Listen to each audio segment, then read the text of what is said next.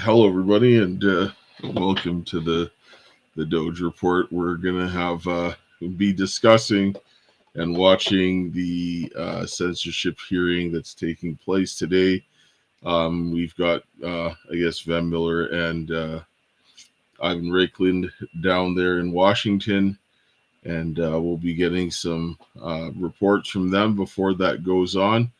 We should be having this thing here starting up in, I guess, the next few minutes. So I guess that's kind of where we're going to be with this situation. And so, yeah, that's kind of where it's at. And so, yeah, we'll see what happens here. Looking at what's going on today. So, how are you this morning, Keisha? Because this thing is going to be starting up in the next couple of minutes. Yeah, Um, I'm all right. I was supposed to have class this morning, but everything got canceled due to weather. People down here are not used to, what we're usually used to up in Canada, down here in Oklahoma. So here I am. Here I am. But yeah, ready to check this out. Think it's going to be good. So, yeah, I guess the weather doesn't work as well over there. And I mean, people aren't used to the weather as much over there, no, and it might it might get snow, but it's still not the same as up here in Canada. So not even close. Yeah. I listen to the guys in Montana and stuff like that. They talk about it. I guess they kind of get it a little bit more than what we're dealing with here, and so that's really it. And I guess censorship. This is kind of like one of the big topics that are going on rampantly that need to be kind of dealt with and so forth and whatnot. So this should be starting here momentarily. This is talking about the censorship industrial complex. And this is going to examine the committee's role in uncovering the Biden administration's unconstitutional censorship campaign and the upcoming threats to free speech, including from AI and foreign governments. And that's something that's going to be really important going forward because we're seeing a lot of censorship, like 100%. Oh, there we go. There's Vem. There we go. We'll bring him in. I see him here.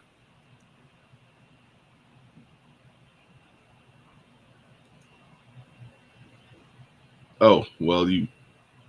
No. Okay, he's coming off then. Are you wanting on now? Nope. No, not. He's waving the finger, so he's not ready. Also, he has the same name as me, so I guess we're being kind of twins today. But I guess at the end of the day, we're looking at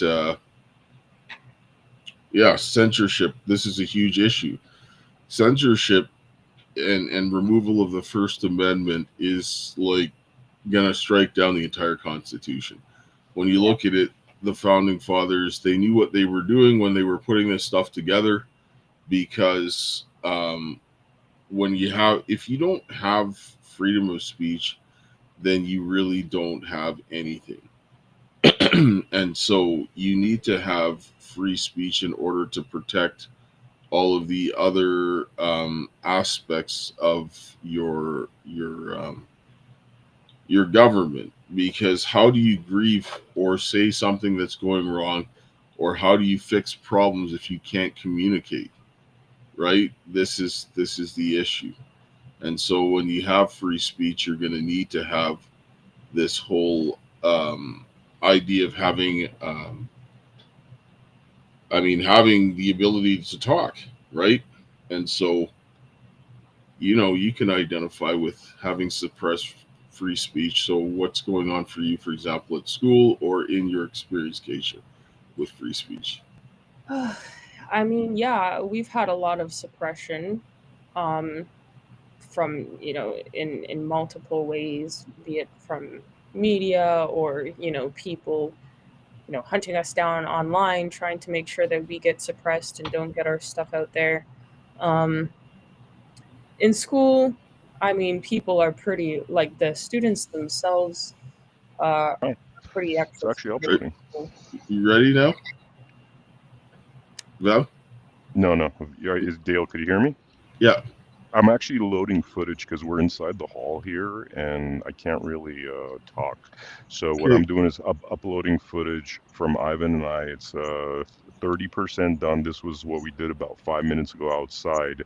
You're gonna see it appear in about, I'd say in about 5 minutes, it'll be inside the Restream account. It'll be great if Okay. you could play that. And All right. I'm gonna keep recording stuff and I'm gonna load it right up into Restream.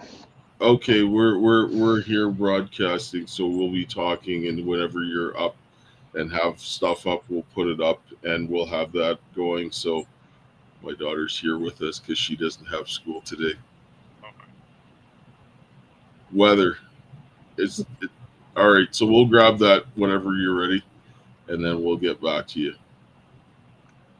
Can't hear you, man. You kind of cut out, but we'll hear back from you. Yeah. So that's kind of where they're at. They're sitting down there. We're gonna get some footage from them, and then go back on about, I guess, the censorship hearing, which should be starting here in about 3 or 4 minutes. It should be going live.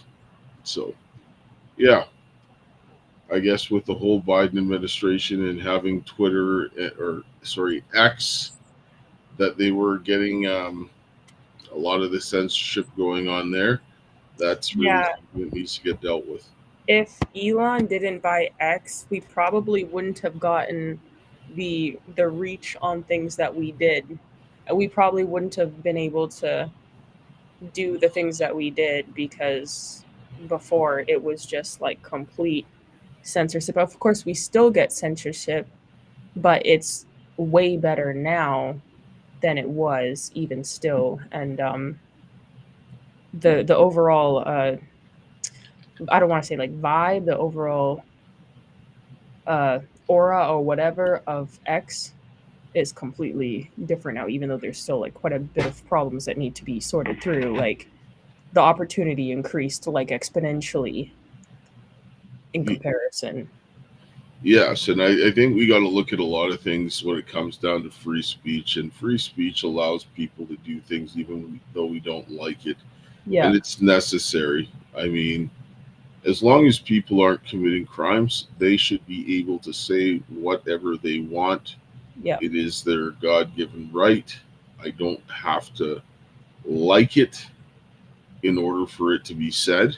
yeah, And this is what people have to understand. Like, like, I mean, there, but by all means, if you don't like something, you can definitely say something about it or not listen to it, right?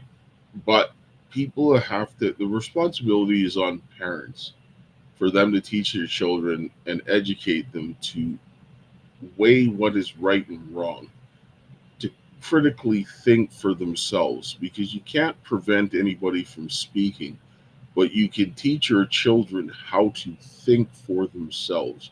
And this is where the restraint on parental controls that is being put on by the government is giving them justification, or try to use justification to say that we need to censor things because um, they are uh, crippling children's ability to think, and each generation is not being able to do things. So when I hear parents say, "Oh well, um, you know, my child, the school isn't teaching my child X, Y, and Z, or how to balance a checkbook," I'm like, "That's your responsibility, right? Schools give information; they don't teach your kids about how to think, right?" Yes, we have somebody in the comments speaking about free speech is going to be the biggest fight. Of course it is, because if you take away free speech, you lose civil liberty and religious liberty. And you have to have both in order to have a free society, 100%. yeah. The only issue is the only difference is that ability is taken away when you're using it to commit crime or harm others. Because you have the right of free speech, you don't have the right to commit crime, and free speech can't be used to commit crime.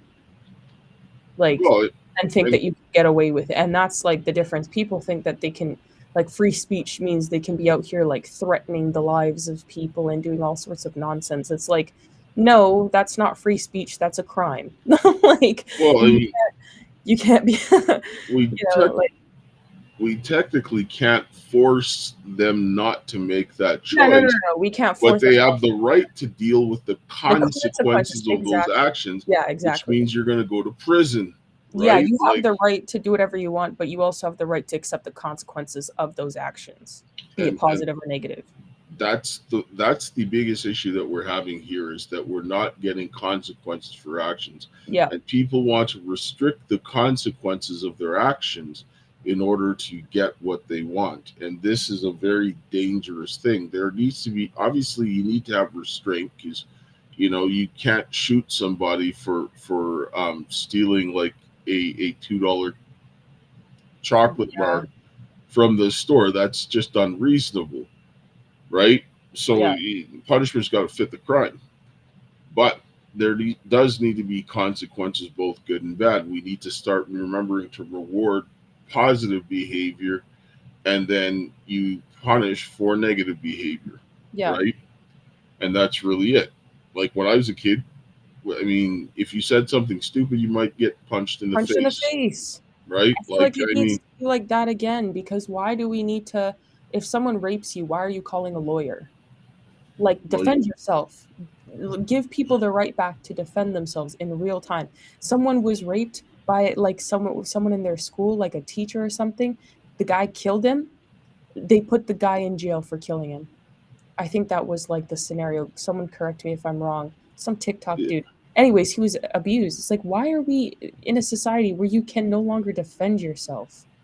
Like, you want to. Anyways. I, yeah, I mean, people should be like, you got to be able to speak freely, and like, I mean, like you say, there's consequences. Like, I mean, growing up, I mean, a lot of me and my friends, we got into scraps on the playground because somebody said something stupid, and then you just learn that maybe you shouldn't say that because that's offensive to someone, or it's hurtful, right? And so you learn how to say things in a better manner, and so forth, and that's really kind of where we're at. And we got to Yeah. start learning those types of things with the people that we're dealing with, right? And so forth, because in some situations, going to tell the police officer that's pulling you over to go F himself might not be the best way to get a favorable response, right? Like, I mean, just certain things that are going to be common sense, because you want to know how you're going to deal with a certain situation, a certain circumstance, to know what's the appropriate way. You can still say get lost to the guy, but you don't have to do it in a very provocative manner, right? When you're especially sitting at the other side of the law enforcement, right? Yeah. And so politeness sometimes gets you off. Like, I mean, I remember got pulled over by a police officer, and I was like, yes or no, sir. And he's like, you're so polite, I'm not going to give you a ticket. I was like, thank you, That's right? yeah. Yeah, because sometimes they expect people, they pull them over to just have an attitude or try to defend themselves or whatever. Sometimes it's just like, yeah, yeah, it is what it is. Sorry, man. Yeah. Like you just accept the reality. And they're like, oh, shoot. Yeah. I don't know what's going on with this hearing. What happened? This hearing, it says it should be starting shortly. It's behind schedule. Of course it is. So we're just waiting for that to start. Of course, the government is never on time, so we are looking for them to start up. And so, yeah, I get it. I mean, sometimes, I mean, when you speak against the government, trust me, I understand what it means to be persecuted by the government. 100%. When government doesn't like when you're calling out their crimes, and so that's really kind of the case here. And so, a lot of it is it is what it is. There's not much you really can do about that, and so you just kind of got to leave that where it is. but at the end of the day, you just kind of got to go with it. So, yeah, I mean, I'm looking forward to seeing what this hearing is. I wonder what the holdup is on why this hasn't started yet. Wait, this is for Oh, wait a second. Let me see. This one says that it's live.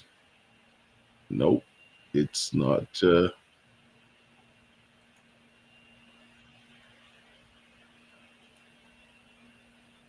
That's odd.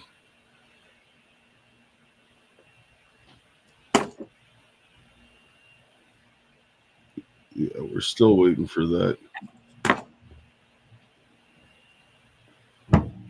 Yeah, that's just nonsense. It's supposed to have began, but they're still behind schedule. The government's always behind. I mean, if you this one is for this hearing is for which one again? This is for the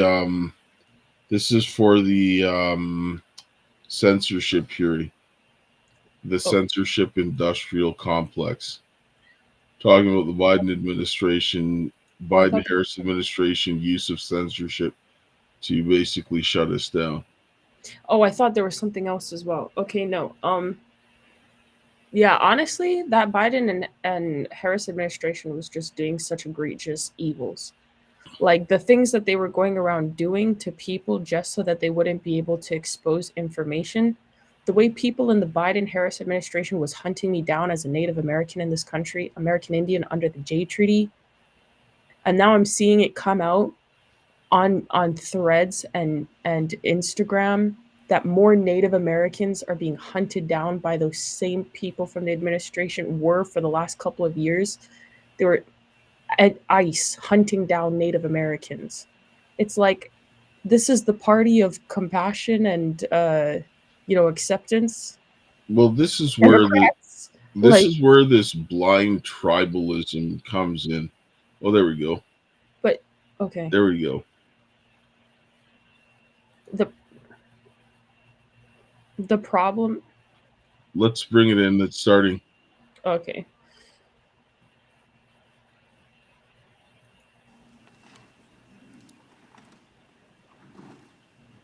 I pledge allegiance to the flag of the United States of America and to the republic for which it stands, one nation, under God, indivisible, with liberty and justice for all.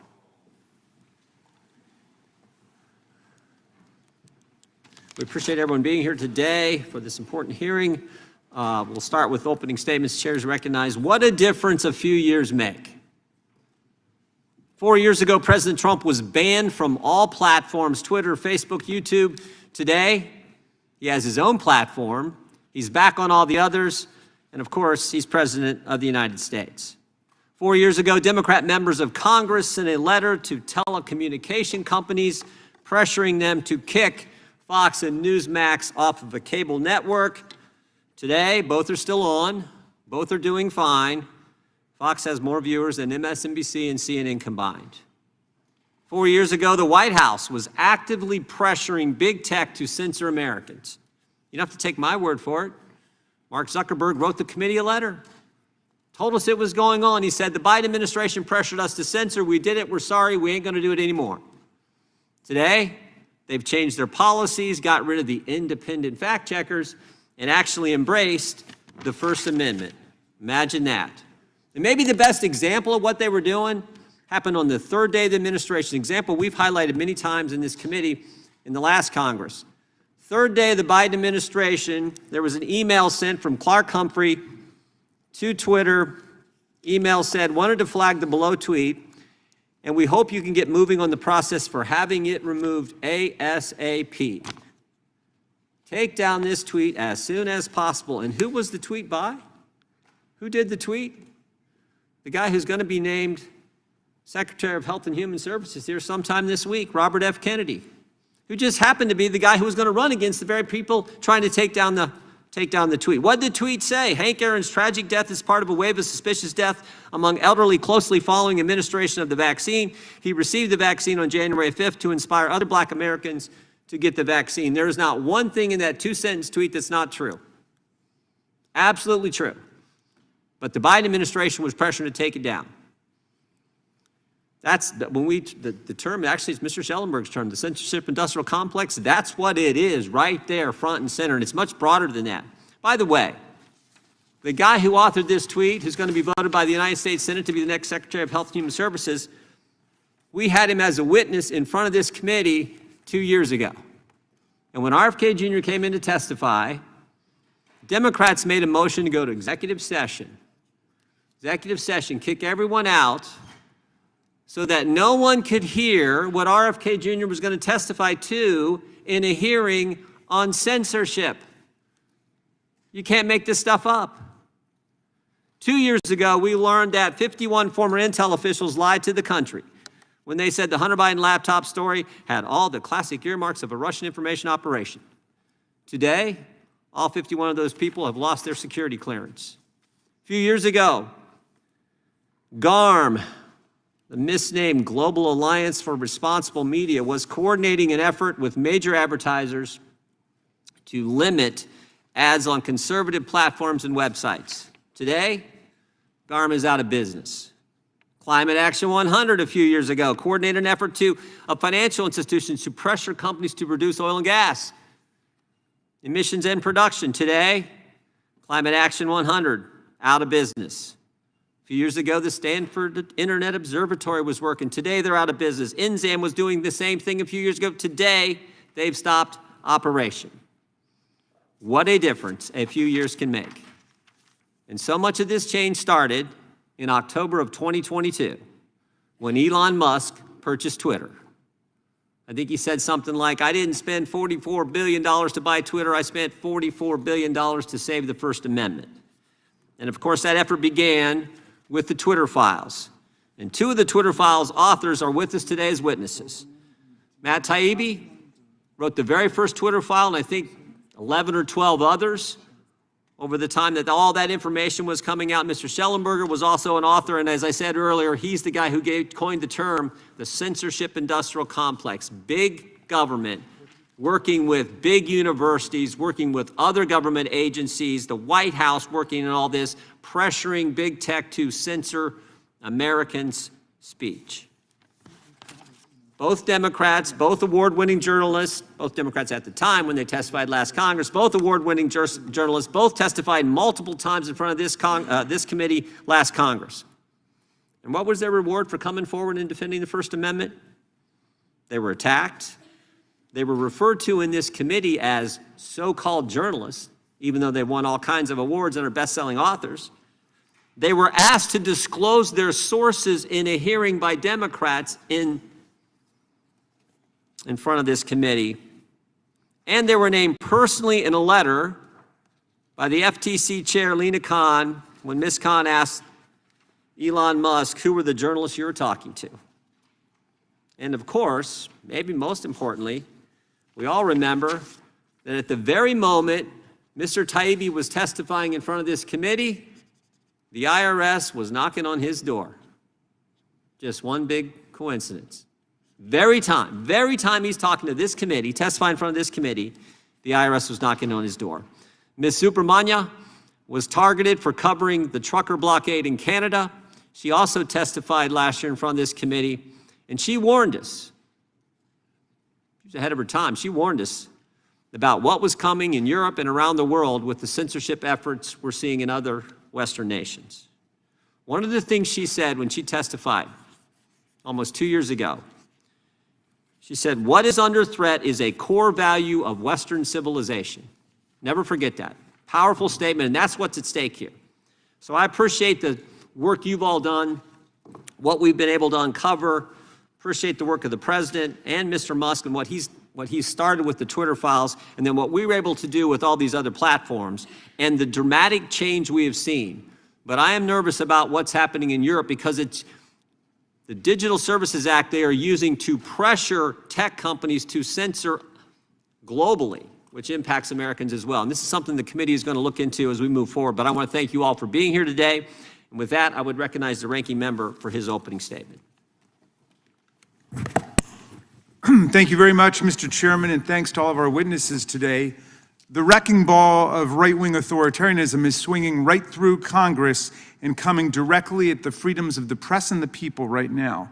The self-appointed CEO of this operation is the unelected bureaucrat and aspiring techno-dictator Elon Musk, who Steve Bannon calls a truly evil individual, trying to create a techno-state in which he's king and most of us are reduced to the status of serfs. Break things and break things fast, Steve Bannon says, is Musk's MO. De facto President Musk and his nocturnal Doge Muscovite Youth Brigade have now taken control of dozens of federal computer databases in order to dismantle entire federal agencies and programs that we in Congress created and funded with appropriations to keep our people safe and secure and healthy.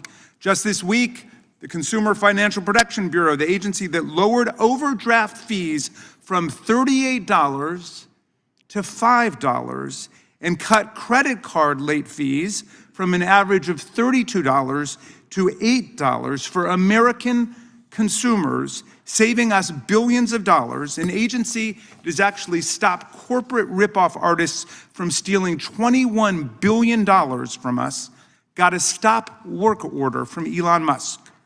The billionaire plutocrats want to dismantle the EPA, which protects our air and water, and the NIH, which promotes life-saving scientific and medical research. Yesterday, Donald Trump banned the Associated Press, a 179-year-old newspaper organization, from the White House because it declines to call the Gulf of Mexico the Gulf of America.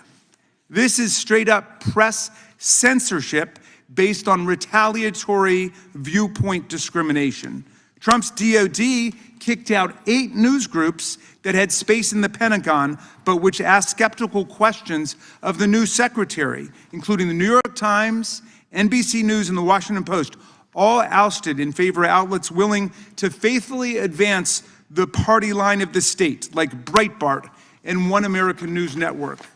Mr. Chairman, I despair sometimes when I reflect how far this war on representative democracy and the rights of the press and the people has already gone and how far it might go. But then, Mr. Chairman, I confess I think about you. I think about you because you and I, a MAGA Republican, a conservative Republican, and a liberal Democrat, have always shared a common commitment to the First Amendment.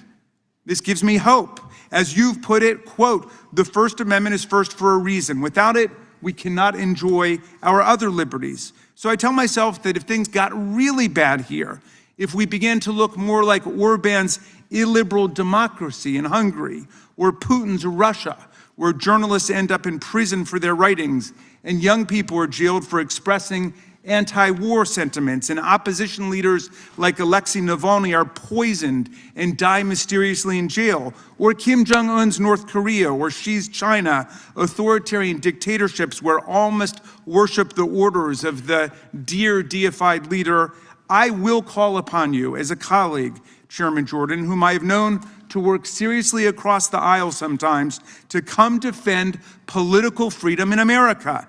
These are dark times, but in the past we've agreed strongly on the fundamental importance of free speech, free press, the right to assemble, the right to petition for redress of grievances, free exercise of religion, and no establishment of a state religion. I'm proud that you and I worked together to move the Press Act, which passed this committee unanimously and the House by voice vote last Congress, to protect reporters against compulsory disclosure of their sources and their notes. And you supported my resolution against blasphemy laws around the world used to torment Christians, Hindus, Muslims, and free thinkers everywhere. We have clashed vigorously, and we no doubt will continue to do so through this very difficult period.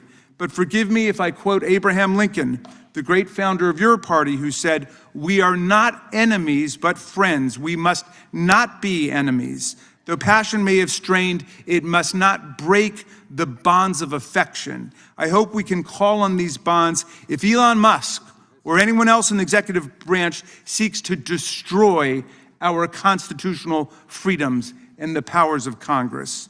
Although this hearing has been arranged to belabor a rather tiresome point that has been made ad nauseum for the last several years, it actually gestures at an important issue, specifically whether social media platforms like Meta and X should be treated as common carriers and pushed to be open to all speakers and all content, regardless of how dangerous or extreme or false it may be, or whether they should be seen as private speakers who have their own freedom to exclude any content that violates their own policies, the way that newspapers and TV stations do.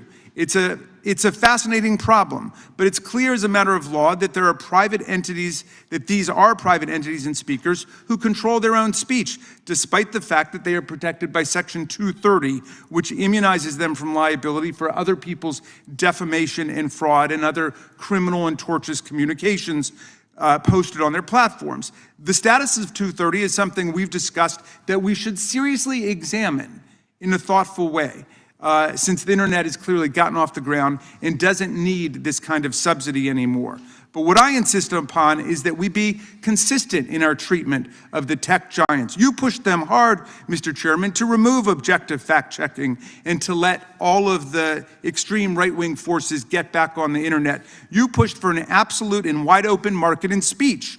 But then you should push them equally hard not to censor dissenting viewpoints, whether they come from the anti-immigration wing of the MAGA movement, like Steve Bannon or Laura Loomer, who says she has been shadow banned on X by Elon Musk, or from the populist left, as when Musk purged his platform of journalists critical of him and other accounts critical of him back in 2022. Even one of your own witnesses today, Mr. Taibbi, was privately censored or de-amplified by Elon Musk, and I assume must walk on eggshells now in order not to get kicked off of that platform. But I'll be interested to hear what he says about it.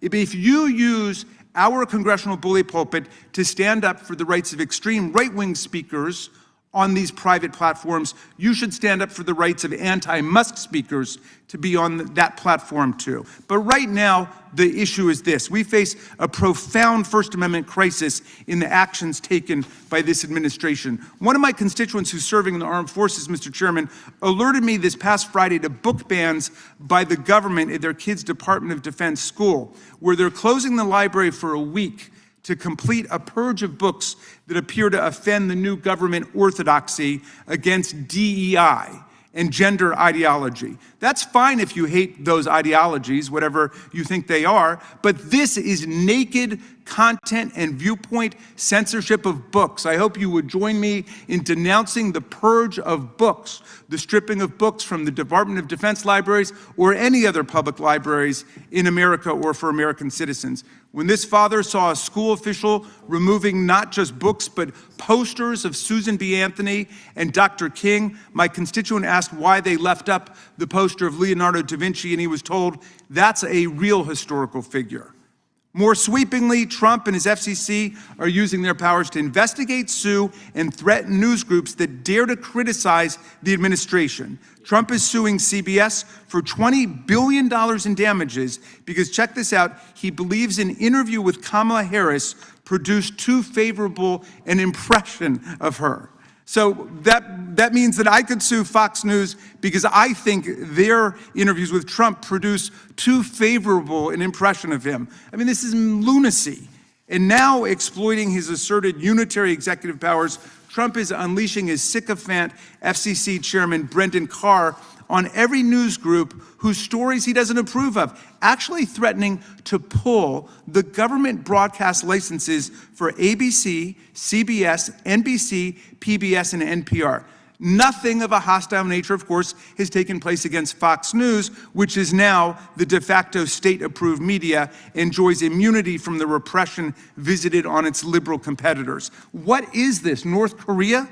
It reminds me of the treatment of Michael Cohen, Donald Trump's former private lawyer, who worked for Trump for more than a decade and became deputy finance chairman of the RNC. He went to jail for Donald Trump for, among other things, lying to Congress and making unlawful corporate contributions in the Stormy Daniels cover-up affair. When Cohen was released from prison during COVID to home arrest and probation with an ankle bracelet, he was abruptly rearrested and taken back to prison when he refused to sign a statement saying he would not speak to the media or publish a book about Donald Trump. Everybody's got to hear this. He was thrown into solitary confinement where he remained until a United States District Court judge found this to be a clear First Amendment violation and an outrage and freed him immediately. What is this? Castro's Cuba? Putin's Russia? The free speech violations taking place now against Department of Justice prosecutors and FBI agents are equally astounding. The First Amendment forbids reprisal and punishment against professional government employees for political reasons. Yet Trump has fired and demoted dozens of federal prosecutors, many of whom he had appointed during his first administration simply for doing their jobs, including prosecuting January 6 violators. Trump's subordinates also asked for a roundup of information about more than 6,000 hardworking FBI agents who were assigned to work the January 6 probe, a dangerous, blatantly unconstitutional order which was enjoined by a U.S. District Court in a case brought by the Association of FBI Agents. The administration is attempting to do its work. I'm about to finish up, Mr. Chairman. Thank you. I see a lot of pages there. I was just wondering. Yeah, I'm going to speak fast like you. Watch me do it, all right? Look, this is happening in secret. They're keeping the press, the Congress, and people in the dark. I know you feel strongly about government transparency, as you do about free speech. The administration's illegally fired 17 inspectors general, totally violating the statute which says they've got to come to Congress first 30 days before they fire them and set forth the specific explanation for why that's happening. Now, finally, you and I are both fierce advocates for the First Amendment and government transparency. Both of us see in the First Amendment a right that protects everybody without regard to viewpoint, substance, or politics of the message. And if we stand up strong for the First Amendment, if we defend not just the speech we agree with, which is easy, but the speech we oppose, which is hard, then we will be constitutional patriots and we will protect a truly free society. When we together introduced our Free Flow of Information Act, you said all rights protected in the First Amendment need to be defended. We had real success. Let's work together again to end the attacks on news organizations, to demand transparency from the administration, and to allow every American to exercise his or her free speech without being intimidated, harassed, or prosecuted. Thank you, and I yield back. Without objection, all of their opening statements will be included in the record. We will now introduce today's witnesses. Mr. Matt Taibbi is a journalist, author, and founder of Racket News. He reported on the original Twitter files in 2022, showing the federal government's pervasive involvement in the company's content moderation decisions. He is author and journalist who has earned the National Magazine Award for Commentary in 2008, the Izzy Award for Outstanding Independent Journalism in 2020, and he's authored 10 books, 4 of which were New York Times bestsellers. Mr. Taibbi testified twice last Congress before the Select Subcommittee on the Weaponization of the Federal Government. We're glad to have you back. Mr. Michael Schellenberger also reported on the original Twitter files in 2022. More recently, he released the Twitter Files Brazil, which highlighted the Brazilian government's attempt to censor dissenting opinions on X. Mr. Schellenberger is the founder and president of Environmental Progress, an independent nonprofit research organization based in Berkeley, California, the best-selling author of San Francisco and Apocalypse Never, and was named a Time Magazine Hero of the Environment, and is a Green Book Award winner. Last Congress, he testified twice before our committee and before the House Foreign Affairs Committee on the Brazilian government's censorship efforts. Ms. Rupa Subramanya is a Canadian journalist for the Free Press, who has written extensively about foreign censorship laws. Her testimony before the Select Subcommittee in November 2023 warned of the coming censorship legislation in Canada, Brazil, Ireland, France, and the EU. She has reported on the weaponization of foreign hate speech laws to target voices that dissent from liberal orthodoxy. Free Press founder Barry Weiss wrote that, quote, "If there's one theme that runs through Rupa's work, it is this: the urgent threat to our liberties by the combined power of government and big tech." And finally, Mr. Craig Aaron is the president and co-CEO of Free Press, not to be confused with the Free Press. Free Press Action, a nonprofit organization that advocates on media and technology policy. Prior to joining Free Press in 2004, he worked as an investigative reporter at Public Citizen and was the managing editor of In These Times, a bi-weekly political magazine. We welcome all our witnesses, thank them for appearing. We will begin by swearing you in. Would you please rise and raise your right hand? Do you swear or affirm under penalty of perjury that the testimony you're about to give is true and correct to the best of your knowledge, information, and belief, so help you God? Let the record reflect that the witnesses have answered in the affirmative. You can be seated. Thank you. And again, thank you all for being here today. We really do appreciate the work you've done over so many years and now coming back in some cases for your third time in front of the committee. Please know that your written testimony will be entered into the record in its entirety. Accordingly, we ask that you summarize your testimony in 5 minutes. We will start with Ms. Subramanya. Thank you. What if I were to ask you, what are the most repressive governments around the world when it comes to freedom? Who suppresses freedom of speech and enterprise the most? You'd surely say North Korea, Iran, Russia. But what if I told you Germany should be on that list, or for that matter, France, or Canada, where I'm from, should be on that list too? I'm not saying these countries are the same as the fear-based authoritarian societies of North Korea and Iran, not by a long shot. But I am suggesting that some of the free countries are not, in fact, living up to their promises of liberty, and that many allies of the US have gotten in the habit of using the government against political enemies or disfavored companies. In Scotland, hate crime legislation adopted last year criminalizes anything that stirs up hatred against an array of protected groups, including the disabled, the old, the LGBT community, and others. In Australia, the government started enacting hate crime laws just last week that impose jail sentences on those who display hateful symbols like swastikas. In Germany, authorities have ramped up their policing of online hate speech by arresting people who've made offensive posts and seizing their laptops and other devices. Last year, the German government banned a far-right magazine for anti-human hate speech and agitation and shut down a protest because the protesters were Irish and speaking Gaelic rather than English or German. In the UK, the police have taken to arresting people who post videos on social media accounts deemed offensive. They've been sent to jail for weeks and months at a time. As my colleague Maddie Kearns reported for the Free Press, British people have been arrested and convicted for antisocial behavior, such as praying silently near abortion clinics. The Orwellian Big Brother punishing you for expressing an impolitic thought is now the law of the land in the land of Orwell. In the European Union, the Digital Services Act bars the dissemination of any content deemed harmful or illegal, but doesn't provide much clarity about what that is. Right now, EU officials are going after Elon Musk, threatening his platform X with fines because he endorsed the AfD party in Germany. But make no mistake, a precedent is being set. In the future, other people with unpopular politics and agendas will be targeted. Back in Canada, Liberal Party leaders, including the lame duck Justin Trudeau, have come up with tons of terrible ideas that would regulate what you can say or do. As I reported for the Free Press, they want to push the limits of censorship. One proposal would fine you for saying good things about fossil fuels.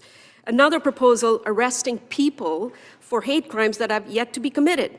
The ongoing political turmoil in Canada is the only reason these things have not yet happened. But understand this, there's nothing stopping the next Liberal government from moving forward and making these proposals the law. You may be thinking, well, that's a shame for the Australians or Canadians or Brits or whoever, but we're not them. This is the United States, and we have a long storied tradition of protecting First Amendment rights. American courts have ruled time and again on the side of the protesters, the flag burners, the neo-Nazis, the assumption being that if the most offensive speech is protected, then all speech is protected. Until recently, as you're no doubt aware, it was the left in America that felt most passionately about defending those rights. Historically, the people who stood up for unpopular opinions were ACLU lawyers and academics. It was people on the right who were less enthusiastic about the full-throated exchange of ideas. Whatever the case, I'm a great admirer of Americans' affinity for free expression, and I cannot stress enough how unique this conversation is, the one that we're having right now. In no other country that I'm aware of do people argue with such passion for our right to say or protest or believe whatever we want. But I am worried because we live in an illiberal moment. This moment has been building for many years, and there's many forces behind, social, political, and economic. For one thing, the left has lost its passion for the First Amendment. Now, it's true that there are plenty of conservatives who would prefer that school libraries not include books about gender fluidity or critical race theory.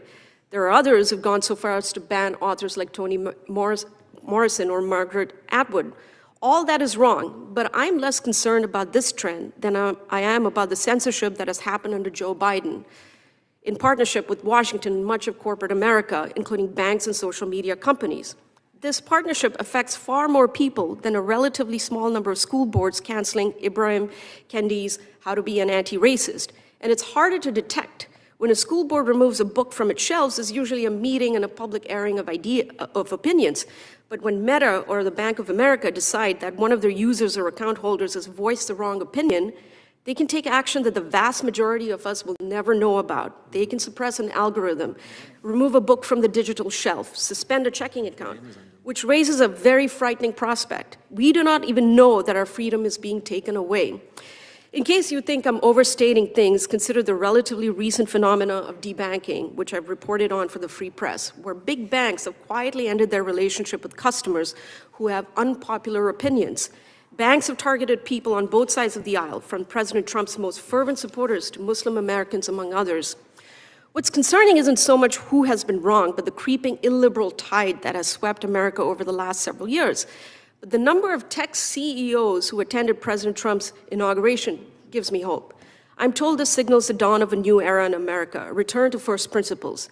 Many of you may have misgivings about so many billionaires steering national policy, and for good reason.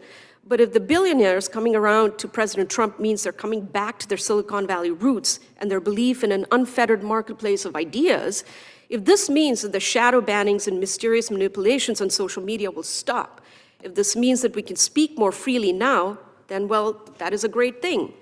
And that is the most important thing, because, as you know, all freedom stems from this freedom. I'll leave you with this thought. The city on a hill that is America, with its abiding faith and people's right to speak freely and think freely, is as important today as it has ever been, maybe more, at a time when we're told over and over that we're suffering through late-stage capitalism or that Western liberal values are wrong-headed. I want to emphasize that there's nothing wrong-headed about standing up for the liberties that you, the Americans, have so valiantly defended for so long, liberties that other peoples and governments are too cowardly to stand up for. In some places, this commitment to liberty ebbs and flows. It has more to do with prevailing opinion or what's trending. The great wisdom of America has been always to rise above this, to ignore whatever was in or out of fashion, and to commit with unwavering fervor to your first principles, principles that must be defended now more than ever. Thank you. Thank you. Mr. Schellenberger, you recognize I let Ms. Superman go a little long, but I hope you'll stay a little closer to 5. That was the makeup for Mr. Raskin's statement, I think. Go right ahead. Chairman Jordan, Ranking Member Raskin, and members of the committee, thank you for inviting my testimony. Nearly 2 years ago, I testified and provided evidence to a subcommittee of this committee about the existence of a censorship industrial complex, a network of government agencies, including the Department of Homeland Security, government contractors, including the Stanford Internet Observatory, and big tech social media platforms that conspired to censor ordinary Americans and elected officials alike for holding disfavored views. Today, the censorship industrial complex is on the defensive. On January 20th, 2025, just hours after his inauguration, President Donald Trump signed an executive order on restoring freedom of speech and ending federal censorship. 1 week earlier, Meta CEO Mark Zuckerberg announced, "We're going to dramatically reduce the amount of censorship on our platform." Zuckerberg announced that he and Meta would follow the lead of Elon Musk at X and create crowdsourced fact-checking known as community notes to replace much of the fact-checking the company had outsourced to others. And thanks in large measure to the work of this committee's subcommittee on the weaponization of government last year, as well as to the investigative reporting by those of us here today, we were able to shine sunlight on some of the worst actors in the censorship industrial complex, such as the Stanford Internet Observatory, which I singled out in my testimony 2 years ago. In June of last year, the observatory shut down in response to our collective exposés. Unfortunately, the censorship industrial complex remains almost entirely intact. In Europe, Australia, Britain, Brazil, and other nations in the West continue to seek new forms of censorship and information control, including digital identification tied to social media. My colleagues and I are over 2 years into our research characterizing the censorship industrial complex, and we continue to discover whole new institutions involved in censorship. The latest is the United States Agency for International Development, or USAID. Last October, we published a report that noted that USAID had funded the creation of a censorship industrial complex in Brazil complete with third-party fact-checkers, committees of experts in charge of deciding for the entire society what the truth is on any given issue. And after I published the Twitter Files of Brazil last spring, the Attorney General of Brazil opened a formal criminal investigation of me, which is still ongoing. In 2021, USAID even published a so-called disinformation primer that called for advertiser outreach to disrupt the funding and financial incentive to disinform. Such advertiser outreach was precisely the advertiser boycott strategy used by groups with ties to the US intelligence community. Those groups with uncritical support and amplification from the news media were able to use the strategy to successfully get Facebook and Twitter to censor more content. And the European Commission appears intent upon using its powers granted to it through the Digital Services Act to demand that X, Facebook, and other platforms censor speech. The Commission last year threatened to fine X up to 6% of its annual global revenue for failing to crack down on so-called false information and not handing over its data to small committees of experts chosen by the Commission to decide what is true and false. To be sure, the momentum is with us, the free speech advocates. We've won a number of important battles over the last 2 years. But it's also clear that many governing and media elites worldwide view expanding censorship of online platforms as a must-have, not a nice-to-have feature of global governance. The head of NATO, NATO-backed think tanks, the European Commission, former President Barack Obama, former Secretary of State Hillary Clinton, Bill Gates, the United Nations, the World Health Organization, the World Economic Forum, influential think tanks at Harvard and Stanford, elements of the DoD, the CIA, the FBI, the National Science Foundation, the Department of Homeland Security, and many others have all called for government censorship of so-called misinformation in recent years. And it's not just censorship that's the problem. The problem is that deep state agencies within the US government have for 2 decades sought to gain control over the production of news and other information around the world as part of ongoing covert and overt influence operations. And that after 2016, multiple actors and several deep state US government agencies turned to the tools of counterterrorism, counterinsurgency, and counterpopulism against the American people.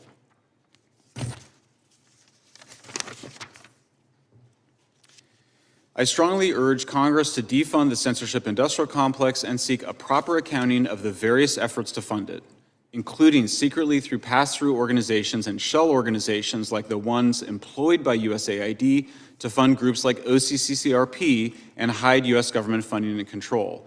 I further urge Congress to seek other ways to reduce the exposure of American social media users and companies to the threat of censorship from Europe, Britain, Brazil, and other nations.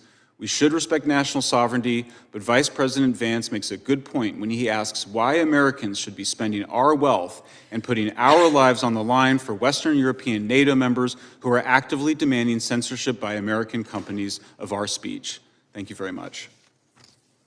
Thank you. Mr. Taibi, you're recognized for 5 minutes. Thank you, Mr. Chairman. Hit your microphone. Hit your microphone there. Thank you, Mr. Chairman. Is it on? 2 years ago, when Michael and I first testified before your Weaponization of Government Subcommittee, Democratic members called us so-called journalists, suggested we were bought-off scribes, and questioned our ethics and our loyalties. When we tried to answer, we were told to shut up, take off our tinfoil hats, and remember 2 things. 1, there is no digital censorship, and 2, if there is digital censorship, it's for our own good. I was shocked. I thought the whole thing had to be a mistake. There was no way the party that I gave votes to my whole life was now pro-censorship. Then last year I listened to John Kerry, whom I voted for, talk to the World Economic Forum. Speaking about disinformation, he said, quote, "Our First Amendment stands as a major block to our ability to, quote, hammer it out of existence." He complained that it's really hard to govern because people self-select where they go for their news, which makes it, quote, much harder to build consensus. Now, I defended John Kerry when people said he looks French, but Marie Antoinette would have been embarrassed by this speech. He was essentially complaining that the peasants are self-selecting their own sources of media. What's next, letting them make up their own minds? Lastly, building consensus may be a politician's job, but it's not mine as a citizen or as a journalist. In fact, making it hard to govern is exactly the media's job. The failure to understand this is why we have a censorship problem. This is an Alamo moment for the First Amendment. Most of America's closest allies, as both Rupa and Michael have pointed out, have already adopted draconian speech laws. We are surrounded. The EU's new Digital Services Act is the most comprehensive censorship law ever instituted in a Western democratic society. Ranking Member Raskin, you don't have to go as far as Russia or China to find people jailed for speech. Our allies in England now have an online safety act which empowers the government to jail people for nebulous offenses like false communication or causing psychological harm. Germany, France, Australia, Canada, and other nations have implemented similar ideas. These laws are totally incompatible with our system. Some of our own citizens have been harassed or even arrested in some of these countries, but our government has not stood up for them. Why? Because many of our bureaucrats believe in these laws. Take USAID. Many Americans are now in an uproar because they learned about over $400 million going to an organization called Internews, whose chief, Jeannie Bourgeot, boasted to Congress about training hundreds of thousands of people in journalism, but her views are almost identical to Kerry's. She gave a talk once about building trust and combating misinformation in India during the pandemic. She said that after months of a really beautifully unified COVID-19 message, vaccine enthusiasm rose to 87%. But when, quote, mixed information on vaccine efficacy got out, hesitancy ensued. We're paying this person to train journalists, and she doesn't know that the press does not exist to promote unity or political goals like vaccine enthusiasm. That's propaganda, not journalism. Bourgeot also once said that to fight bad content, we need to work really hard on exclusion lists or inclusion lists, and, quote, really need to focus our ad dollars toward what she called the good news. Again, if you don't know, the fastest way to erode trust in media is by having government sponsor exclusion lists. You shouldn't be getting $1 in taxpayer money, let alone 476 million of it. And USAID is just a tiny piece of the censorship machine Michael and I saw across that long list of agencies. Collectively, they've bought up every part of the news production line: sources, think tanks, research, fact-checking, anti-disinformation, commercial media scoring, and when all else fails, straight-up censorship. It is a giant closed messaging loop whose purpose is to transform the free press into exactly that consensus machine.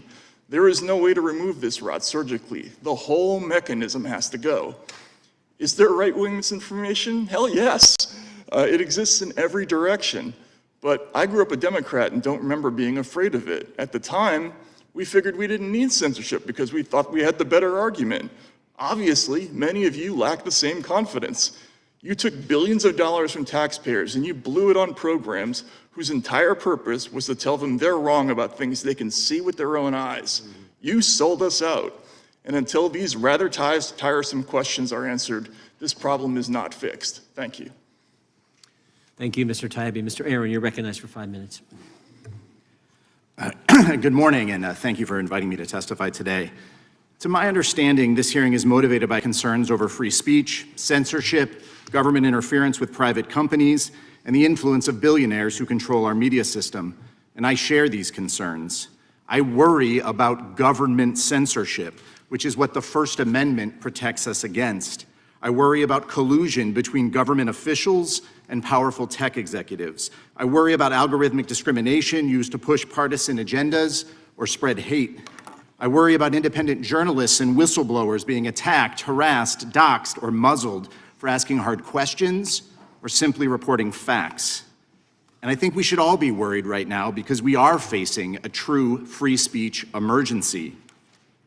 Elon Musk, the owner of X and one of the richest men in the world, is now embedded inside the federal government, unelected and apparently unaccountable to anyone. He's a special government employee with all the privileges of a high-ranking official, but no regard for transparency or the laws of this Congress. Musk also has shocking conflicts of interest and a giant social media megaphone that he uses to threaten and retaliate against his critics. With his power to distort narratives and spread falsehoods, he's fueling a constitutional crisis. Inside the government, Musk is attempting to tear down vital institutions, sabotage essential programs, carry out personal vendettas, and terrify civil servants. He sent a gang of hackers to breach core government systems, giving him unfettered and unprecedented access to our most sensitive information. Yet members of this committee tasked with oversight have been blocked from even entering federal government buildings to investigate. Journalists trying to tell the public about the so-called Department of Government efficiency are being harassed at Musk's instigation or threatened with prosecution by the U.S. Attorney. These government employees are actively trying to suppress speech about government activities. This is a free speech emergency, and it's not the only one. Brendan Carr, the chairman of the FCC, wants to revoke broadcast licenses because he doesn't like the viewpoints he sees on TV. That's censorship. The FCC has also threatened news organizations over editorial decision-making, reporting on law enforcement, and basic fact-checking. The FCC is now threatening to block a merger sought by CBS at the same time that President Trump is suing the company for $20 billion because he didn't like how 60 Minutes edited an interview with the former vice president. Big media and tech companies, Disney, ABC, Meta, maybe now CBS, are paying tens of millions of dollars to settle specious lawsuits. They appear to be paying off the president to shield themselves from reprisal or to gain regulatory favors. Social media companies, too, are making drastic changes to content in response to the new administration. Meta, for example, went from promising to step away from politics to actively pushing the president's agenda after Mr. Trump threatened Mark Zuckerberg with life in prison. If you were concerned about low-level officials sending emails to social media staffers 5 years ago, then you should actually be worried when all the billionaire owners of these companies line up on the dais at the president's inauguration, clutching million-dollar checks to show their loyalty. The Trump administration is using the power of the government to shake down the media and quash dissent. This country was founded on the premise that our public sphere and our free press should be protected against government manipulation or retribution, including from the president or from special government employees. I'm a former journalist. I'm sitting here on a panel with journalists, and I may not agree with them, but I will defend their right to speak and write without fear of intimidation and harassment by government officials, without fear of unlawful government surveillance for simply speaking to their sources, without fear of unconstitutional retaliation. I hope we can agree on that. I hope we can set aside our differences and speak out against true government censorship, no matter who is in power. Free speech is not reserved for certain viewpoints. Free speech isn't meant to just protect the rich and powerful. Free speech isn't just for billionaires. The First Amendment protects everyone's freedom and free expression, and we must defend it. Thank you. Thank you, Mr. Aaron. We'll now move to 5-minute questions, under the 5-minute rule, I should say, and the gentleman from California, Mr. Issa, is recognized. Thank you, Mr. Chairman. Mr. Taibbi, Mr. Aaron went on for 5 minutes, and the feel and the fact was he said multiple times that if you're a billionaire, you're not qualified to do what has made you a billionaire. If you're a billionaire, you're corrupt. Now, he was particularly assaulting Elon Musk. Let me just go through a couple of quick questions. One, Elon Musk, would you say that he's best known as rich or successful? Probably both, depends on who you ask. Did he in fact reinvent launch so that we went from the inefficiency where we were paying the Russians to basically put our people in space to today, 92+% of all launches in the world are SpaceX, and they're done for a fraction of the cost? Yeah, that's my understanding. Yeah. Okay, so you're a journalist, not an employer per se, but if you were going to employ somebody to take cost out of something, would you find someone that reinvented financial transactions, then went on to reinvent space launch, then went on to reinvent the automobile, and did all of those successfully before he was my age? Okay, now, as a journalist, you do look at who in government does what, and you've done it globally, but particularly you're an expert in the U.S. How many elected officials look at tax returns or government documents directly? How many elected officials do that for the United States government? I don't know. I would like to know. I had Well, my own case. officially, the number is 0. Oh, is it? Okay. Yeah, it's 100% done by career bureaucrats. In fact, nobody elected does the basic work of searching databases and doing that. It just isn't part of the system. The reality is that almost all of the dives are either done by career people or people like Deloitte or PricewaterhouseCoopers. The fact is, looking for government inefficiency, we have spent billions of dollars inefficiently looking for government inefficiency for decades. Isn't that true? Yeah, I did a story on the failed audit of the DOD that concluded, yeah, we had spent a ton of money on those audits to no effect. Right. So we've paid outside auditors, including some of the world's best, and they've basically thrown in the towel as far as actually making a permanent change. So when the president has a group of individuals go in with career people in the room and look for it, and they find it, is that a reason to go, nah, nah, nah, he's a billionaire, rather than, nah, nah, this is a disruptor of industries that has proven he can take massive amounts of cost out of doing things, and as a result, the United States of America would benefit by its money going further?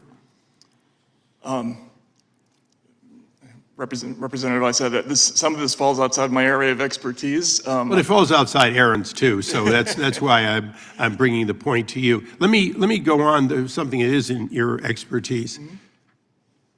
As a journalist, if you took the many words and phonemes of a half hour, an hour interview and cut and pasted them to create a completely different set of answers to questions, what would you be doing? Yeah, that would be typically that's a kind of deceptive editing. I think that was the issue in the 60 Minutes case. Well, wouldn't you call it outright fraud if a person says X and you print Y? Wouldn't you be sued for it if you maliciously and deliberately change the outcome in order to affect an election potentially on behalf of a candidate? It kind of depends on the situation, but I think most news organizations would be embarrassed to be caught doing that kind of thing. And wasn't 60 Minutes and CBS embarrassed when they got caught? Well, they settled in the case apparently, so I think that speaks to that, yes. So in other words, they were embarrassed. It would seem that way from the outside. Well, I'm glad you're here today, and I just want to note for the record and ask it to be placed in the record. Last week, we put another piece of legislation in with Rep. Salazar, Baumgardner, and Gill that in fact specifically it provides for foreign government officials who engage in censorship of American speech to be inadmissible or deported. And I look forward to that going through the committee on a bipartisan basis. Gentleman yields and back. I yield back. The gentleman yields back. The chair now recognizes the gentleman from New York, Mr. Nadler. Thank you, Mr. Chairman. Mr. Chairman, President Trump has launched an all-out assault on the press. Don't take my word for it. Here is the president himself.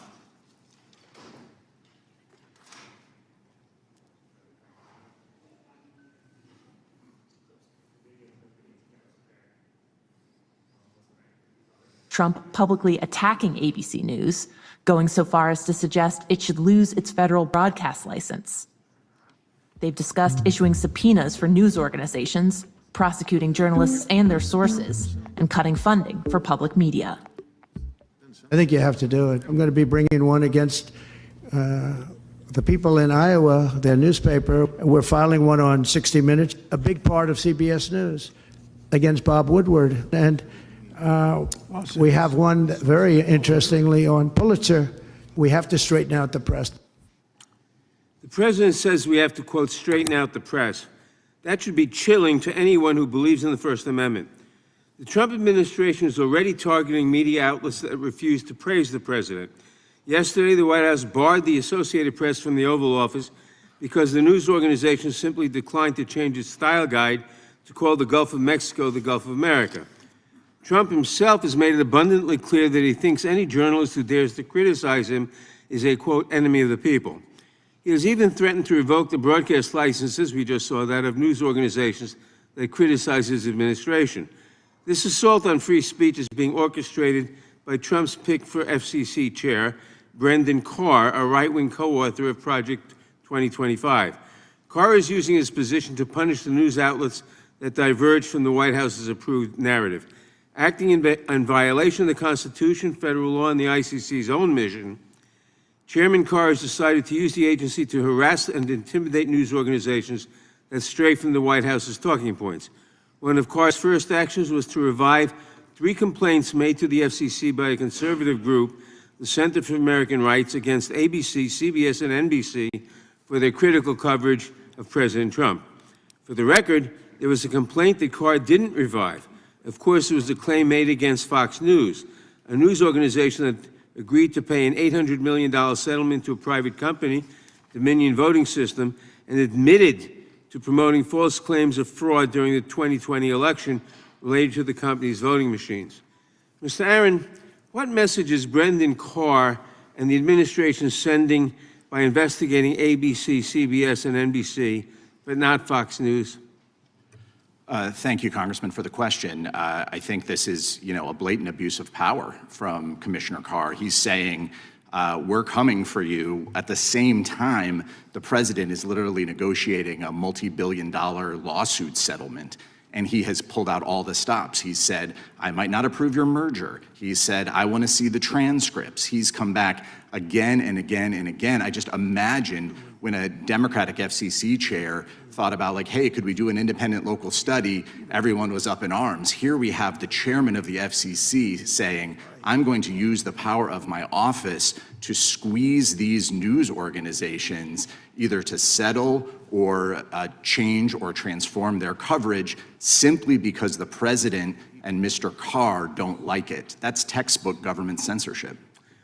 Thank you, Mr. Aaron. The former chair of the FCC, Mr. Carr's predecessor, Jessica Rosenworcel, said these complaints, quote, seek to weaponize the licensing authority of the FCC in a way that is fundamentally at odds with the First Amendment.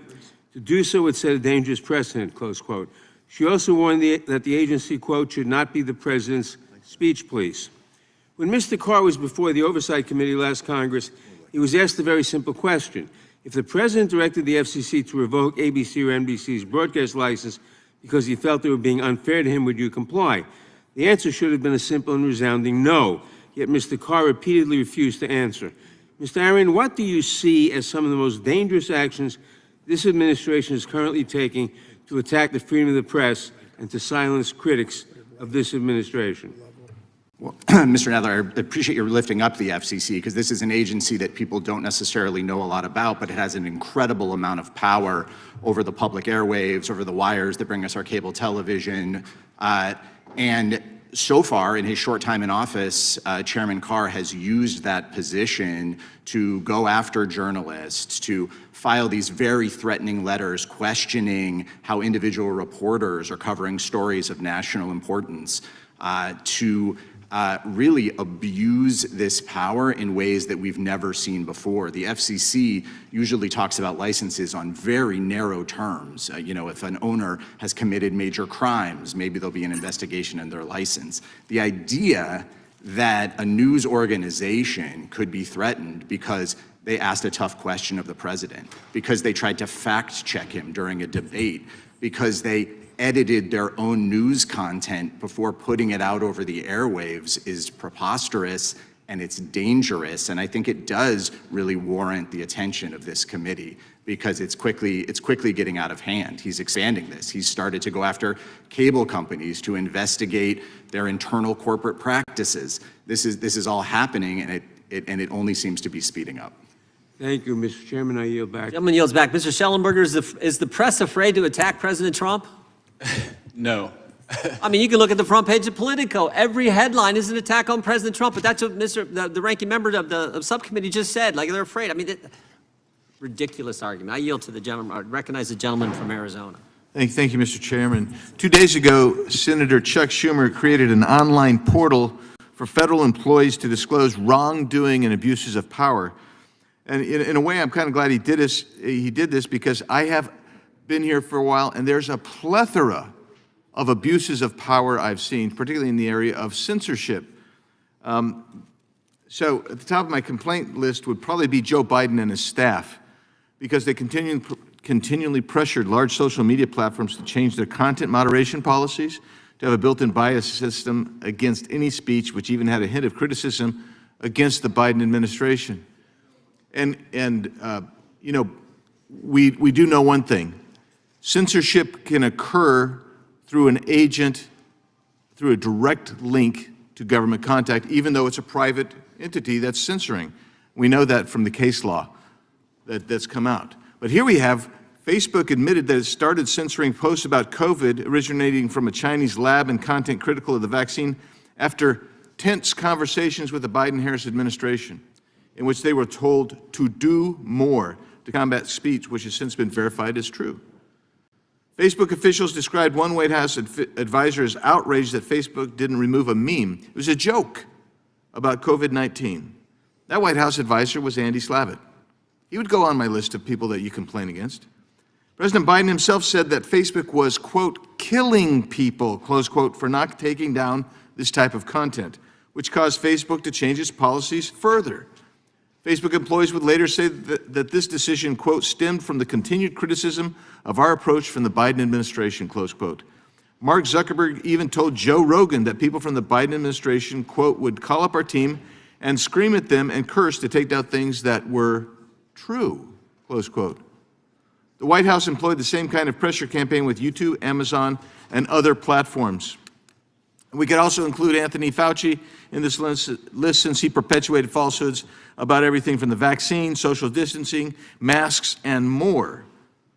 And he demanded that these social media companies clamp down on anyone, including qualified scientists, who dared say anything that was contradictory of him. Then there was CISA, headed by Jen Easterly, who went out of her way to report posts on platform which they thought were too much against the administration's narrative. Then there's the FBI, who ordered platforms to censor the New York Post story about Hunter Biden's laptop, despite knowing that the story was true because they had possession of the laptop. I mean, we could go on and on. So, but I want to read. This notion here is that after this committee's oversight, and we did some good oversight, President Trump's resounding victory, the entities that I've just mentioned, CISA, the FBI, and DHS's cybersecurity, have all stopped their direct censorship activities. What do you think, Ms. Subramanya? How do we know that that's true? How do we know that they've stopped their censorship activities? Sorry, who has stopped their censorship activities? Well, allegedly the FBI, CISA, and DHS's Cybersecurity Bureau. Well, we don't know. We don't know anything for sure. And I think this administration is only getting started by investigating these agencies. I think my own personal view on this is that it's essentially baked into the system right now. And it's going to be very hard to get rid of these tools of censorship. Oftentimes, they're shape-shifting, if you want to use that term. They're recast into different tools, but essentially it's the same tools of censorship that go after individuals. And as I reported on debanking, I'm very, very happy that this administration is finally paying attention to this very important issue of ordinary Americans being censored, being cut off the financial grid for having unpopular opinions. I believe there was a Senate Banking Committee hearing last week that heard from witnesses on the issue of debanking, which I reported on. That's pretty scary. So I'm very, very happy that this attention is finally getting, this issue is finally getting the attention it deserves, and hopefully average Americans will not get debanked in the future. But we don't know anything for sure. It's still too early. Thank you. And I want to just comment on Mr. Aaron has said in his written statement, he's defining censorship as requiring government action. And yet, in order to get First Amendment protection, yet the Murphy v. Missouri case, which said that the plaintiffs did not get protection because they could not directly link the actions of government officials to their instances of censorship, that's very different than the Vallow case, NRA versus Vallow, where the courts, in a unanimous opinion, said because they could show a direct link. That's the critical issue here. And we know that the Biden administration, and we could show that direct link, that they were causing censorship. They were and this is the Vallow case relying on the 1963 case. They were using coercive tactics to get censorship, and that's the distinction, Mr. Aaron. Thank you, Mr. Chairman. Gentleman yields back. The gentleman recognizes the ranking member. And thank you, Mr. Chairman. Mr. Aaron, in November, your co-witness, Mr. Taibbi, went on Chris Cuomo's show and said one of his great concerns was, quote, there's going to be an enormous temptation within the Trump government to do things like going after media organizations they don't like, and they can't do that. If they end up doing that, it's going to be a disaster. Has the disaster arrived? I believe we're witnessing it right now. It's underway and speeding up. What's the evidence of that? Well, we talked already about the problems at the FCC. I think what we're seeing is incredibly powerful government officials using their power and their pulpit to go directly after news organizations. President Trump called for 60 Minutes to be, quote, terminated. Mr. Musk has gone after individual reporters who are trying to cover what Doge is doing. We don't know what Doge is doing. There's very little public information available, and yet reporters who dare to actually ask, who are these people? What are they doing? Why do they have access to our most important personal information?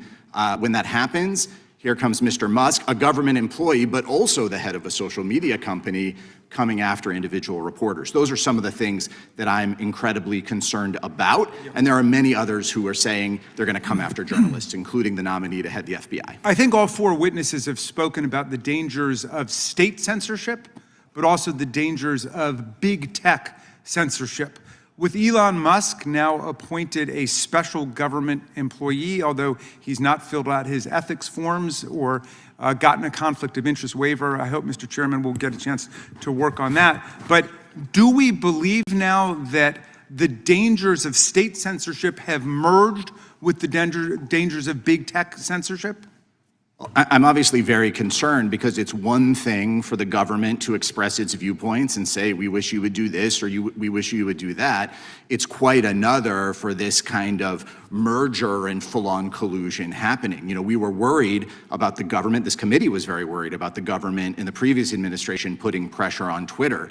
Now we have the head of X working inside the government to actually take apart government computer systems. That would seem to rise to a higher level of concern. Right, before people were worried because some nameless, faceless bureaucrat would write a memo saying there's election disinformation, it needs to be corrected. And they thought that that was a First Amendment violation, although the courts ended up rejecting that. But in any event, they didn't like the government even warning of factual disinformation being warned of online. Now what we've got is the head of X, the owner of X, who controls all of that speech, being part of the government itself. And yet a lot of people aren't uttering a peep about that. Why is it? Well, I have to ask in some cases, where are they getting their news? Are they hearing about it? I have questions about that, but I think people are outraged. I see people every day here in Washington with signs saying, why is Elon Musk's hands on my data? I talk to my cab driver. You know, I know there's millions of people in America outraged. I'm talking about my colleagues who couldn't stop talking about a handful of memos that were written to the social media about factual disinformation. They were upset about that. Now we've got an absolute merger of the social media state with the traditional governmental apparatus. Look, I'm not sure I understand what my colleague's position is on whether there should be free speech on social media sites or not. For several years, they campaigned to get sites like X and Facebook to remove fact-checking on their sites. It sounded like what they were saying is we want a radical, open, free market in speech, no censorship for anything, racism, sexism, anti-Semitism, fraudulent speech, whatever.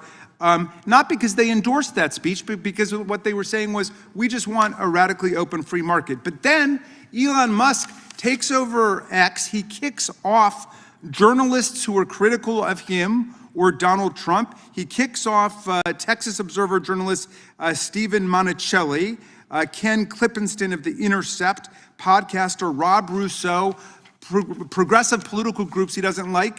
And so now X is flooded with all of the racist, anti-Semitic filth, the misogyny, all kinds of studies about how it's dramatically through the roof, and yet he's getting rid of political speech he disagrees with, and my colleagues have nothing to say about that. Is that the right approach to free speech if you think free speech is at stake on the social media?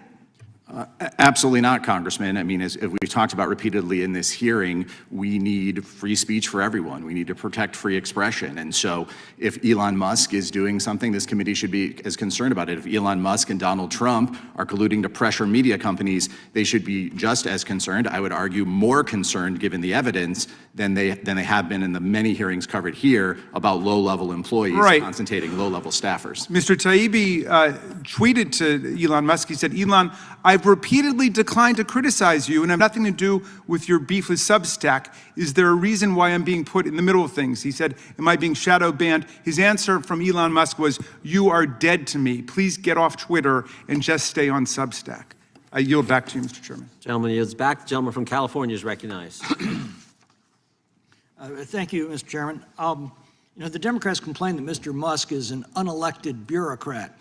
Well, I'd remind them that every bureaucrat is unelected. That's why the elected president is solely vested with the executive powers of the federal government. There is no bureaucrat that's independent of the president. That would mean that they're independent of the people, which is the very definition of a tyranny. Mr. Musk is accountable to the president, who in turn has been accountable to the people. The threat that we face is unelected bureaucrats who are working contrary to the will of the people as expressed through the presidential election. It seems to me that the beating heart of a democracy is our freedom of speech. That's how a free society sorts truth from lies and right from wrong and wisdom from folly. Americans have always believed that the way to do that is put the two of them side by side and trust the American people to tell the difference. And they've done a good job of that in 250 years. It's clear to me that in the last 4 years, the Democrats attempted to install themselves, rather than the American people, as the arbiters of what is true and right and wise. And what we saw was the power of government focused on muzzling their opposition and preventing the democracy from working.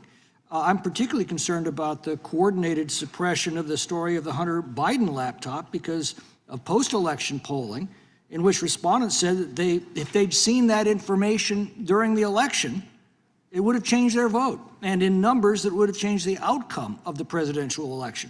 That's election interference on a historic scale and about as clear a threat to democracy as it gets.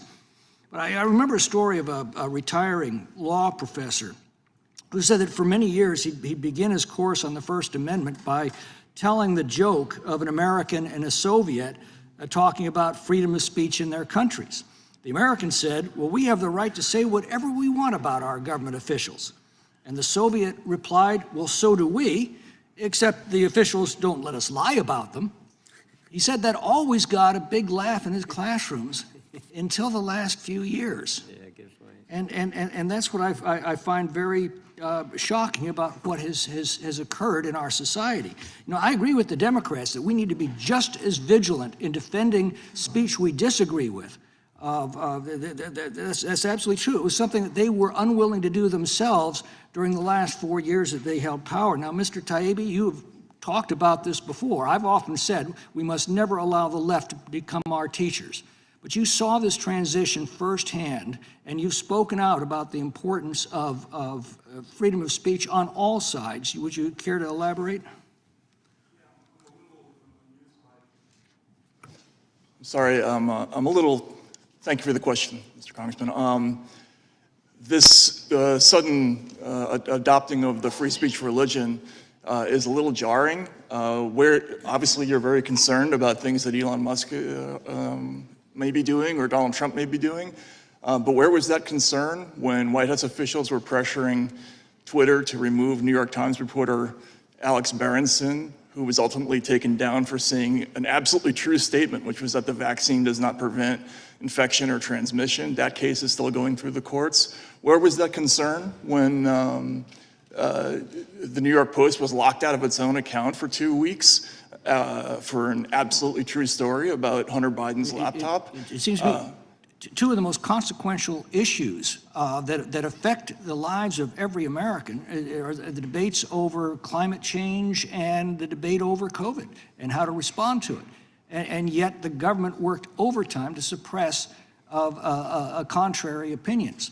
Mr. Schellenberger, you mentioned that one thing we need to do is defund the institutions that are suppressing speech, and I couldn't agree more.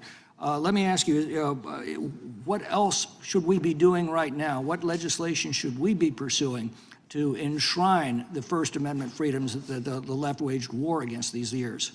Well, thank you for asking, Congressman. I mean, I think it's really, we don't have accountability yet. We don't have the files. We don't know what really happened. We have some of the files of what's occurred, but just on the Hunter Biden laptop case, you had a sophisticated influence operation being operated by the FBI through the Aspen Institute to pre-bunk, which is code for brainwash journalists and the social media censors in advance of the story coming out. I mean, that is next level kind of manipulation going on, illegal by the FBI. We don't have any of the files on that. But I think the most pressing threat right now is from Europe. The censorship industrial complex is sort of retreating into Europe. They want to, weaponize their Digital Services Act. I don't, as a taxpayer, as an American whose life and my family's life is on the line to protect Europe, I don't know what I'm doing if I'm trying to defend a continent that wants to suppress freedom of speech for their own people and for the entire planet. Well, my time's expired, but I'd be very interested in the thoughts of all of our panelists on what additional actions the government can take. You're saying defund them and get to the bottom of it. I couldn't agree more. Then what? Thank you. Gentleman yields back. The chair recognizes the gentleman from Tennessee. Thank you, Mr. Chair. I appreciate all the witnesses, the outstanding testimony. The lady from Canada, I want to welcome you. You're our first witness from the 51st state. This hearing is interesting because breaking news, Joe Biden lost the election. He's not going to run ever again. But this committee's hearing, and I mean, some good can come out of looking about what happened, and some of the things weren't proper. But Joe Biden's gone. We need to be looking at what's happening right now. And what's happening right now is we have a constitutional crisis. This is the Judiciary Committee, where the Constitution should not be something we think of as something we study in school, but something we defend and protect against all enemies, foreign and domestic. And right now, it is being attacked. The rule of law is, I think, Ms. Subramana, I think they quoted you and said something about special, something about our core, what's at stake is our core values. And what's at stake is our core values, the rule of law. And this committee is doing nothing about it. We should be concerned about the rule of law, concerned about the Constitution, concerned about the truth, and we're not doing that, and we have a great problem. The American people thought that they were going to elect a government that was going to get involved with inflation, reduce the price of eggs, make their daily lives better, end the war in Ukraine on day one. None of that's happened. Instead, we've gone off on all this stuff. And we've got a guy we call a special government employee, which sounds too much like a special military operation. And it's kind of a scary term, but that's what we've got. They talk about waste, fraud, and abuse. They say it all the time. But they don't show us the waste, fraud, and abuse. They just say they've discovered it and they're finding it and whatever, all this. Well, I think it's just their policy differences, particularly at USAID, not necessarily waste, fraud, and abuse. And Mr. Taibbi, I think you said that they can't do it surgically. If Mr. Musk is such a genius, and he's a damn smart boy, X is a smart boy too. They were the two smart ones in the room the other day. But you do it surgically. You don't do it with a sledgehammer. He's doing it with a sledgehammer. And a gorilla can do it with a sledgehammer. A genius has to be surgical. And you could save USAID's programs that are humanitarian purposes and medical purposes and providing food, working against hunger and all kind of problems we see in Africa with HIV, AIDS, and PEPFAR. You can keep those programs, which is the abundance and majority of USAID. Instead, we're threatening them. Elon Musk took over Twitter, and I can tell you, I've been a Twitter user. I got more anti-Semitic comments on Twitter since he took over by far. I had some before he took over, but just a small amount. Now, almost every time I post anything on Twitter, I'm going to get something about Jew, go back to Israel, we don't need your type, Cohen, oh yes, Cohen. I'm sick of that. And Musk allows it. Go to Blue Sky. He's ruined Twitter. He went through that with the same tactics he's going through the U.S. government, the fork in the road, getting rid of people and firing so many people. Twitter has been ruined. It was a marketplace for ideas. It no longer is. It's a mouthpiece for the extreme right and for Musk. Musk has not shown him to be able to understand the government and speak truth.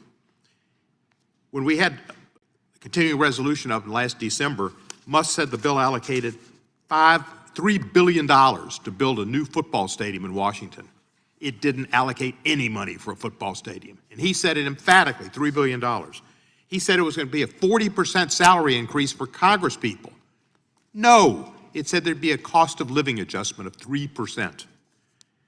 On USAID, he reposted, as did Donald Jr., a post that was eventually found out to come out from a Russian operative that said that Ukraine paid $20 million for celebrities like Angelina Jolie, Sean Penn, Ben Stiller to come to Ukraine.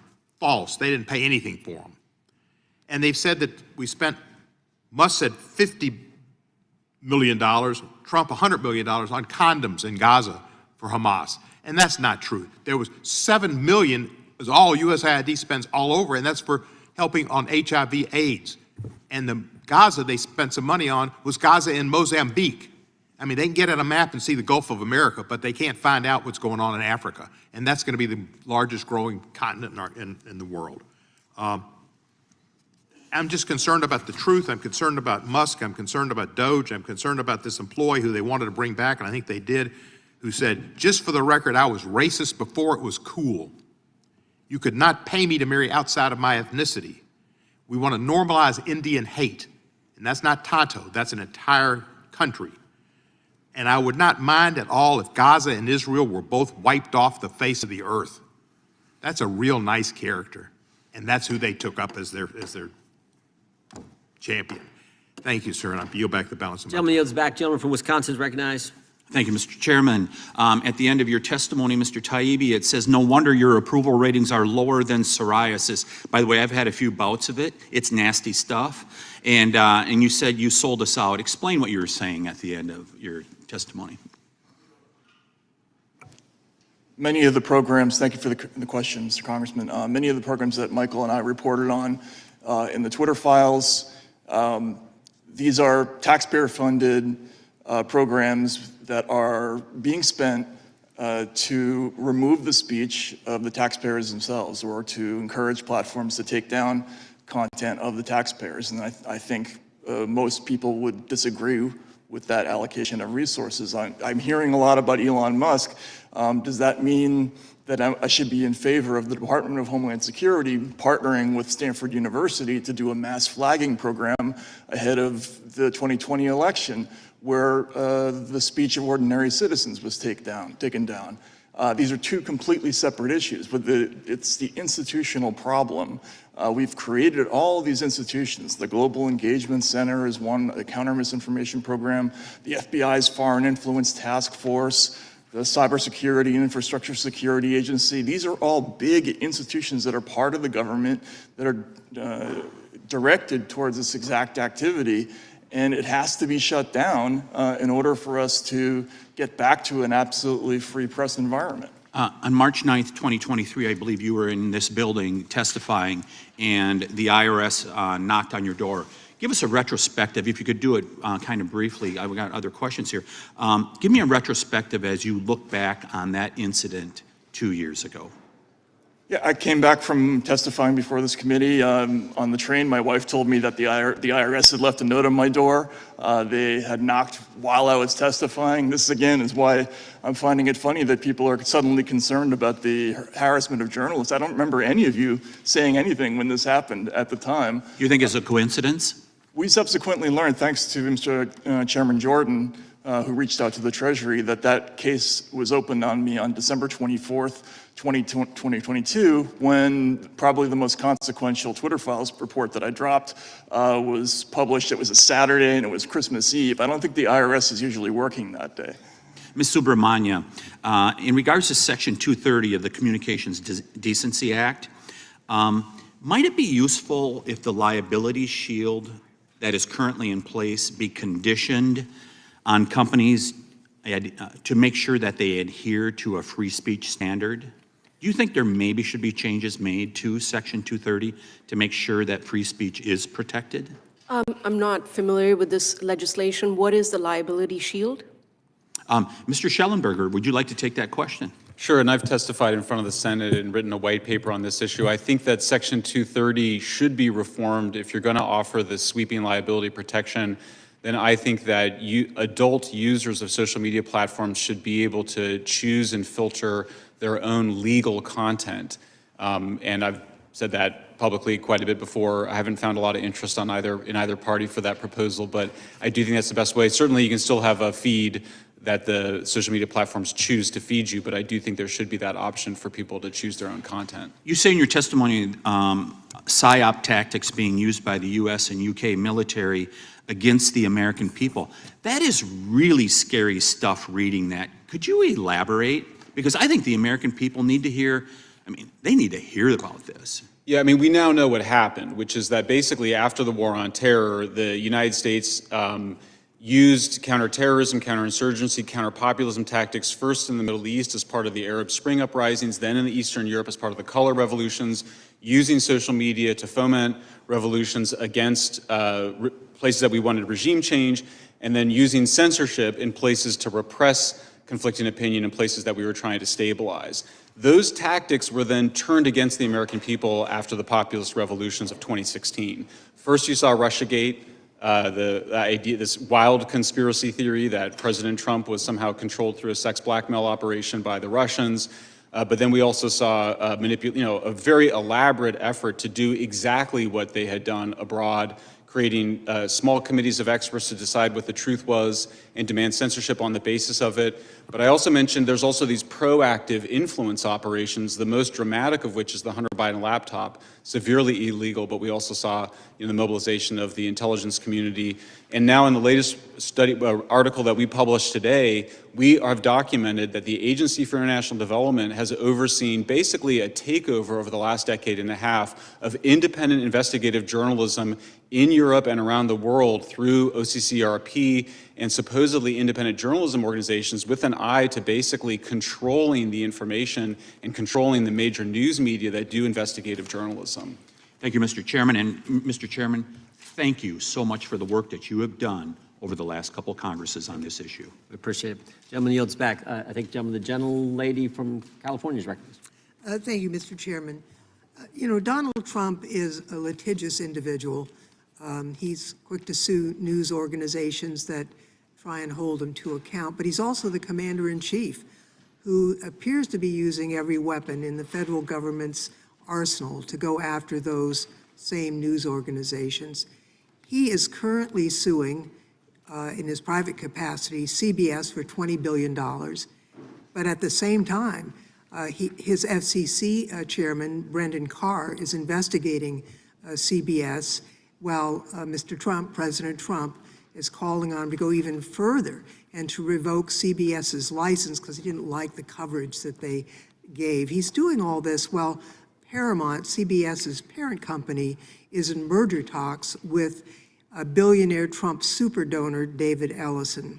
So, Mr. Aaron, can you help us understand how these actions by President Trump and his administration might send a chilling message to news organizations? Yes, I think the message the administration is sending is pay up and get in line. They've repeatedly, President Trump is a private citizen, filed these lawsuits, but President Trump is no longer a private citizen. He's sitting in the Oval Office, using the power of that office and of his appointees to go after the same companies he's filed lawsuits against. That's outrageous. And on terms that are almost unthinkable. We're talking about editing a video. We're talking about asking some fact-checking questions. We're talking about, unbelievably normal operations of news organizations, reporting on the activity of law enforcement, all First Amendment protected things that these news organizations are doing. And yet under the Trump administration, the message is, if you're not in line, if you're not singing from our hymnal, we're going to come after you with the force of the government. And that's what we should be concerned about. That's where it crosses over from the concerns of an individual saying, I didn't like what you did, to actual censorship and government power being abused. Well, it's not just what you've said. In December, ABC agreed to settle a $16 million lawsuit by Mr. Trump and his foundations. And then just last month, Meta paid $25 million to settle what, honestly, as a lawyer, seemed to me a pretty ridiculous 4-year-old lawsuit. Just last July, Mr. Trump threatened to throw Mark Zuckerberg in jail. And then after he won, Zuckerberg went down to Mar-a-Lago, had dinner with him, where Mr. Trump told him he could be brought into the tent. And then, of course, Zuckerberg and Meta settled the lawsuit brought against them for four years ago. Meta settled for $25 million. That's on top of the $2 million Meta and Zuckerberg contributed to the inauguration. It looks like these companies are agreeing to make these payments to Donald Trump in kind of a pay-to-play measure. What do you think, Mr. Aaron? I agree with your analysis, Congresswoman. It looks like they're making payoffs. These were not cases, the lawyers that looked at them, the law professors that looked at them, when they were filed, said these are completely specious. These are outlandish. These are not actually viable cases. And yet now that Mr. Trump is in office, suddenly these media companies are lining up, writing checks for tens of millions of dollars to a sitting president, either to say, please, take the target off their back, or to seek major regulatory favors, like a mega merger. I don't support a mega merger, but the idea that the cost of getting that merger done is altering your editorial content or having to respond to have your other business interests challenged, your licenses taken away, it's unbelievable. It's outrageous.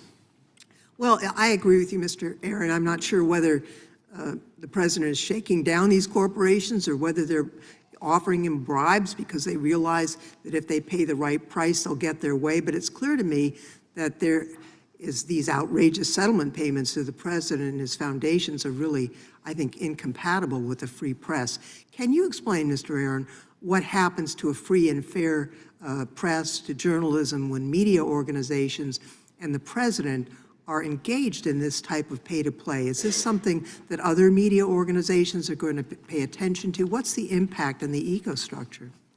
Well, I do think there's a danger that they follow each other's leads, right? What we would like to see in this case is these media companies actually standing up for their rights, actually fighting these cases in court. But they've made, I would say very unfortunately, business decisions that they've decided the cost of settling, because it's advantageous to other parts of their business, is better than actually defending the First Amendment and free speech. I think that's a huge problem, because they are signaling to this administration, hey, if you don't like something you see and you file a lawsuit, you're probably going to get paid. Or they're saying, well, we don't want to go anywhere near that because we might face one of these outlandish lawsuits. My time's expired, Mr. Chairman. I yield back. Gentlelady yields back. Gentleman from Kentucky is recognized. Thank you, Mr. Chairman. Mr. Schellenberger, last Congress, you helped expose censorship grants at the National Science Foundation, specifically known as Track F grants. Can you tell us more about those censorship activities conducted associated with these grants? Yeah, this was the National Science Foundation's Track F was basically to create censorship tools that would become sort of the middleware to, such as NewsGuard, for example, is the most famous of which, or the Global Disinformation Index. The idea is to essentially impose on people's systems, either directly through their computers or adopted by social media companies, a set of tools that would allow centralized authorities to decide what the truth was and filter it for people. It's a horrifying program. All of Track F, in my view, should be eliminated, and I think there should be an investigation to figure out what in the world were they thinking when they created a program to basically have the taxpayers subsidize the creation of elaborate censorship tools that included the use of AI in creating that censorship. So taxpayers are actually paying for the government to help private companies censor their free speech. Yeah, and then the idea was that they were just going to, give these tools to Facebook and X and others to use, or to give them to Microsoft and others to use. It's awful stuff. And by the way, it also came from Department of Defense. So much of those NSF grants are sort of recycling older DARPA DoD projects. When I coached T-ball, the kids shared helmets. And so occasionally there would be an outbreak of lice, and we'd comfort the parents by saying it's not a sin to get lice, it's a sin to keep lice. So with these Track F grants, later today I plan to reintroduce my bill to eliminate those. And I want to make a plea to the White House and anybody in the executive branch who's listening, or anybody at Doge. You need to go after these Track F grants and defund anything that says mis, dis, or malinformation. Those are all, in my opinion, Orwellian terms. Also, we have an omnibus coming up in March where I'm scared to death we're going to refund all of these things. We're basically going to feed the lice that were contracted in the last administration. But this isn't just limited to NSF grants. The Cybersecurity and Infrastructure Security Agency, CISA, within DHS is a flagrant violator of free speech. It had things like election integrity partnership. Mr. Taibbi, can you tell us anything about this? What's going on at DHS or CISA? Yeah, so CISA was as we found in the Twitter files, the election integrity partnership was run by Stanford. They had 4 partners, including the Center for an Informed Public, University of Washington, Graphica, the Atlantic Council's Digital Forensic Research Labs, but they partnered with CISA and the Global Engagement Center at the State Department, and we found in the Twitter files, and also Chairman Jordan also found some emails basically saying that this EIP project was founded at the behest of DHS. This essentially EIP was a CISA-created project, or it was a CISA sort of sponsored project. And it was, it's essentially a content moderation removal operation that was sponsored by the American taxpayer.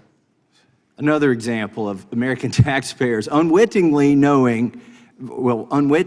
without knowing, funding their own violation or deprivation of their First Amendment rights. Mr. Schellenberger, can you explain how you traced USAID funding that served as the basis for whistleblower report in 2019, which led to the impeachment of President Trump? Sure. Well, you may remember that the so-called whistleblower who was in the White House was actually a CIA analyst. And in that whistleblower's complaint, which led to the impeachment, one of the central pieces of evidence was created by a USAID funded and controlled organization called the OCCRP. And we have another piece out today about how it participated in the Russiagate hoax as well, creating essentially very important information leading to that. So, I mean, you have in USAID a much larger fund of money and a much broader strategy for information control that included censorship, but also, as I mentioned, taking control of investigative journalism really worldwide. I mean, its ambitions were, amazing. So yeah, I mean, that's an agency. When we saw that get shut down by Doge, I thought that was completely appropriate. If there's something in there that it was doing that's valuable, then you could refund it later. But my view, same thing with CISA, death penalty for organizations that participated in violations of the First Amendment like CISA.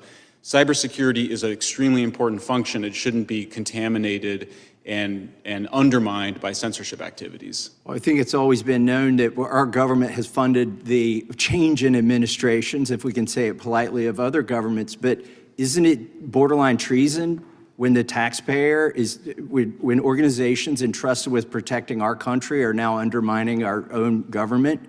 Absolutely. I mean, if you're trying to do regime change, illegal, if you're weaponizing DHS, FBI, CISA, that's that's treasonous regime change activities redirected, that you developed abroad, that we developed abroad for regime change, directed against the American people and our representatives. I mean, it's shocking, and we still haven't dealt with it as a country. Mr. Chairman, I see my time has expired. I'd like to introduce into the record, or ask unanimous consent to introduce into the record, an article in Newsmax, Schellenberger, USAID paid for Trump impeachment effort, dated February 6, 2025. Without objection.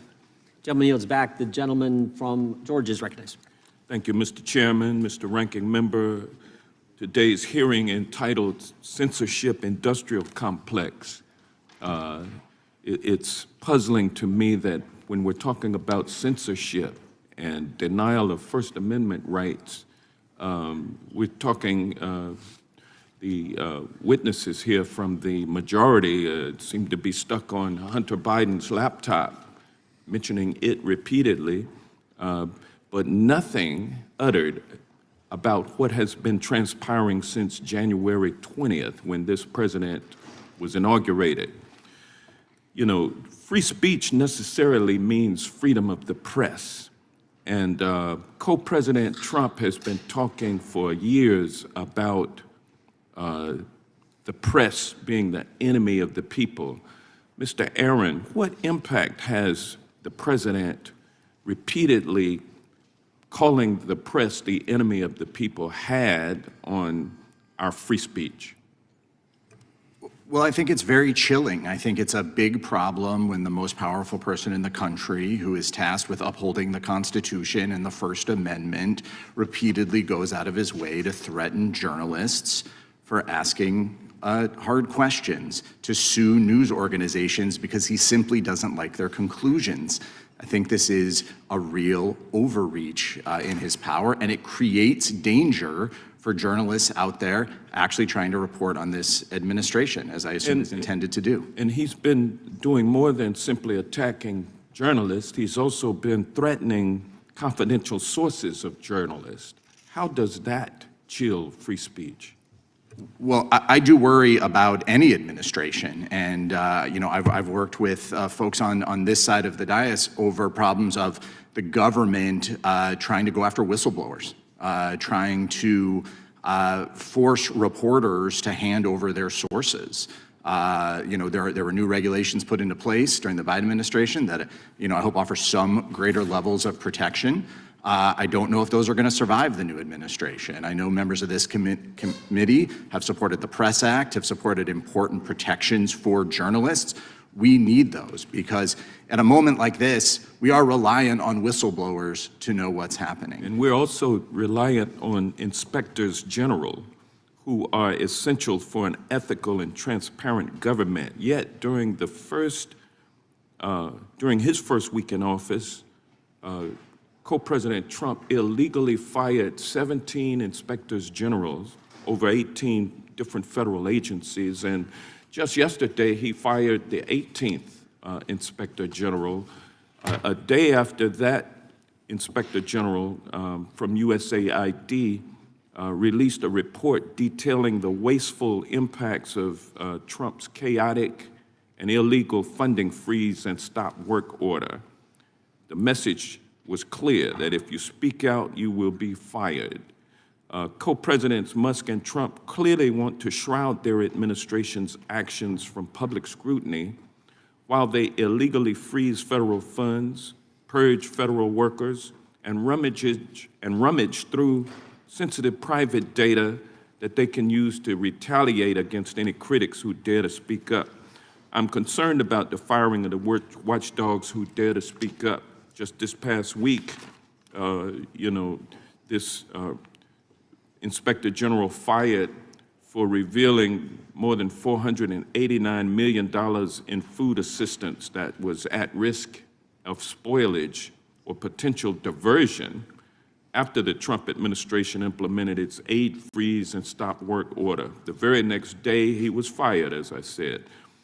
Do you agree that it chills freedom of speech and independent oversight when inspectors general are fired literally the day after they release a critical report? And what message do you think that it sends to other whistleblowers who might come forward? Well, it sends a message to whistleblowers that nobody may be there to listen to you or protect you. I think the Inspector General system is incredibly important at exposing government wrongdoing, no matter who's in power. These are supposed to be independent people. It's my understanding that moves against them are supposed to come before Congress. Congress is supposed to be informed before it happens, and that hasn't happened here. So the wholesale of removal of inspector generals at a time when there's so much confusion and chaos about what's happening, I think is very, very dangerous. And I hope that this committee and others with jurisdiction here in Congress will be looking very carefully at these decisions. I know the courts are starting to get involved, but if we don't have these independent watchdogs, we won't know what's happening. In many cases, the press won't know what's happening because they're relying on the kind of information that an inspector general can get that nobody else has access to on the outside. Well, I tell you, I know that if inspectors general had been terminated by a Democrat, and this committee, as it is now, was under the control of Republicans, these Republicans would be through the roof about it. They would be, they would not allow it to happen, but it is troubling that they are so transactional now that they don't believe in the Constitution. They just simply will follow whoever's sitting in that seat who can accomplish their political objectives, and then to hell with the Constitution. With that, I yield back. Gentleman yields back. Mr. Taibbi, do you have any idea how many people work at the United States Department of Treasury? Oh, I don't. I'm sorry. 108,376. And part of the Department of Treasury, of course, is the Internal Revenue Service. Is that right? Yes, it is. Yeah, big part, frankly. Big part. Thousands of people work there, too. And on December 24th, 2022, one of those 108,376 employees at the Department of Treasury decided they were going to start an investigation into you. Is that right? Yes, that's my understanding. And that just happened to coincide with the day you did one of the Twitter files. I think one of the important ones. I think it might have been the second one, second or third, but one of those important Twitter files. Is that right? Yes, it was. And then a few months later, you're sitting in that same seat testifying in front of this committee, and the very time you're testifying, another one of those 108,376 people knock on your door. Unannounced visit to your home, which, by the way, they've discontinued because of this issue and a bunch of other crazy things they were doing. Is that right? That's right, Mr. Chairman. Just for the record, they actually owed you money, right? You didn't do anything wrong. Is that They accurate? did. They owed me You quite got a lot of check. money. Yeah, okay, I just want to make that clear. But obviously, a way to intimidate someone who is focusing on this issue we're discussing today, right? Yes. Now, we just got an order from a judge. The judge in the Southern District of New York said that no political appointees or special government employees can have access to information. 108,376 people can have access to information, but the people the President of the United States selects, the guy who's elected by 77 million people, he can't preliminary injunction against the defendants during the pendency of this from granting any political appointees, special government employees from any access to that information. I don't know about you, Mr. Schellenberg, I find that kind of troubling. 108,000 people can do it, at least one of them, Christmas Eve. We got a federal government employees working hard on Christmas Eve, probably remotely working, going after Mr. Taibbi, but the President of the United States can't have people go in and look and see if we can save some money for the taxpayers. He can't do that according to this judge. Think that makes sense, Mr. Schellenberger? It doesn't. I mean, my understanding is that the president controls the executive branch and the executive branch Article agencies. 2, Section 1, very first sentence, executive power shall be vested in the president, in a president of the United States of America. First sentence. Yep. Yeah, but this judge says, no, no, no. We got to trust the bureau. This is the fundamental issue. Do you trust the unelected bureaucrats, I think it was Mr. Tiffany and Mr. McClintock, or do you trust the guy who was elected by the people? And that's where I would rather put our trust in the people who they put in office to do these kind of things. Now, you mentioned earlier, I'm going to jump around here and try to get to all of you, Mr. Schellenberger. You mentioned that USAID, which has been in the news of late, spending taxpayer money on all kinds of stupid things, is also involved in the censorship effort. And I want you to just elaborate on that a little bit, because this is going on as we speak. I want you to elaborate on that for the committee, if you would. Yeah, I mean, I think it's important to understand that USAID viewed this very holistically. And it's important, if you look at the Hunter Biden laptop case, which is an extremely important case to understand, because the FBI was weaponized, then it weaponized the Aspen Institute to brainwash the entire media. It wasn't just that they censored it. It was that they changed the perception of the laptop. They created the perception that it was something other than what it obviously was. And that's what these guys are trying to do. These are called information operations, and USAID has been in the process of taking over so-called independent investigative journalism around the world, and at the same time then training NGOs how to demand censorship. For example, Mr. Aaron's organization has been working to train organizations to so-called flag misinformation behind the scenes.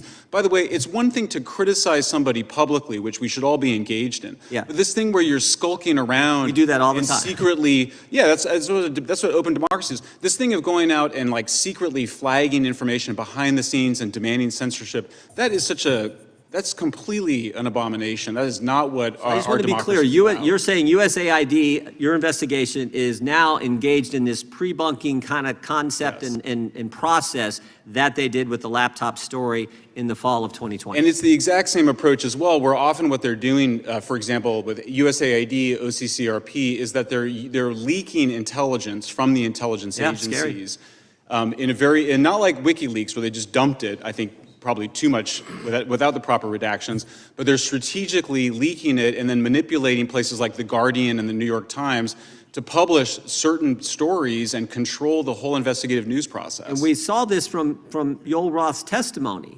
He testified during these weekly meetings that federal law enforcement communicated to us there was going to be hack and leak operations before the presidential election, likely in October. We had these so that what's going to happen, when it's going to happen, and then they said here who it's going to involve, that there were rumors that the hack and leak operation would involve Hunter Biden.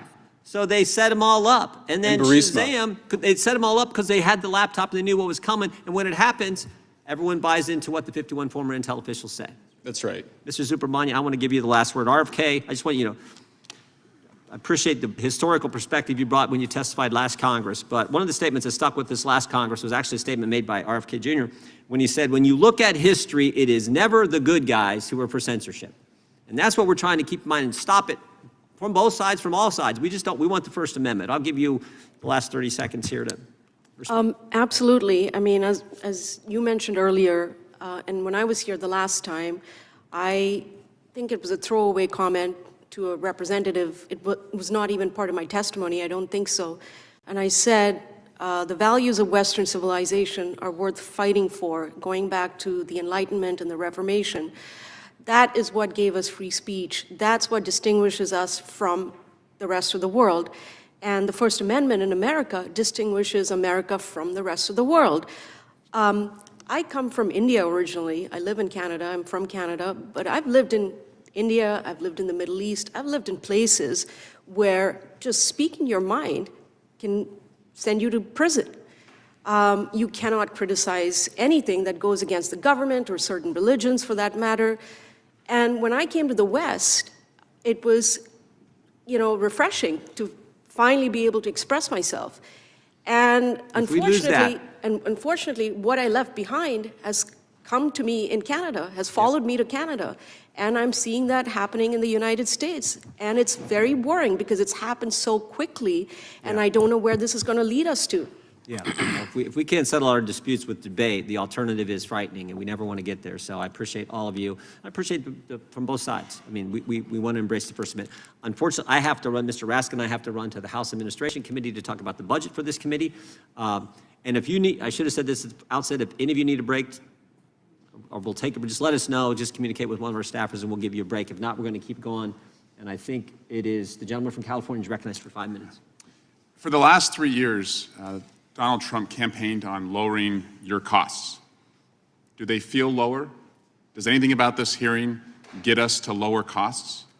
You were promised cheap eggs, and today you're getting cheap shots. And there's probably no better natural remedy for insomnia than a congressional hearing on anti-censorship. But, Mr. Taibbi, you're here, and would you agree that censorship is the suppression of ideas, words, images, and something that can be conducted by the government? Yeah, it can also not be by the government, but yes. And you would then agree that it's censorship for any government, democratic or authoritarian, run by a Democrat or a Republican, to bar the press from covering the government when the press reports something the government doesn't like? Bar in what way? Take away their credentials? Take away their access? So, as a long time, I started my career as an independent journalist. Journalists who whine about not being credentialed should recognize that being on the outside is part of what being in the press is. I'm not terribly sympathetic to people who complain about that issue. So if you report something that a government doesn't like and they take away access that others have, that's not censorship? You can still cover it. That's not censorship. Okay. And banning books, is that censorship? Banning books is censorship. Yep. So this topic is more complicated than the hearing title would suggest. And I would argue the difference between a Democratic approach and Democratic activists on this issue and Republicans is that as Democrats seek to attack mis- and disinformation, it's because their perception of information is that it is a means to the truth. And for many Republicans, they believe that information is a means to power. And so they are primarily concerned with using information, whether it's disinformation or misinformation, as long as it gets them to power, they're okay with it. And it's difficult to try and litigate what do you do with mis- and disinformation. And I will be honest with you. Sometimes Democratic voices object too much to mis- and disinformation. A lawyer once told me when I was a young prosecutor that I was jumping out of my seat too much, objecting to conduct by the defense attorney, and while I was probably legally right, it was just annoying the jury, and that I should pick my battles. So I get frustrated too sometimes when it feels like the penalty flag is being thrown too often. However, there is a difference, though, between censoring somebody because you disagree with them. I'll credit Chairman Jordan. He and I have had some spirited debates in this hearing room. Sometimes they've gotten quite personal by both of us. And sometimes when I land a point, he gets upset. His staff gets upset. But he takes it like a man. And he'll make his point right back at me. And I take it like a man. You know who doesn't take it like a man? Donald Trump. Because he's not a man. He's a child. He's a small child. And he views censorship as a mean to get rid of people who disagree with him. He wants to get rid of judges who disagree with him. He said that as recently as yesterday. Speaker Johnson is backing him up by suggesting that judges should just pause in interpreting his violations of the Constitution. Trump goes after his perceived political opponents. I know. When I was a part of the Russia investigation, his DOJ subpoenaed my emails and my cell phone records. He's a petty, punitive child. And I can recognize a toddler because I'm a parent of 3 of them. And I recognize the same behavior. And yes, censorship is occurring, but it's self-censorship, and it's by you all. Because I hear you in our private conversations when you agree that Trump is a child. I hear the people you tell that Trump is a child, whether it's lobbyists or reporters. But you shrink in this room, and you shrink in the chamber, and you self-censor yourselves from speaking out because you're afraid.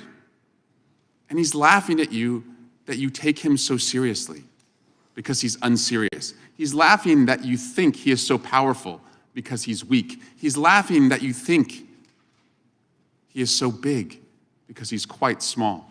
So we need you. We need your voices right now. It can't just be this side.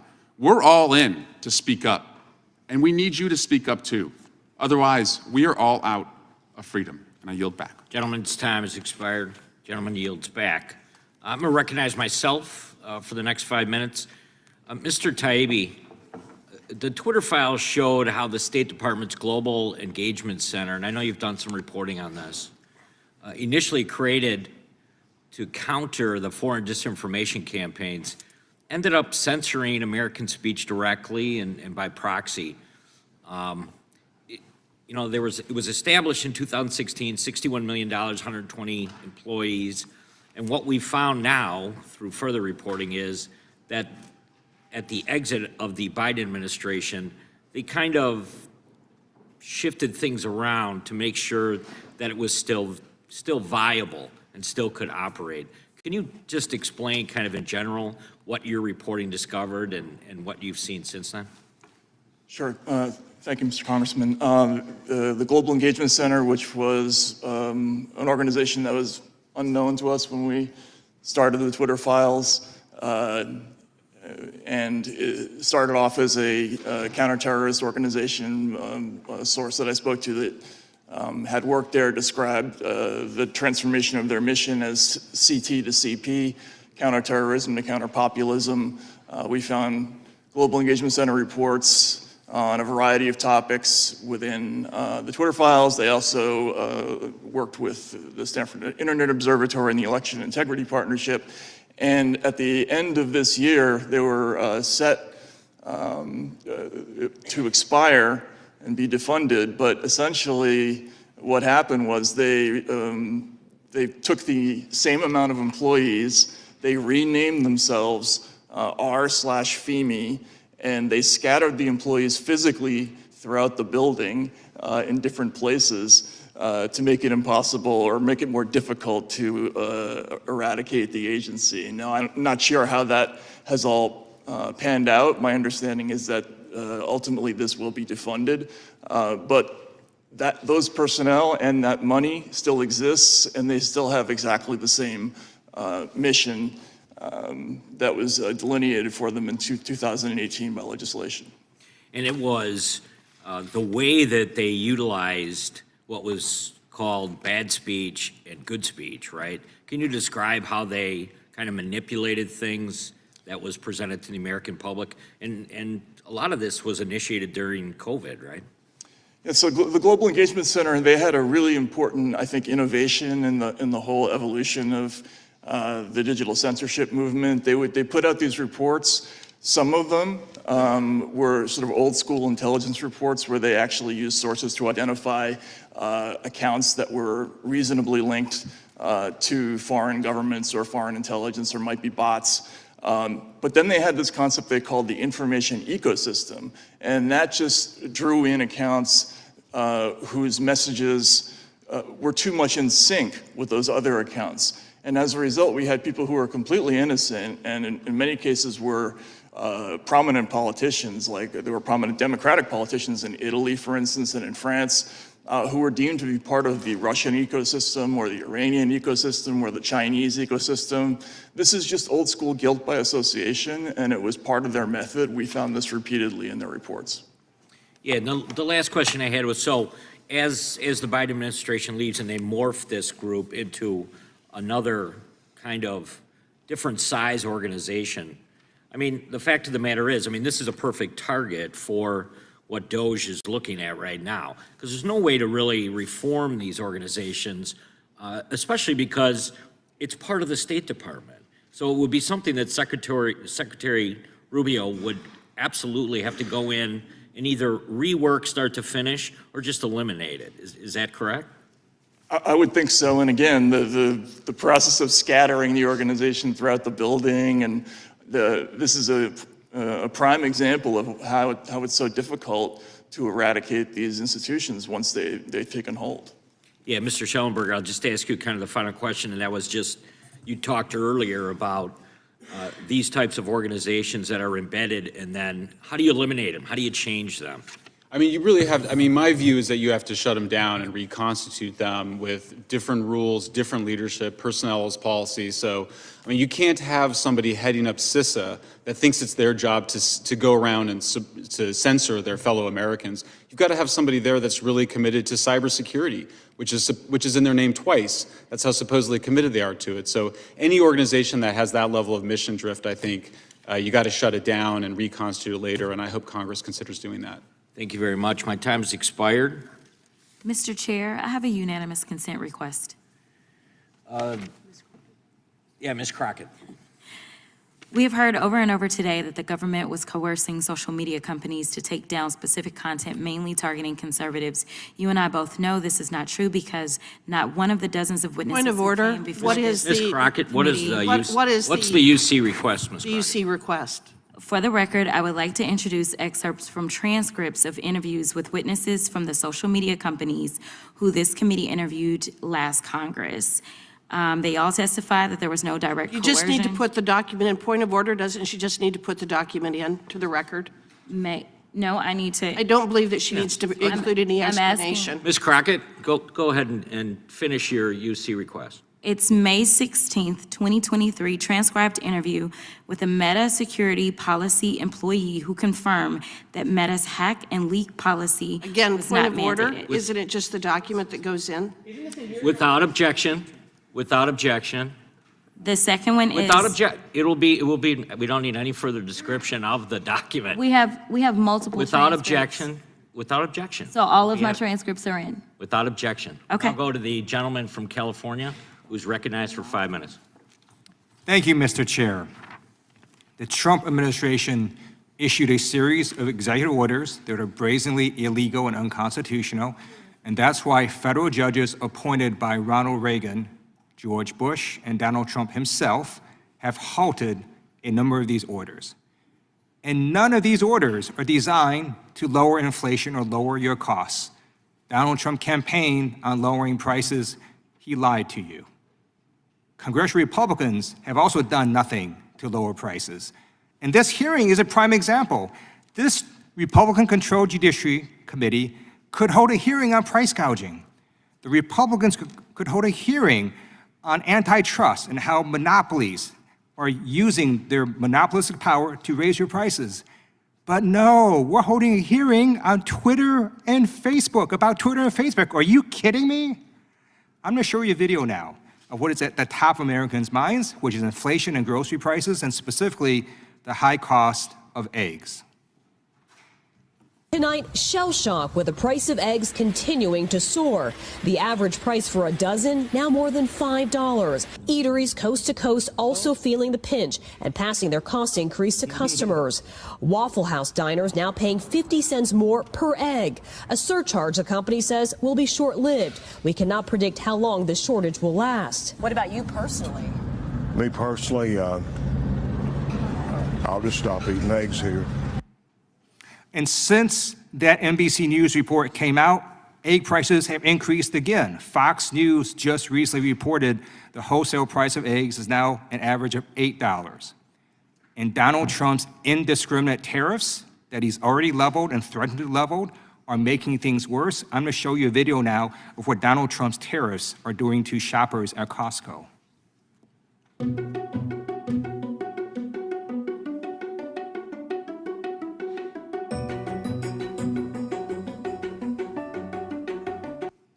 Trump's tariff war has turned into an egg war at Costco, everyone fighting for eggs at Costco.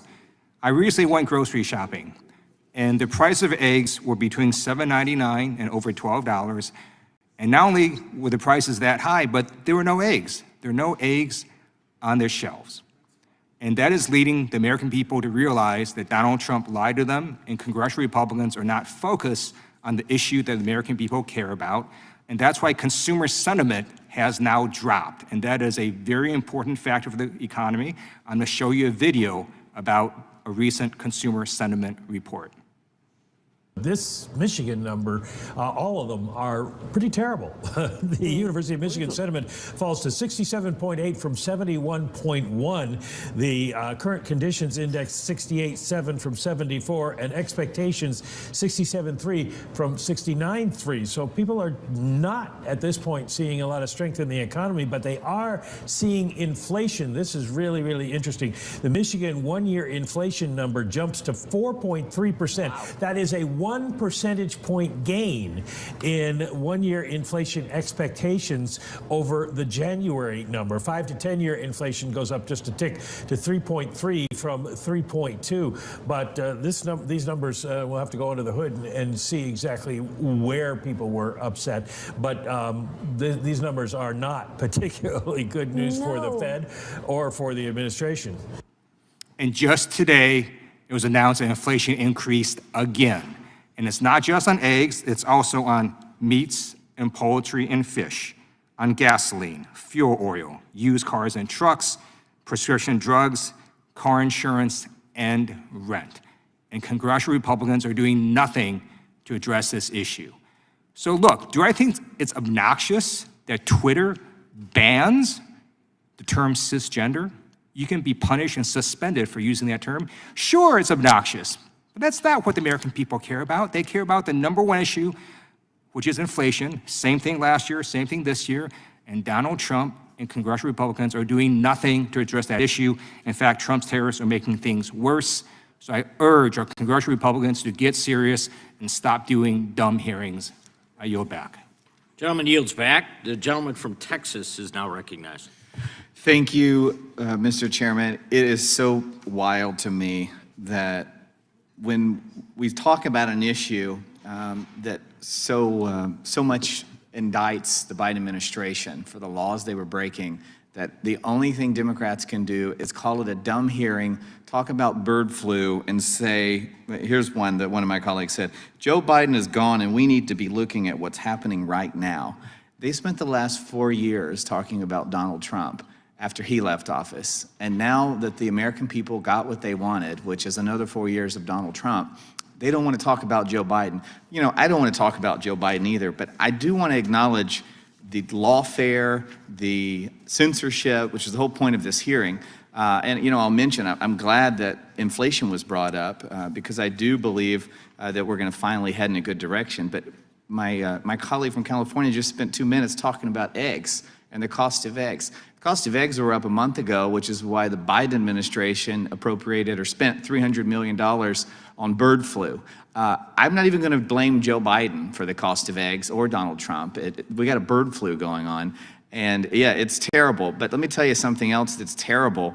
And that is what this committee uncovered that my colleagues from the left said wasn't a real thing. And that is that big tech platforms changed their content moderation policies because of pressure from the Biden-Harris White House. The Biden-Harris White House's censorship campaign targeted true information, satire, and other content that did not violate the platform's policies. No one on the other side of the aisle has indicated that they have a problem with that. They've complained about Elon Musk, who is a private citizen who runs a private company, perhaps not the way they want him to. But they've not acknowledged that the Biden-Harris White House was pressuring and instructing these companies to censor conservative speech or speech that they did not like. I'd love to insert into the record, I don't know if my colleague from Dallas County inserted this letter from Meta's Zuckerberg on August 26. But he spent 2 whole pages talking about all the things that he was pressured to do by the Biden White House.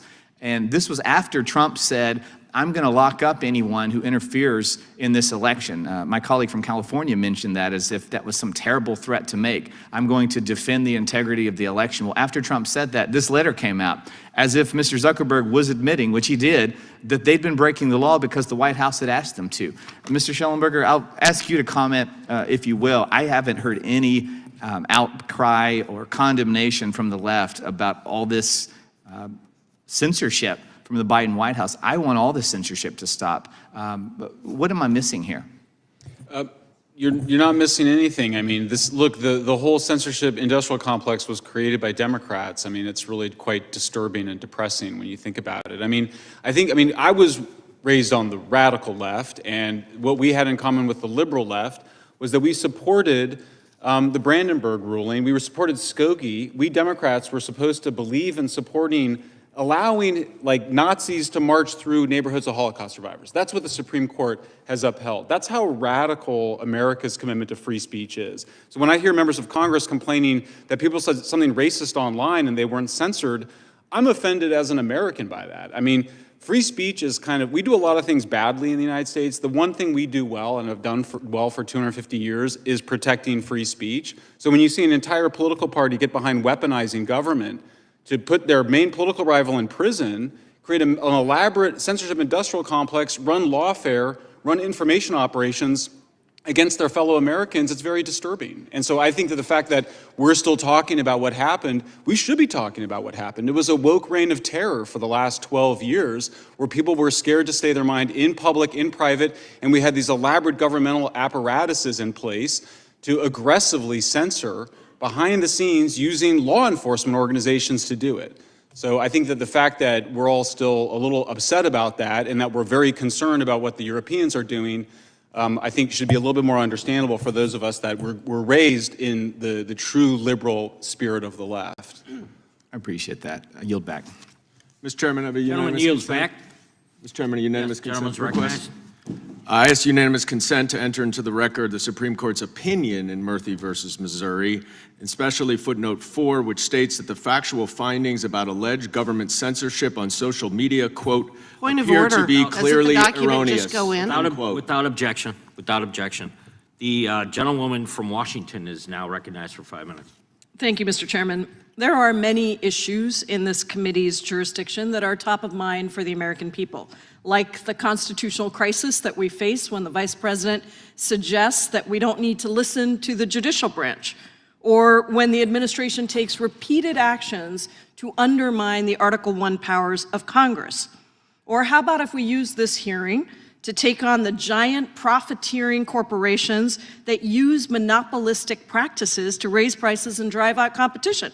Remember when candidate Trump said that he was vowing to reduce prices on day one? Well, here we are, almost 1 month into the Trump presidency, and not only have Republicans done absolutely nothing to lower prices, but their policies are actually driving up prices, as today's financial data showed.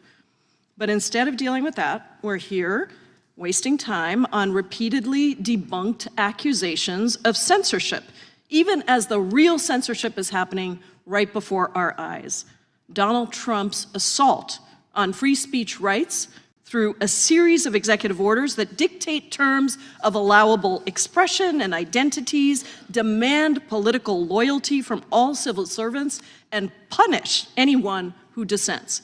One of the executive orders requires federal government agencies to, quote, remove all statements, policies, regulations, forms, communications, or other internal and external messages that promote or otherwise inculcate gender ideology, and to cease issuing such statements, policies, regulations, forms, communications, or other messages.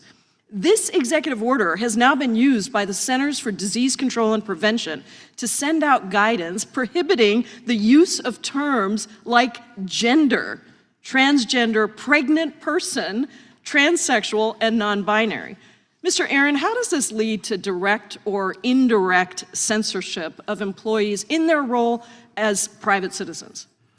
Well, I think it's very concerning, Congresswoman, the idea that in order to receive government funding to do scientific research, to provide health care, to provide community services, that you have to read from an approved list of words, or if you use one of the words that's on the banned list, you could lose your entire funding. You could have to fire your staff. You could have to get rid of essential programs simply to push, speaking of ideology, an ideological agenda. I think that's very, very worrisome and so unnecessarily cruel on top of it. Transgender individuals constitute a small but important minority of the federal workforce. They serve in public health, economic, and national security positions alongside thousands of non-transgender coworkers. What impact, Mr. Aaron, does censorship of transgender employees have on the broader federal workforce and its ability to serve the American people? Well, it forces government employees to essentially go into hiding, to have to hide who they are and what their identity is, to feel that they're being watched by their colleagues, to essentially ask their colleagues to erase their existence, whether that's from government websites or from the ability to simply meet with other people in the government who may share their identity. I think it's a massive overreach that's really an attack on all of us. It's an attack on all of us. Another executive order directs the termination of all diversity, equity, and inclusion programs in the federal government. As a result, staff at the National Science Foundation have been combing through thousands of active science research projects alongside a list of keywords to determine whether or not those grants should be halted. These keywords include words and phrases like activism, equal opportunity, institutional, underrepresented, and get this one, women. Do these actions, Mr. Aaron, constrain academic freedom or the ability of researchers to freely express their views? It seems to be an insane way to decide what our scientific researchers or other researchers should be studying. The idea of cutting off funding via keyword as opposed to evaluating independent academic projects, as opposed to evaluating, is this a good cure for disease? Are we going to be able to research cancer? And the idea that that could be stymied or cut off because somebody used the wrong word, incredibly chilling. The NSF funds about 25% of basic academic research in the United States, including critical research on medical devices, quantum physics, and artificial intelligence. What effect does mass censorship of NSF-funded research have on our ability as a country to advance scientific and technological development? The scientists need to be in charge of the science. I think that's what it comes down to. The idea that we are making decisions about what our research priorities should be by inserting AI to look for keywords. AI can barely handle your airline reservations and get it right, or your searches online. So I think it's a big problem. I thank the gentleman, and I Yields back. Gentleman from New Jersey is now recognized. Thank you, Mr. Chair. First of all, it's humorous to me. President Trump's been in for 3 weeks. It's about 3 weeks, right? And you all are blaming him for the inflation engine that was created over the last 4 years. Come on. Seriously? Realistically? Come on. But let me get to the real issue here. And the real issue, Mr. Chairman, is the censorship that happened at so many levels of our government, at so many levels of our institution, in our media. It penetrated every single level of our society. Let's just look at a little bit of what this committee did over the last few years. Look at social media. The Biden White House colluded with Facebook to silence American citizens. They censored satire. They censored dissent. They censored facts they didn't like. It was censorship, and this committee exposed it. And now even Mark Zuckerberg has to say, in August 2024, he said he publicly regretted, he apologized for what had happened because of the compliance that they had with the Biden administration that used the executive branch inappropriately. But let's talk about more. Let's talk about education. Let's talk about our students and our professors. And they came before this committee too, and they told us how they were punished for holding conservative views, different views than the mainstream. And it could happen to you all. It could happen to somebody with a progressive view or a liberal view. It just isn't right. Every view should be accepted, tolerated, and encouraged in education. They were disinvited, they were deplatformed, they were chased off of campuses by angry mobs. At the University of Buffalo, conservative students were physically attacked. At Cornell, a student called for stabbing and raping Jewish women while professors continued to push blatant anti-Israel objectives. Mr. Aaron, I never heard you say a word about any of this. At Tulane, Jewish students were beaten in a protest while administrators stood by. And at Berkeley Law, and these are just a few examples, student groups created Jew-free zones, banning anyone who supported Israel from speaking, because that's what it was about. Censorship, because our free speech is the most powerful tool that Americans have. This is all censorship. The committee exposed it. Let's talk about health care. Doctors were silenced. Scientists were blacklisted. Intel officers suppressed DOD and FBI findings on the lab leak. Remember the lab leak in Wuhan? Impossible. I said it, man, I was mocked that it really possibly and probably did come from a lab and not from a wet meat market. That was a big joke back then. You were censored. You were censored if you had a different opinion. The CDC and the FDA withheld data on vaccine side effects. It was censorship. And this committee, again, exposed it. The FBI, the Department of Justice, remember that stuff? Spying on conservatives, spying on Catholic churches that were going to, spying on concerned parents and labeling parents who were concerned about their kids and going to school board meetings as domestic terrorists. They were trying to censor them and using FISA, worst of all, to go after millions of Americans inappropriately. It was censorship, and we exposed it. The ultimate censorship? The media, the legacy media, which pretended none of it was happening. Most folks never got to hear about it, didn't even know. There's still a lot of Americans that don't know. It was all censorship. And now I hear the other side lecture us about the abuse of power. Really? Seriously?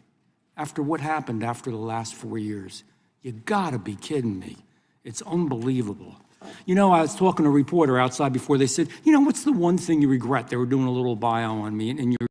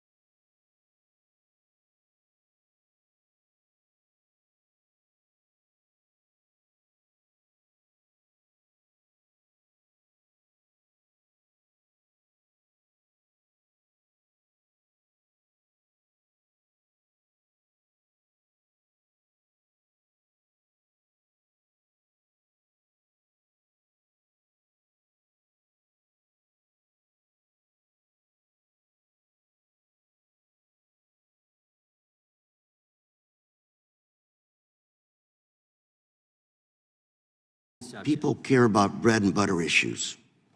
Over the past 2 weeks, more than 8,000 web pages on over a dozen government websites were taken down, including over 3,000 pages containing healthcare information, CDC. They were taken down until yesterday when the federal judge actually ordered the public health pages put back up. Some of those pages, information, guidance on vaccinations, on autism. That's what people care about back home. So, Mr. Arum, we have vaccine mandates, controversial, but regardless of where people stand, how do people react to a situation like this when the information they probably rely on, paid for by federal taxpayer dollars, research on these pages is no longer available to them? I share your concern, Congressman. I think that we have a big problem, again, with taking the sledgehammer to all of these things. Censorship. And is this censorship? Is that the question, sir? It is. Well, I want to be clear. The government, does have the ability to say, this is what we're going to put on our websites to a point. They have the ability to say, these are our new priorities, all of these things, right? The problem we have is when that is extended out to stripping away the most basic information that people need for their health. When you're talking about doctors suddenly unable to inform their patients about what's happening, we have a more serious problem. I think that's why the courts have intervened here, because of the misalignment between... Let me cut you off real quick. I'm just looking at the cdc.gov website. Vaccines and immunizations. There's a little statement here. CDC's website is being modified to comply with President Trump's executive orders. What would a parent say if they saw that?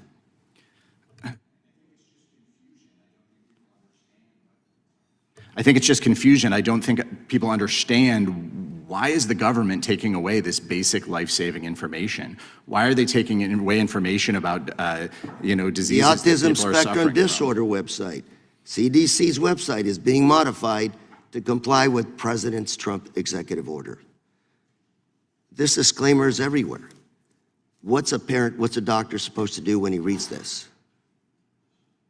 I share your concern, Congressman, that the idea that we're taking away basic health information, basic scientific information, making it harder for people to just know what's going on, especially when they're dealing with serious disease, serious health problems. It's very unclear to me why this would be a priority for this administration, why they would be trying to take away life-saving information that people rely on. Is there a chilling effect here on academic research? No question. No question. There is a chilling effect.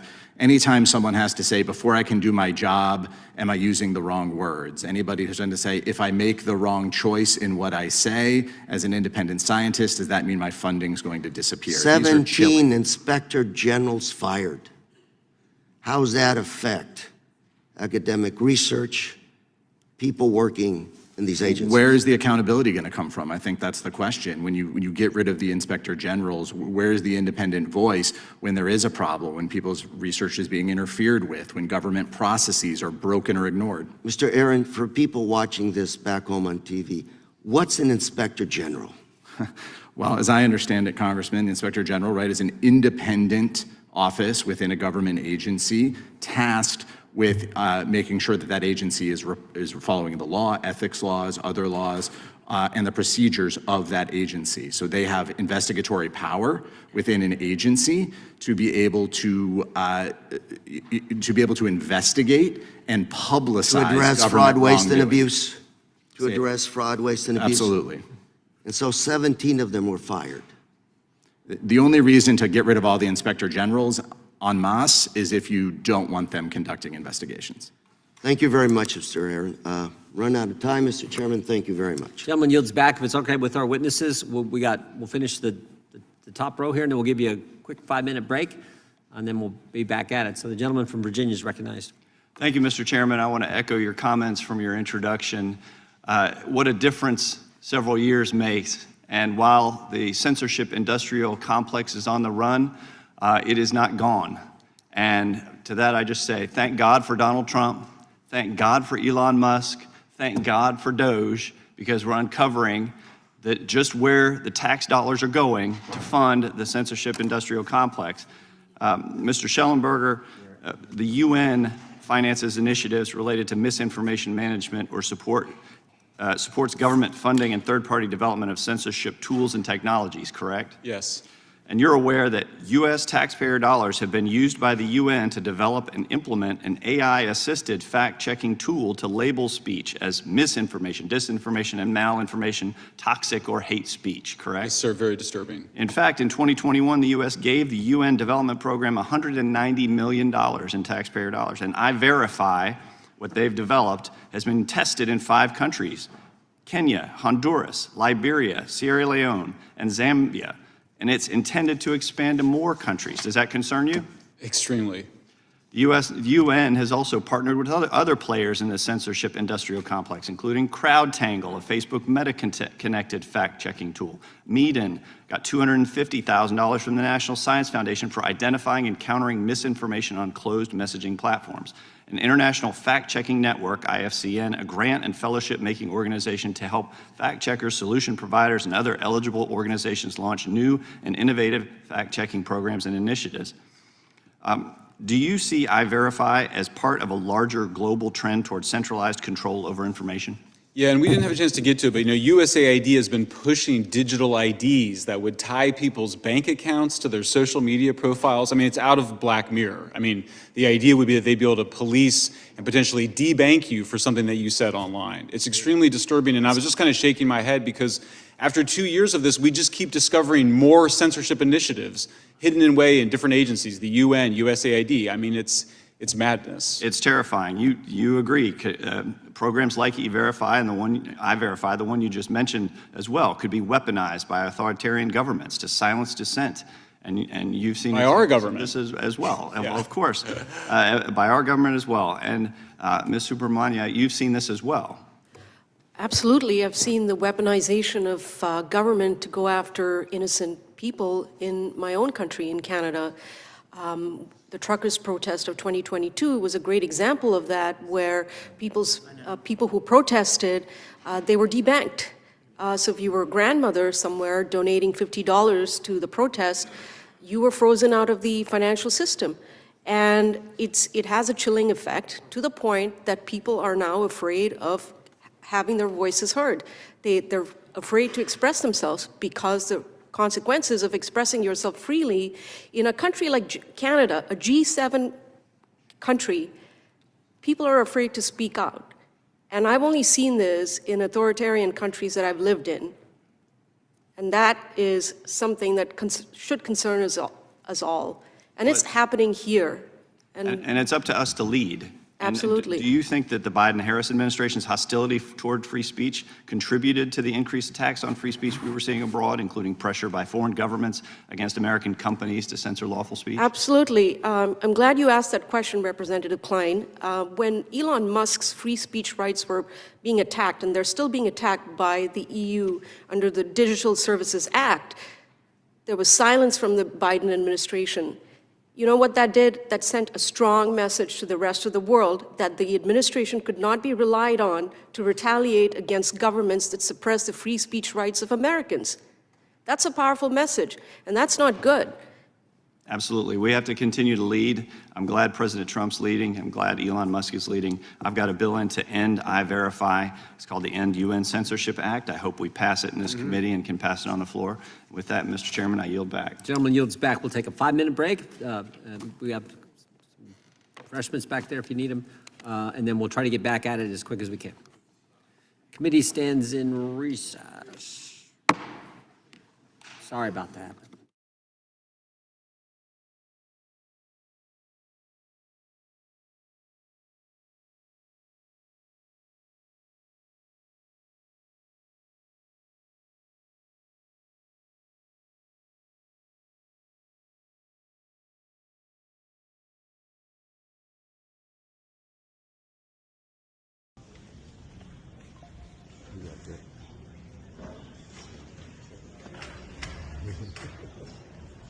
What's up? What's up, man? You doing that?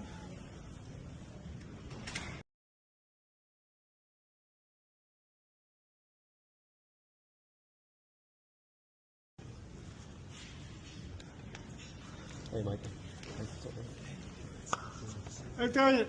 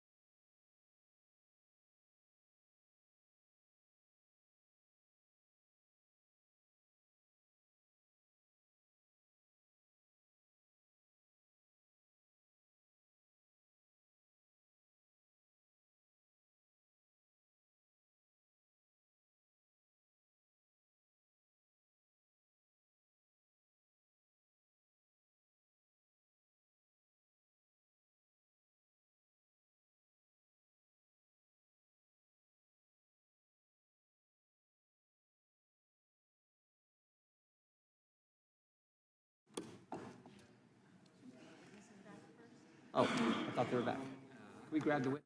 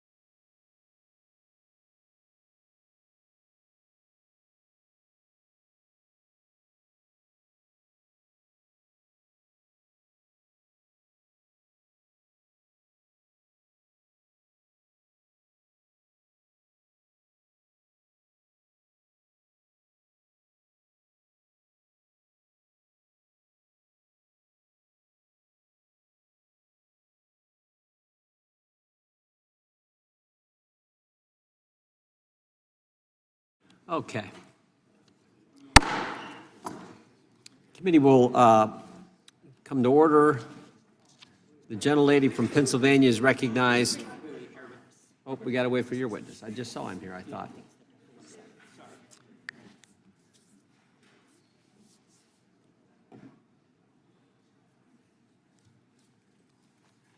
I've got some UC requests if you want to. Ranking member is recognized. Thanks, Mr. Chairman. I just wanted to ask for 4 unanimous consent requests in answer to some of the things that just came up. One, an article entitled "Trump Tried to Suppress Free Speech on Twitter," published by the Washington Examiner, February 9, 2023. An article titled "Twitter Kept Entire Database of Republican Requests to Censor Posts," Rolling Stone, February 8, 2023. The Trump administration told Facebook and Twitter to remove posts that call for tearing down Confederate statues, Business Insider, June 26, 2020. And finally, an article entitled, "Yes, the Trump White House demanded Twitter remove Chrissy Teigen's tweet calling Trump a PAB," Vanity Fair, on February 8th, 2023. Without objection, the gentlelady from Pennsylvania is recognized for 5 minutes. Thank you, Mr. Chairman, and thank you to our witnesses for being here today. With all of the crises that the Trump-Musk tag team has created in the past 3 weeks, it's disappointing, but perhaps not surprising, that the chairman decided to waste everyone's time today by rehashing for the 3rd or 4th time a second-rate conspiracy theory that has been repeatedly exposed, debunked, and thrown out of court. And while we're wasting this time, the country is barreling toward yet another budget crisis as Republicans squabble among themselves. And the president has turned the federal government over to the author of Project 2025 and an unsupervised billionaire, where they're generating a constitutional crisis per minute. Their actions are imperiling both our national security and Americans' health, safety, and economic security. So pardon our frustration that this committee is failing to address the very real and serious issues that are confronting our constitutional republic. Now, this hearing is supposed to address government censorship of free speech. The First Amendment, which protects free speech and a free press, is the bedrock of our democracy. And a democracy only works when its citizens are properly informed. But right now, both free speech and a free press are under attack by this administration and Mr. Trump's billionaire buddy, Elon Musk. In the past 3 weeks, we've seen the Trump administration use the power of the government and its big tech allies, not just to promote their own views and lies about what they're doing, but to punish or silence those who disagree. We've seen the FCC reinstate complaints made by Mr. Trump and his allies against ABC, NBC, and CBS that had already been dismissed as being contrary to the First Amendment, and seen the FCC open new investigations into other news outlets that have aired coverage with which the president disagrees. The White House has gone on a firing spree to silence the independent watchdogs who've exposed alleged corruption and misconduct by, you guessed it, Mr. Musk and the president. Reporters have been evicted from Pentagon office spaces to make room for right-wing media. And just yesterday, the White House barred an AP reporter from the Oval Office because AP made an editorial decision to refer to the Gulf of Mexico by the name by which it's been known for over 400 years. And we've seen books, websites, employees, research, and whole federal departments being purged of speech, information, and work, ranging from healthcare to civil rights to consumer finance, if they don't align with the Trump Project 2025 manifesto. So I agree with Ranking Member Raskin that our country is actually in a First Amendment crisis as a result of the actions taken by the Trump administration and its agents. Mr. Aaron, I wanted to inquire further about the concern raised by you and Mr. Raskin about collusion between the government and powerful tech executives, particularly in the case of White House special government employee Mr. Musk. Mr. Musk has a long history of silencing his critics, but what's different now is that Mr. Musk is a member of the Trump administration, and he's in charge of the extremely destructive, rapid, unscheduled disassembly of congressionally authorized and funded government departments. So not only is he an unelected bureaucrat, but as with the rest of this administration, he's resisting all oversight, whether by independent watchdogs, members of Congress who have not abdicated their constitutional duties, or the press. Just last week, as national concerns were mounting about the White House encouraging Mr. Musk to root around in Americans' private financial and national security data, a Wall Street Journal investigative reporter managed to uncover concerning information about members of Mr. Musk's shadow government team. Mr. Musk called for the journalist to be fired for reporting accurate information relevant to oversight of the work he's allegedly performing at the direction of the White House, basically for performing a core First Amendment function. So can you comment on the First Amendment implications of Mr. Musk's attacks on journalists, particularly given his new quasi-governmental status and the big tech megaphone that he controls? Thank you, Congresswoman. I do agree with you that this is really unprecedented, where we see someone with this much government power and this much media power combined together with really no oversight or accountability.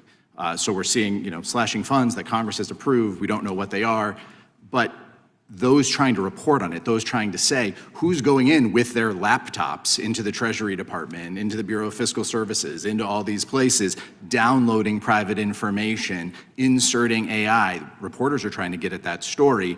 Those who did, including uncovering troubling information about some of the people who've been given this immense power and access inside the government, suddenly become targets themselves. And they become targets themselves because of Elon Musk's incredible social media megaphone, which he has used to put his tweets front and center and in front of everybody. So when Elon Musk says this person is a target, they very much become a target. That is what we should be concerned about, that kind of government overreach and censorship, because Elon Musk is no longer just the head of Twitter, the head of X. Elon Musk is a special government employee, meaning he not only combining his media power, but now his massive, massive governmental power, which he's claiming entitles him to cancel contracts and fire people and do away, and he points all of that at a reporter simply trying to do their job. That is government overreach. That is censorship and a violation of the First Amendment, I believe. Thank you. Mr. Chair, I would request unanimous consent to enter into the record yesterday's statement from the Associated Press in which the outlet describes how the White House violated the First Amendment by blocking its reporters from the Oval Office. Without objection. Gentlelady yields back. Gentleman from Alabama is recognized. Thank you, Mr. Chairman. I appreciate the witnesses being here today. The Biden-Harris White House has censored campaigns, and certainly they've targeted information, satire like our friends at Babylon Bee and other content that did not necessarily violate the platform's policies. Mr. Taibbi and Mr. Schellenberger, I kind of want to dig in a little bit with you guys on the Twitter files and let y'all tell us a little bit about what you found. So, Matt, what was some of the really most revealing things you found as you were going through the Twitter files? And now, Elon Musk, I understand, was a Democrat. You were a Democrat. You've admitted being a Democrat. But now we're seeing a shift. So tell me, Mr. Taibbi, what is it that causes the shift, number one? And number two, what did you find that troubled you the most as you were going through that? And then, Mr. Schellenberger, I'll kind of want to pick your brain a little bit on that, too. Mr. Congressman, thank you for the question. I don't know the answer to that question of what caused the shift. It's a mystery that we've all been trying to look into for years now. I don't know why there's a sudden concern when Donald Trump or Elon Musk does something, but nobody stood up, even for Democrats, when they had their speech suppressed. In the Twitter files, we found requests from the FBI that Aaron Mate from the Gray Zone be removed at the behest of the Ukrainian Secret Services. Nothing. No major media organizations covered that. In terms of academic freedom, one of the first things that we found was that Dr. Jay Bhattacharya, who's in line to be the head of the NIH, that he was on a trends blacklist at Twitter. That was on the first day of the Twitter files we found that. Nothing. Nobody covered that. They called it a big nothing burger. Same thing with doctors like Harvard's Martin Kulldorff or the University of California's Aaron Kheriaty. When they criticized lockdowns, they were de-amplified and or removed. So academic freedom, suddenly it's a big concern. I agree it's a big concern, but it's a concern in both places. And so it's very frustrating to see that shift. Michael, do you have a... Yeah, Michael, if you don't mind, talk a little bit about maybe the Twitter files and, too, the shift and now where you're seeing people who would normally identify as liberal maybe are now coming to the side of our party or to political argument for conservatives to say, hey, free speech matters. What you say, you should be allowed to say what you want to say in a free market. So, my view is that Democrats will look back at giving up the free speech issue to Republicans as just a catastrophic political failure. I've changed my mind on a lot of issues, written 2 books about it, but I never changed my mind about free speech, never changed my mind about the illegality and immorality of weaponizing government. When you look at the history of it, in the 1930s, the repression by FBI was against the left, against the radical left. You look at the defense of flag burning, that was by the left. You look at defense of free speech, often it's by the left. So it's been a reversal. The left, the Democrats, came to embrace the weaponization of and censorship because they became so powerful and so entitled at ruling under the Obama administration, I believe, and the intelligence services. I was going to ask you when you thought it started, but you said earlier about 12 years you could remember, but certainly Biden-Harris kind of doubled down on what Obama started, but go ahead, Yes. sorry, I didn't mean to interrupt. No, that's right. I just think Obama, after, 8 years of Obama, they transformed the intelligence community, became much more left-leaning, much more partisan, and so there's an inorganic and an organic part of the weaponization and censorship, but clearly you see people, we reported on the activities of John Brennan, Obama's CIA director, authorizing reverse targeting or bumps to basically instigate the whole Russiagate hoax. You see these partisan actors in the intelligence and the deep state agencies engaging in these activities. You see it with Democrats as well, and that's just bizarre for anybody that's studied this. Yeah, it's like the chairman mentioned, just the fact that IRS happened to knock on Matt's door the day he was testifying here. The whole system itself, whether it was big tech and the federal government, that is a terrifying option when you see those people working together to target the free speech of American citizens. So, and it wasn't just Twitter, Matt. I think we saw a memo where Meta, you said Meta actually, maybe Facebook had been targeted more, I guess, by the administration, a little more difficult to get their message out, or a little more stringent on how they allowed them to speak freely. So you want to maybe Yeah, I expand on that a little bit? this committee did an extensive report on the Facebook files. They uncovered emails showing repeated requests from the White House to de-amplify figures ranging from Tomi Lahren to Tucker Carlson constantly. And we also found in the Twitter files similar communications from the same people. Also, reporter Alex Berenson found this out about his own account from the New York Times. He found this. They repeatedly pressured Twitter to take down true information, true reports. And these, again, he's not even a conservative. He was a longtime New York Times reporter who was removed from the platform, and again, silenced from the mainstream press during that time. Yeah, I never could figure out who the fact checkers were, Matt. Anyway, I'll yield back, Mr. Chairman. Gentleman yields back. The gentlelady from North Carolina is recognized. Thank you, Mr. Chairman, and I'm thrilled that I got to go after Mr. Moore, because I'm hoping that our witnesses today will apply their same strict construction on the First Amendment to the Donald Trump administration. I hope it doesn't matter who you think is violating people's free speech rights, who is doing the censoring, that you will have the same ethics and the same integrity. I myself worked for the ACLU. I represented people whose speech I did not agree with. I believe we need a robust protection of the interchange of ideas. However, today, not last session when we had these hearings, today, the greatest threat to free speech in America comes not from the media, not from big tech, but from Donald Trump himself. And he has just made that plain. You don't even have to look around or have an investigative report. He's just telling us what he's doing. So this hearing today, unless we talk about the Trump administration as well, is not about protecting the First Amendment. Rather, it's a distraction from the fact that the Trump administration is actively working to chill speech, intimidate reporters, manipulate the flow of information, and manipulate the American people. All true First Amendment threats from the leader of the free world. And let's be very clear. Trump thinks the First Amendment only applies to speech he agrees with. His administration, as we've heard, is purging journalists from press briefings, silencing reporters who dare to challenge him. CNN, The Washington Post, The Hill, all evicted from their Pentagon offices and replaced by outlets more favorable to the administration. We just had the recent AP kerfuffle over the Gulf of America. Why?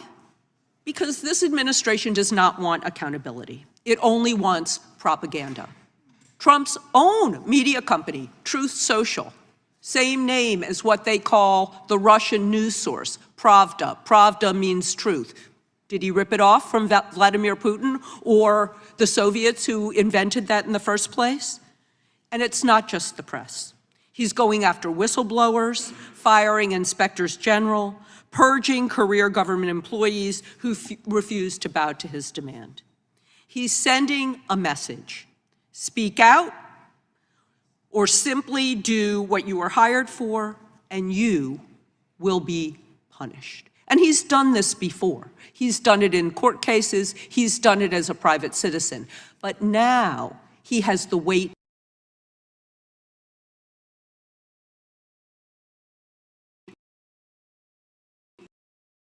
of the government behind him. And that is these blatant abuses of power that leave our nation less safe.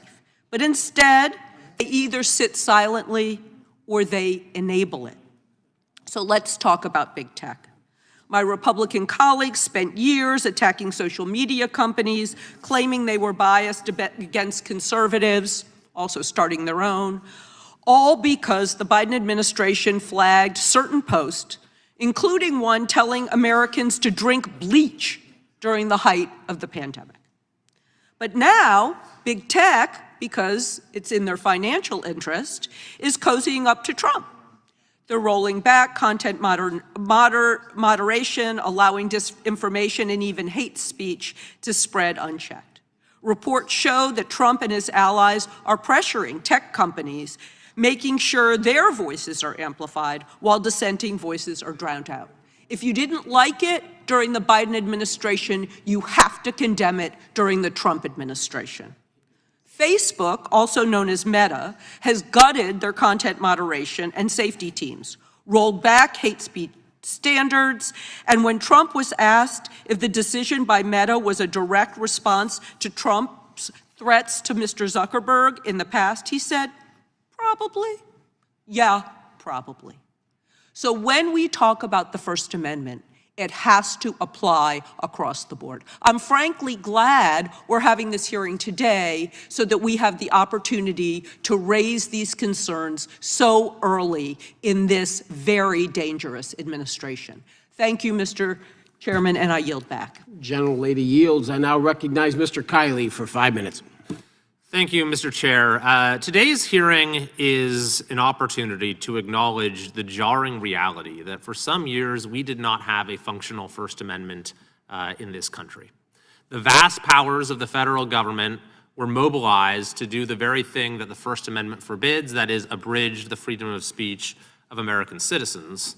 And by using its influence over a few tech companies, its ability to pressure, to influence, to cajole, the government was able to conduct censorship at a scale and at a breadth that the founders could scarcely even have imagined, and took it to extremes that none of us previously would have imagined. It's now part of the history of this country. It's a chapter in our history that the sitting president of the United States was removed from all the leading social media platforms. The leader of one of the parties, of major parties in our country, was removed from the platforms. It's now part of the history of this country that damaging information about a presidential candidate was suppressed on the eve of the election. And then when it came to perhaps the most significant global event in a generation, COVID-19, the government assured that citizens were not even allowed to provide a truthful account as to how the pandemic began. You were not allowed to say 2 + 2 makes 4. And you also were severely restricted in your ability to provide your opinion on what the proper governmental response was. Folks had their posts deleted for even daring to suggest that a 2-year-old shouldn't be forced to wear a mask for hours on end each day. And of course, as the Supreme Court has repeatedly acknowledged, this has a chilling effect where folks then were forced to steer far clear of whatever that line of censorship might be. And so for every post that was censored, there were many, many other things that were suppressed as a result. I think this is also an opportunity to acknowledge how important the oversight of this committee was. In fact, it is likely some of the most important oversight, congressional oversight that has been done in the history of the United States Congress, is that by exposing what Mr. Schellenberger has called the censorship industrial complex, we were able to get tangible outcomes where censorship outfits were ended, specific tangible censorship operations were ended. You even had Mark Zuckerberg come out and detail exactly the governmental pressure that was brought to bear upon him. And he even went so far as to say that what Elon did for the Twitter files, Jim Jordan did for the entire industry. But beyond those specific results, I think that this oversight effort has also been successful in preventing censorship from becoming a norm in American life, which is, I think, a very important result. I mean, we forget that freedom of speech is historically anomalous. It's somewhat counterintuitive. It's not even embraced by many of our nominally democratic allies around the world today. And I think we got frighteningly close to this deeply embedded norm of our country's DNA of freedom of speech, of that starting to really weaken. And it's going to be important, I think, going forward to have guardrails in place to assure that these sort of censorship efforts don't repeat themselves. But Mr. Schellenberger, if we accept the premise, which I think is true, of course, that the censorship industrial complex is on the defensive and certainly in retreat in the federal bureaucracy. We need to stay on guard. But are there other sites where it might be reposed? I mean, you've mentioned global institutions, but in particular, our home state of California, with bureaucracies that are just as, if not more Orwellian than some of these federal bureaucracies, with a governor who has vowed to Trump-proof the state, as well as it being the home to most of the major tech companies. Do you see risks there, and how might we conduct oversight to make sure that doesn't happen? Yeah, absolutely. And in fact, our friend and colleague Andrew Lowenthal just published a report about efforts at the state level to promote censorship. And as you know, one of the big pieces of censorship that Governor Gavin Newsom promoted and others promoted was having doctors be censored for not prescribing the official orthodoxy when it came to COVID.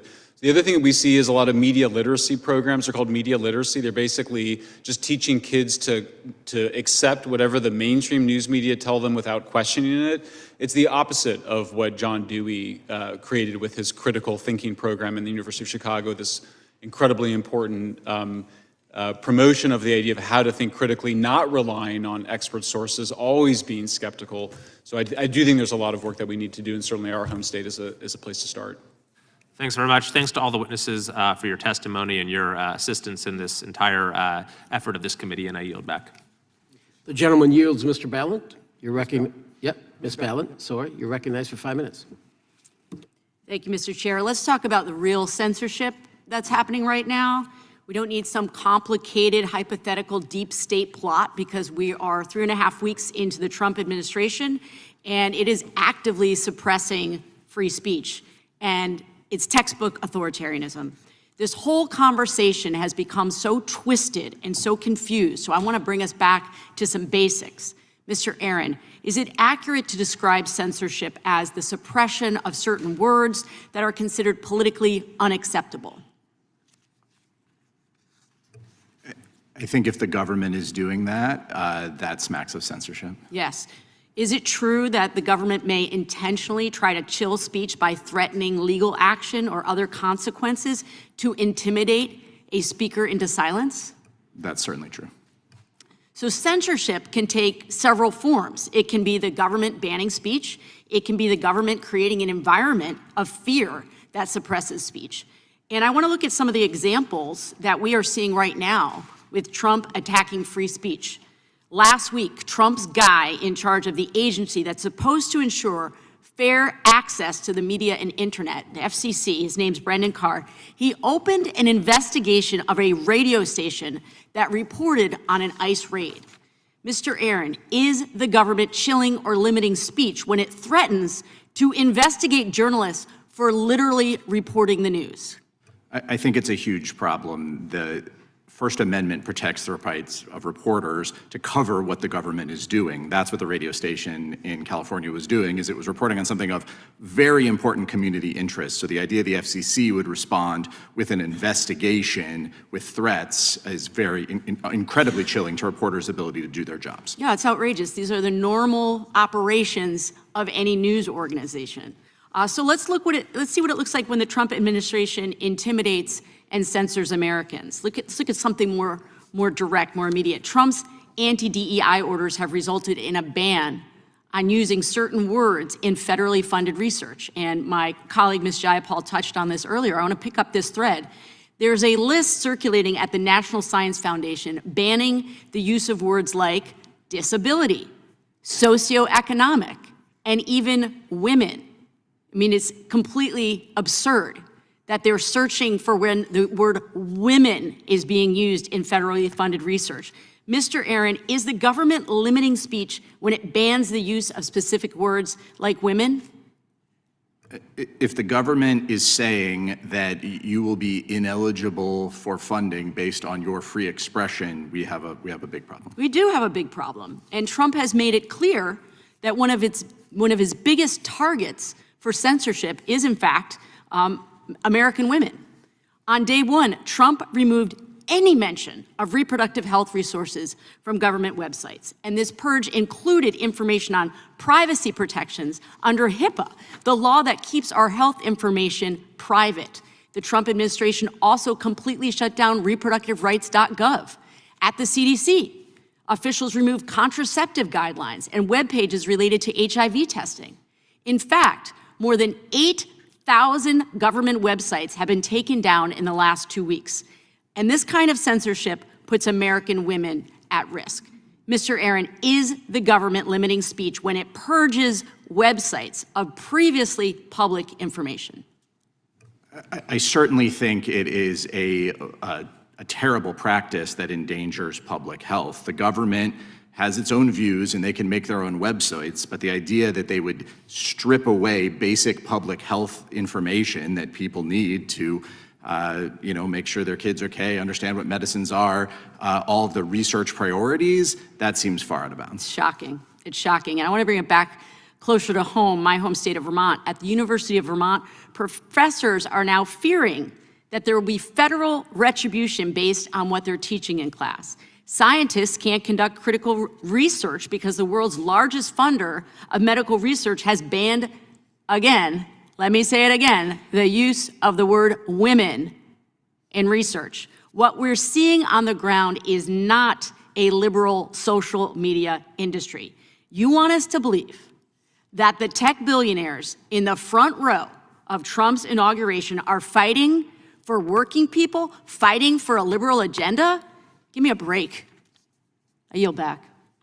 Gentlelady yields. I now recognize Mr. Fry. You have 5 minutes. Thank you, Mr. Chairman. And I'm fascinated by this discussion. I really appreciate y'all lending it because I think one of the biggest issues in this last election was this censorship industrial complex. Of course, you guys uncovered a lot of that with the Twitter files and the like.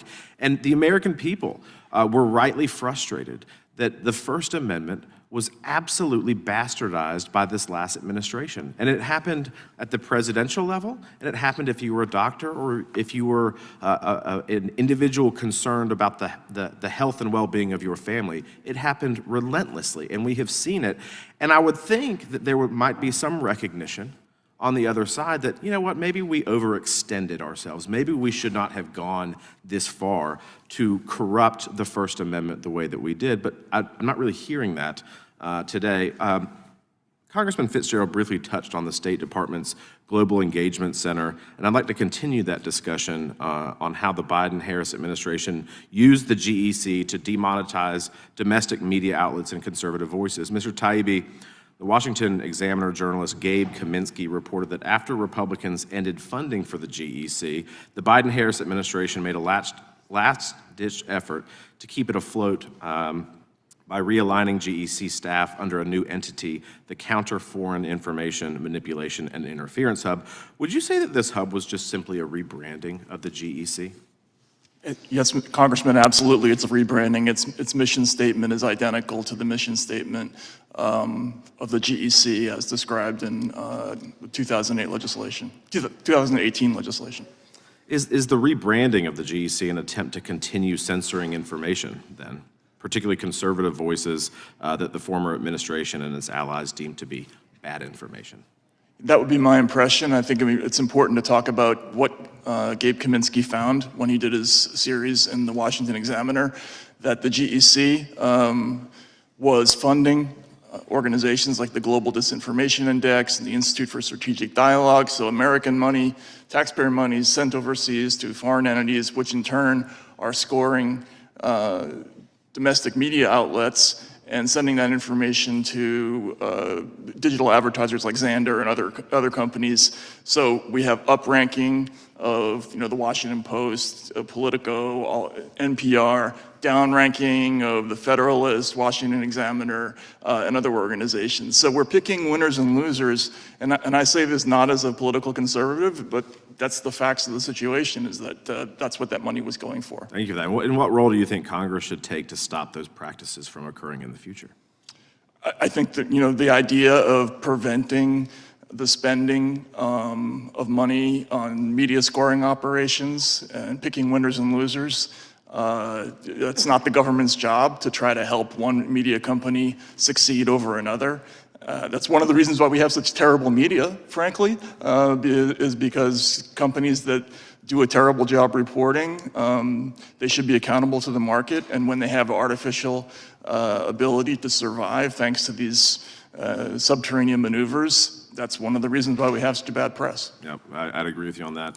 Following this committee's work last Congress, a group of advertisers actively colluded against conservative media shutdown. Mr. Schellenberger, what role should Congress, the FTC, the DOJ have in preventing the next GARM from resurfacing and colluding to the detriment of speech? Eternal vigilance. I mean, and God bless you all for what you did around GARM. I mean, it was incredible. You know, this was one of the stories that we uncovered. We had a whistleblower bring to us something called the Cyber Threat Intelligence League, which was an early censorship effort in 2019.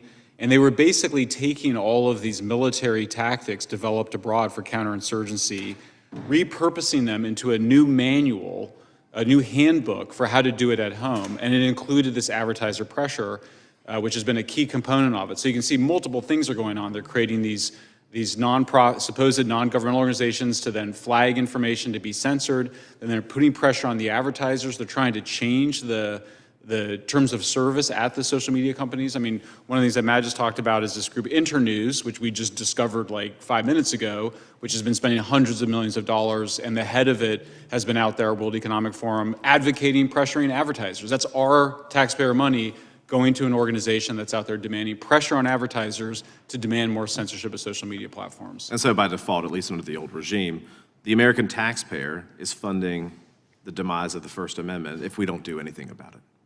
And the good news is that if you defund the thought police, there's not that many there's not many people out there that want to independently fund the thought police. And so if the government stops funding it, we do think it'll shrink quite a bit. Thank you for that. Mr. Chairman, I yield back. Gentleman yields. I now recognize Ms. McBath for 5 minutes.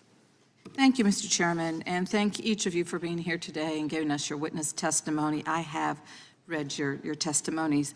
And I want to say we as Americans have fantastic opportunities endowed by our First Amendment protections. We're given the chance to be a better informed and more expressive society. But with such privileges comes a great deal of responsibility. Many of us get our information from the news, and yes, we're getting it from social media too. We share our musings or our special moments and photos of our meals. Many of our children are either or they will soon be on social media and will have a direct line to the world with all its information and misinformation. As online bullying grows in its prevalence, the role of regulation and responsibility of social media companies becomes substantially significant. In the same way you cannot believe everything that you hear and everything that you see, you cannot trust that people will be any more honest online behind the veil of the internet and a keyboard. On many of these social media sites, a 50-year-old man can pose as a 15-year-old girl, and a potential predator could pose as your child's very best friend. Sensitive information like personal details or photos are too often shared without the consent of those depicted, and we've begun to see the terrible impacts of bullying online and shaming. There are far too many stories of parents that are losing their children to self-harm because these companies either don't take action fast enough or downright fail to implement policies to keep our kids safe. We recently celebrated the passage of my bipartisan law to protect our kids from online exploitation and empower law enforcement to catch predators who have sensitive or explicit material. And I want to recognize those families of young people who have been lost to instances of online targeting for their courage and strength in sharing their stories. I know how difficult it can be, and we're grateful to have you with us in the fight to change our laws and hold these companies accountable. But let's be honest. Today's hearing is a distraction and undermines the very real pain and confusion that far too many families feel when some of the most powerful tech companies in the world fail to protect our children. Social media companies bear the responsibility of preventing harm and monitoring sensitive content that can endanger our loved ones and should not be intimidated by the powerful few when enforcing safety standards. Those of us on this side of the aisle, at least, are focused on the needs of American families over the needs of a wealthy few who attempt to control the flow of information online and in our media. We will hold them accountable. Mr. Aaron, my question is for you. If social media platforms are prohibited from enforcing their community safety standards and news media outlets are unable to carry out responsible journalism for fear of retaliation by extremely wealthy individuals, how are these platforms likely to change? Well, I do think we have a concern if, social media platforms aren't able to make their own decisions as private companies about and be responsive to the needs of their users who have asked for them to, address the kinds of threats and dangers that you're talking about. And we want them to be able to do that without fear of government retribution. Their own users are not telling them that they want them to keep up hateful content, calls to violence, and obviously anything illegal they should act on, but their own users are asking them to moderate content to improve their experience. I believe that as private companies, they do have their own rights, their own speech rights to make some of those decisions. If we force them, I think that's a problem. I don't think that's the role of the government. I think it's the role of the users to keep them accountable. I've spent a lot of time haranguing these companies, as I'm sure others have. We're going to have to continue to do that. I think when it comes to the media, obviously, if they are living in fear of retribution, they are under the thumb of the administration. Their bosses are signaling that they will not back them up when their journalists are out there trying to report. Then we have a serious concern, and I think a real threat to free speech. Well, thank you so much, and I think we're on a slippery slope here in this country, and just thank you for your testimony, and I yield back. Gentlelady yields back. Gentlelady from Florida is recognized. Thank you, Mr. Chairman, and welcome to our witnesses. Today, we are here to discuss censorship. And one of the most alarming fronts in the battle against censorship is the left's early attempts to control and to overregulate artificial intelligence. Instead of fostering innovation and ensuring AI serves the American people, Democrats have rushed to impose sweeping limitations and restrictions that have silenced voices, that have distorted facts, and that have the potential to undermine our competitiveness in the global stage. There's growing evidence that artificial intelligence chatbots and models refuse to answer certain questions or can give skewed responses based on political bias. The Biden administration and blue states pushed heavy-handed regulations with an approach that wasn't protecting Americans from real harm, like China's AI-driven propaganda or deepfake fraud. Instead, it was about controlling speech. Some proposals even suggested that AI-generated content should be pre-approved by the government. That's not guardrails. That is a ministry of truth. America leads the world in technology because we champion free thought, open debate, and competition. If we overregulate AI and stifle free speech, we won't just lose those values, we lose our technological edge to nations who do not share our commitment to freedom. Mr. Taibbi, I would like to start with you. Do you think AI censorship has the potential to be more insidious than social media censorship because it's baked into underlying algorithms, making it harder to detect by the average user once it is there? Congresswoman, thank you for the question. I absolutely do think that. In fact, that was a critical reason I think that a lot of us were alarmed. When we worked in the Twitter files, we were very fortunate, thanks to the freak accident of an overcaffeinated billionaire deciding to dump all the stuff into the public. We got access to all these emails showing the decision processes that led to all these different people being flagged or censored or removed, on the left and the right, frankly. But AI has with that technology, there's the possibility that there would be no trace of anything. You could just give it some general guidelines and the entire process could be automated and it wouldn't leave that kind of a trace for us to sift through later on. That's why I think there was a significant alarm, from what I understand, talking to sources in Silicon Valley last spring, that after having some discussions with the Biden administration about their plans for AI going forward, that was one of the reasons why there was a sudden shift in the donations from Silicon Valley from one party to the other. And if AI models are programmed to reinforce one political perspective while shutting down another, What impact do you think that will have on the public discourse, most especially for our young people who are receiving a significant amount of information from chatbots and artificial intelligence? Well, I think it's very scary because one of the things that we found, again, in the Twitter files is we were asking ourselves the question, well, how are they doing this? How are they picking which topics to look at or which posts to look at? And ultimately, we figured out that essentially they were pre-choosing narratives and then looking for posts that fell into the bucket of things that might constitute violations. So for instance, things that might have promoted vaccine hesitancy, even if it was true information, even if it was somebody who took the shot and died for an unrelated reason, or somebody who had an unpleasant experience getting vaccinated, that would fall into the bucket of something that would promote hesitancy. And AI would be far faster at doing the work of identifying narratives and identifying posts that fall into those narratives. Now, the thing that's offensive about this to me as a journalist, again, is that this has nothing to do with the accuracy of the underlying material. It's the narratives that are important in this entire world, and that's what's scary. What can Congress do, or perhaps more importantly, should Congress not do to help support an information ecosystem that is fair, open, and unbiased? I think it's more in the direction of what they shouldn't do.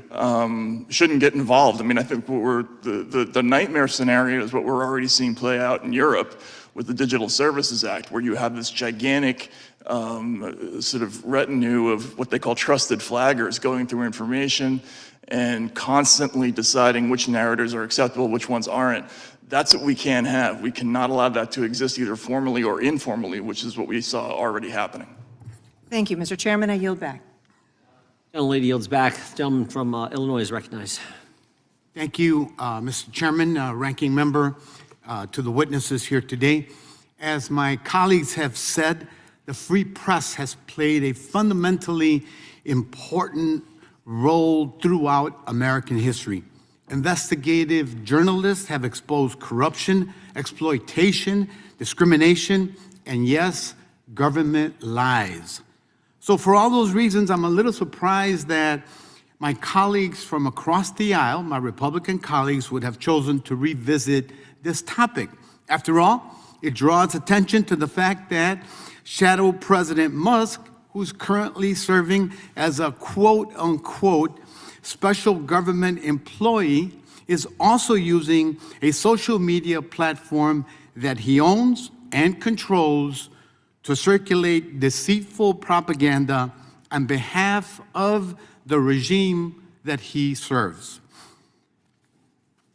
Mr. Aaron, let me ask you a few questions. How do lies coming from someone designated as a government employee damage the flow of accurate information to the American people? Well, I think the American people have an expectation that their leaders should be doing everything they can to tell them the truth. So obviously, if they're being fed falsehoods, that's a huge problem, and it creates, obviously greater distrust in government, and often, obviously leads to things that government leaders don't want the public to know about. And have you seen those types of falsehoods on exhibit since the President Trump was inaugurated? Well, I imagine there's a long history in the government of some people not telling the truth. Certainly, President Trump has very often misled people, relied on falsehoods, exaggerations, and the like. And yes, I think it's very concerning. And what does it mean for a democracy when its richest citizen is using both major social media platform that he owns and his official status as a special government employee, what that title gives him to undermine the free press? Well, I think that the American public has a lot of people are questioning what power does that title give him? Where are the limits on Elon Musk's power? What is he being allowed to do? And for him at the same time to be able to control a powerful social media platform and dictate those terms, it's one thing to be the leader of a media company. It's another to be a leader of the government. When those two things are combined, I think that is where we get into a very troubling area. And that's the ride that we're in right now. One last follow-up, Mr. Aaron. Since Shadow President Musk stood next to President Trump to make the claim that, quote, all of their actions are maximally transparent.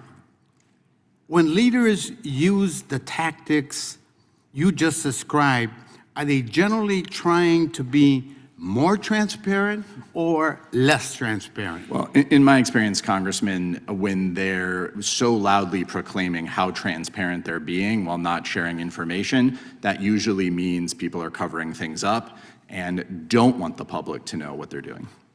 Thank you very much. Mr. Chairman, I yield back. Gentleman yields back. Gentleman from Texas is recognized. Sir, I yield my time to the chairman. Appreciate the gentleman yielding. Mr. Taibbi, is censoring false speech okay? Sorry, Mr. Chairman, no. The government has no role. I was Not supposed to censor false speech, not supposed to censor wrong speech, not supposed to censor stupid speech. I mean, Congress is guilty of doing stupid speech probably every day. You're not supposed to do that because we have a First Amendment, and the answer to stupid and false and wrong speech is more speech. That's the First Amendment in and of. I mean, that's it. Is that accurate? Yes, it is. But it was particularly troubling in the last administration that they censored so much speech that wasn't false. And that would have been bad. That would have been wrong. That's a violation of the First Amendment.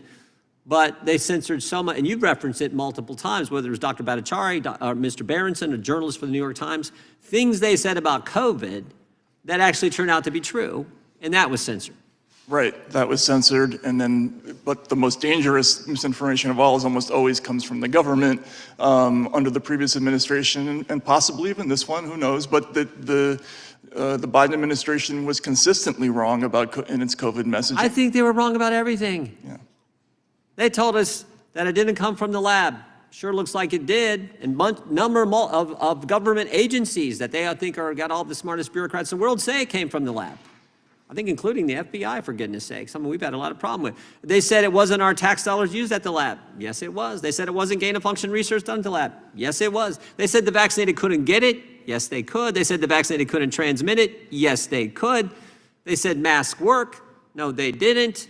And then they said the 6 feet social distancing was based on science. And Dr. Fauci said in a deposition, I was there, and he said it's kind of made it up. It wasn't based on science. So I think that they were 0 for 8. But that's exactly the stuff. If you disagree with any of those 8 positions, that's what they attacked. So it was even worse. It wasn't like false speech, which is bad enough. It was actually accurate stuff. And you have to take my word for it. Mr. Zuckerberg wrote the committee a letter and said it was those kind of things relative to COVID that the Biden administration, day after day, pressured them to censor. That's scary. And here's the thing we've forgotten. I don't think this has come up. I don't think it's come up in the hearing yet. We've been at this, 3.5 hours. That administration actually tried to set up a commission to police speech. It was called the Disinformation Governance Board, as if a bunch of other bureaucrats could further tell us, no, you can't say that. They were going to do it. What was her name? Miss Jankowicz. Jankowicz was going to lead this thing. You're like, what? This is crazy. So, Miss Zuperman, we were pretty close to being as bad as all the other countries you've talked about.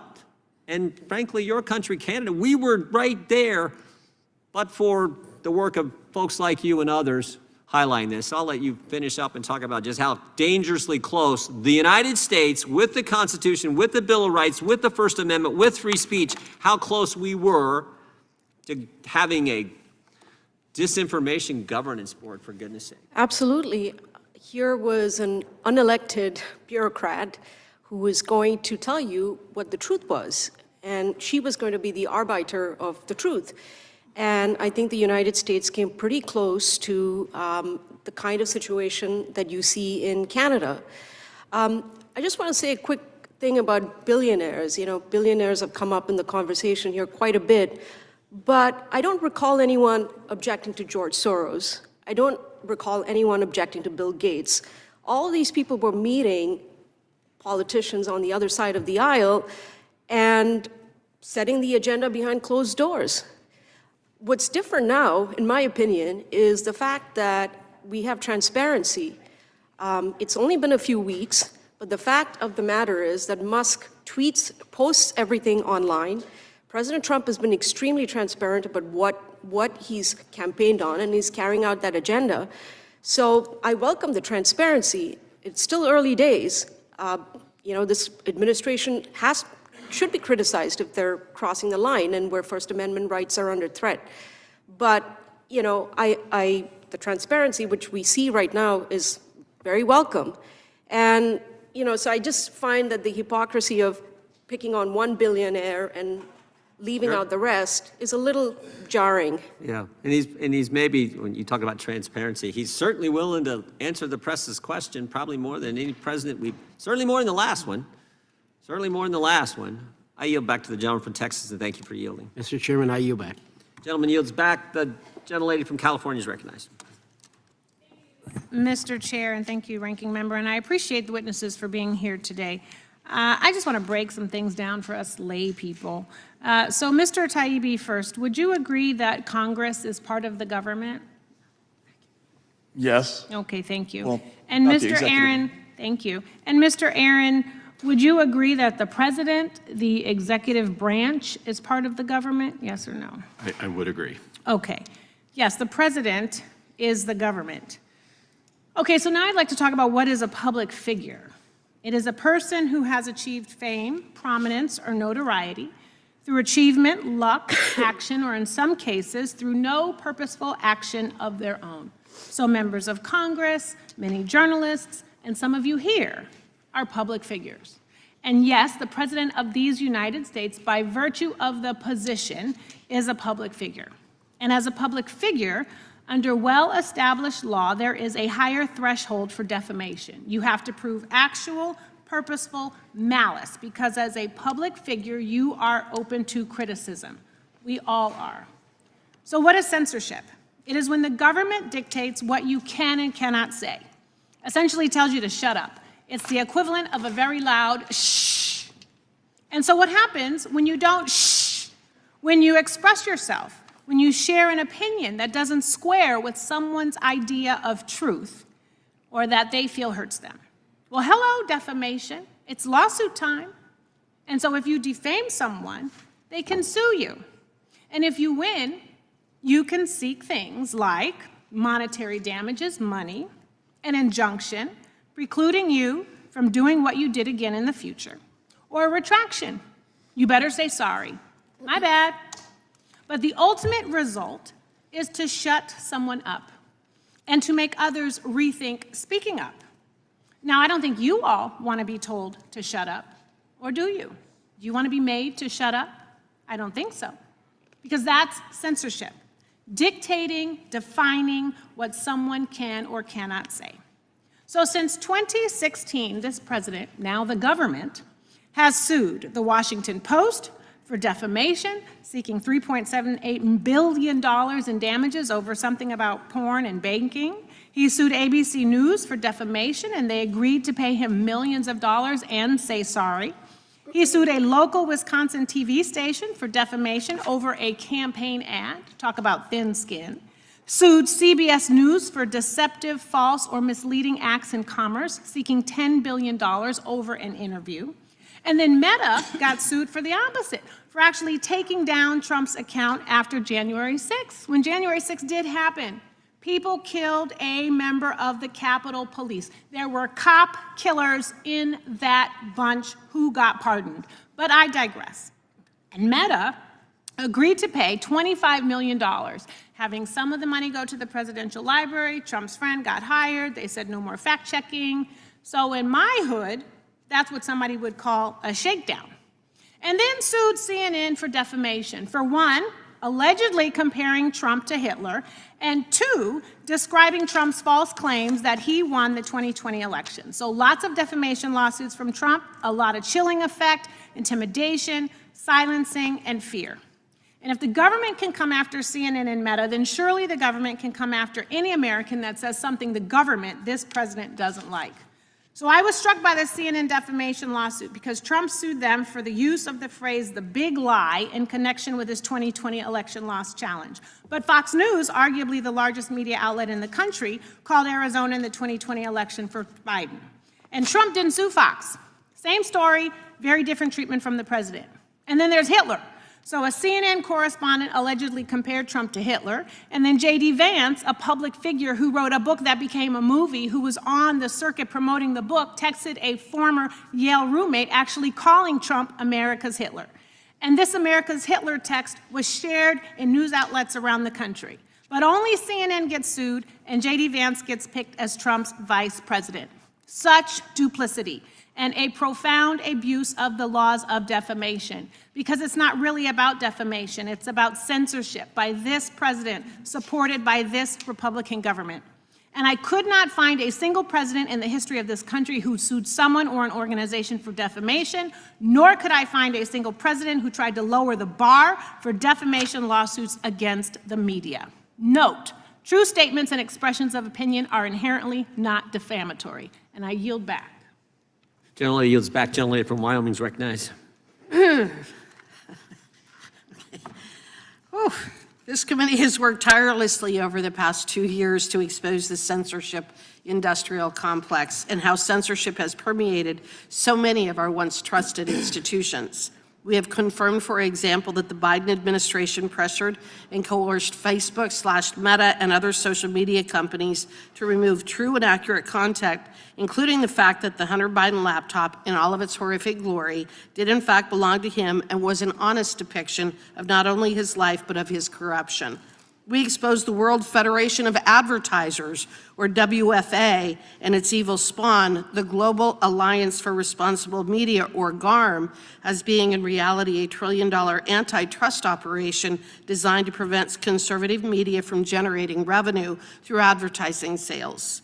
We informed the public that their government, a government that they pay for, was using third parties to prevent them from obtaining accurate information about COVID-19 and the efficacy of the vaccines. We exposed the long-term effort by our so-called political betters to censor our speech, to prevent us from freely exercising our religion, to prohibit us from assembling peaceably, to destroy freedom of the press, and to block our ability to petition our government for redress, the 5 pillars of the First Amendment to the United States Constitution. To say that what we learned is frightful and frightening is an understatement. It is the absolute antithesis of a free society. If we cannot speak truth to power, we have no power. If the government can block the dissemination of valid, legitimate, and accurate information about our very health care, then we are serfs, not free people. If the entire mainstream media complex is turned into a government mouthpiece, corruption becomes the order of the day, and freedom, equal protection, the rule of law, and accountability mean nothing. There were numerous people who helped expose this scandal, including several on this panel today, and the American people thank you. Your willingness to take on the censorship industrial complex is admirable, and it is not hyperbole to say that you had a hand in saving our republic. We also learned that this censorship apparatus was not limited to just a few federal employees, but was a whole of government approach that was launched to protect the Bidens, Fauci, Mayorkas, and others, while targeting Trump supporters and the disfavored. And here we are, the dust has largely settled, and we have wrested control away from would-be dictators. Pulled back the curtains and turned the sunlight on to disinfect the dark, dank corners of Washington, D.C. Yet I am not aware of anyone who created this censorship infrastructure being held accountable for the last almost 10 years of relentless, well-funded, and well-orchestrated attempt to nullify the First Amendment. Here is my question. Are any of you aware of any political leader or federal employee being held accountable, either by being reprimanded or fired, being sued, or having criminal charges brought against them for violating Americans' First Amendment rights? Mr. Schellenberger? The only person I can think of is Nina Jankowicz, who was basically forced to step down. She didn't get a job. What's that? She didn't get the job. Yeah, she just didn't get the job. Mr. Taibbi, are you aware of anybody being punished? No, I can't think of anybody. Mr. Aaron? Based on your description, I don't. Mr. Subramanya? I'm not aware of any politician anywhere on the planet, anywhere in the Western Hemisphere, who's been held to account for violating people's free speech rights. So don't you find it strange that the architects of this situation have not been held accountable for violating our rights? On his first day in office, President Trump issued an executive order prohibiting federal officials from engaging in censorship and directing reviews of previous federal involvement in censorship. And I think that's a good first step, but I don't think it's enough. I believe that Congress must act to defend the First Amendment, which is why I developed legislation with Representative Dan Bishop last Congress, now introduced in this Congress as the First Amendment Accountability Act, which aligns with the President's executive order, but it has actual teeth in it. And what my Accountability Act says, that it creates a federal version of 42 U.S.C. Section 1983, a civil rights statute, and it says that should a federal employee deprive any person of their First Amendment rights, the employee shall be held liable to that person for damages, a suit in equity, or other proper proceeding for redress, including the award of attorney's fees. Will the gentlelady yield for a friendly question? No, I will not. For a friendly question? No, Mr. Aaron, do you believe that an individual employed by President Trump in the White House should be able to violate your First Amendment rights to censor your speech? Yes or no? No, I don't think it should be censored. So I take it that you support my First Amendment Accountability Act to make sure that such an action never happens, and if it did, that you would have a remedy to protect yourself. Is that right? I would be happy to look at the legislation and the text you've prepared. And as to each of the rest of you, Mr. Taibbi, Mr. Schellenberger, and Ms. Subramanya, do you believe that the First Amendment Accountability Act is a good idea? I do. Sounds good to me, but I'd love to read it. I support it. Thank you. I yield back.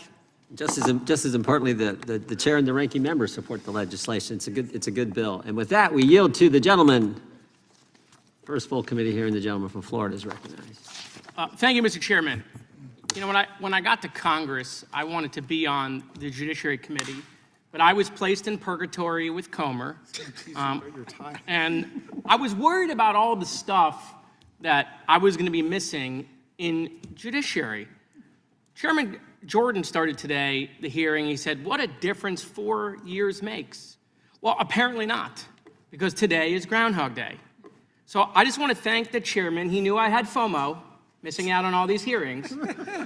And so I brought pictures of the chairman doing this hearing. So here's one picture from March 9th, 2023. He did this hearing. Then on March 30th, he did the hearing again in 2023. Different tie. Tie. We'll get there. We'll get there, Mr. Chairman. Here's one from July 20th, doing the same hearing. November 30th, same hearing. Okay, February 6th, the same hearing. There's so many more.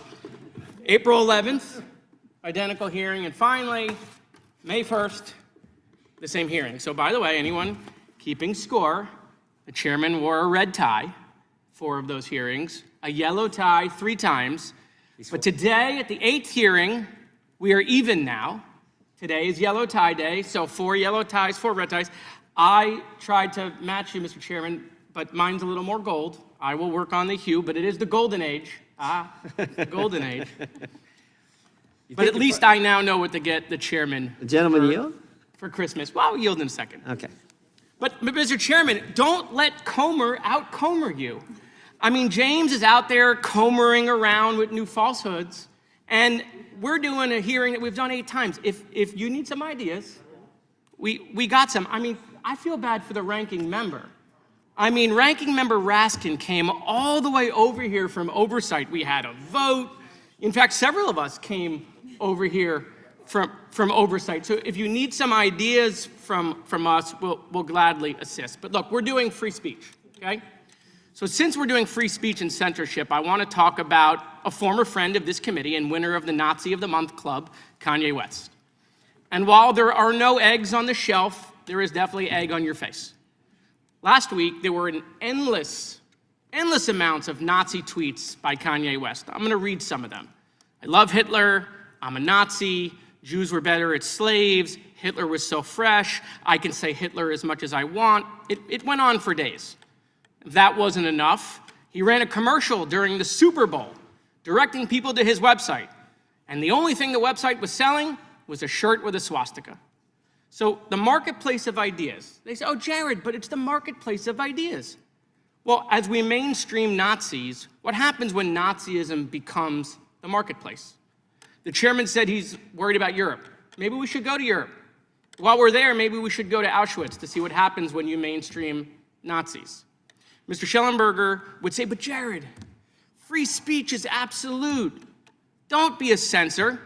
But actually, Kanye accidentally disproved that idea. He proved that free speech is not absolute. You see, what happened was he started posting porn on X. And then all of a sudden, the conservative free speech masters of the universe were outraged. Elon unfollowed him and then labeled Kanye's account. So imagine if Kanye had only posted Nazi porn.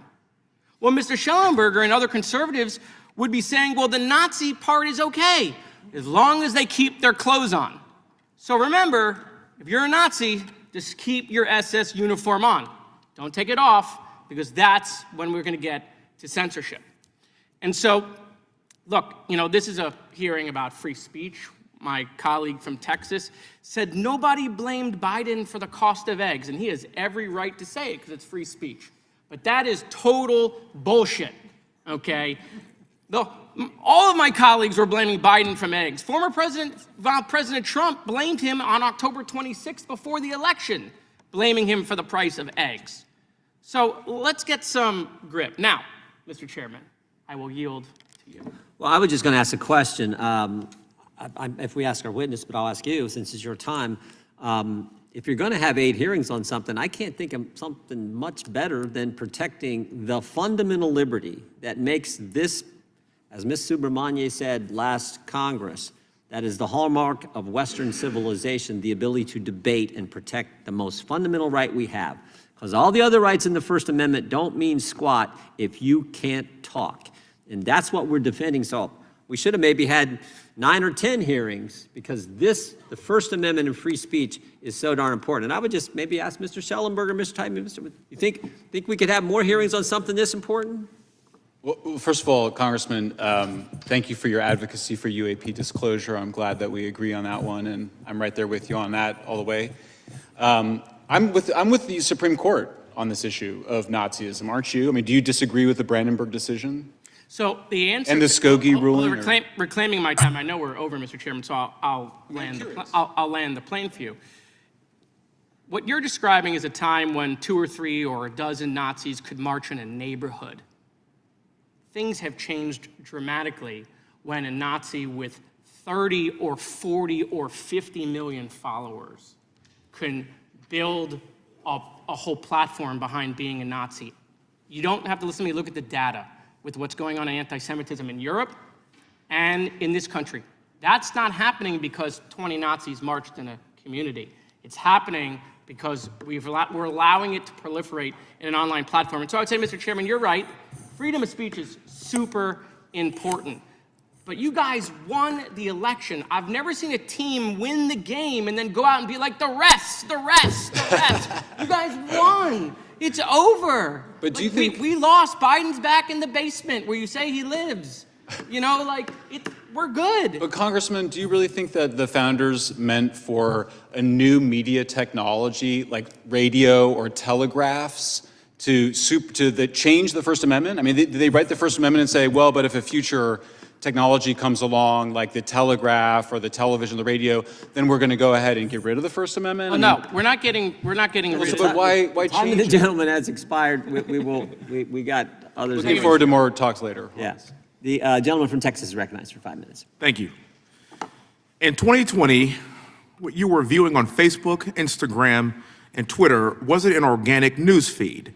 It was a state-approved news feed curated by the Biden-Harris administration. This might sound familiar. This news feed is brought to you by Pfizer. This news feed is brought to you by the Biden-Harris administration. This news feed is brought to you by the big Russia lie. And we know it's true because 51 intelligence officers said it was, right? Wrong.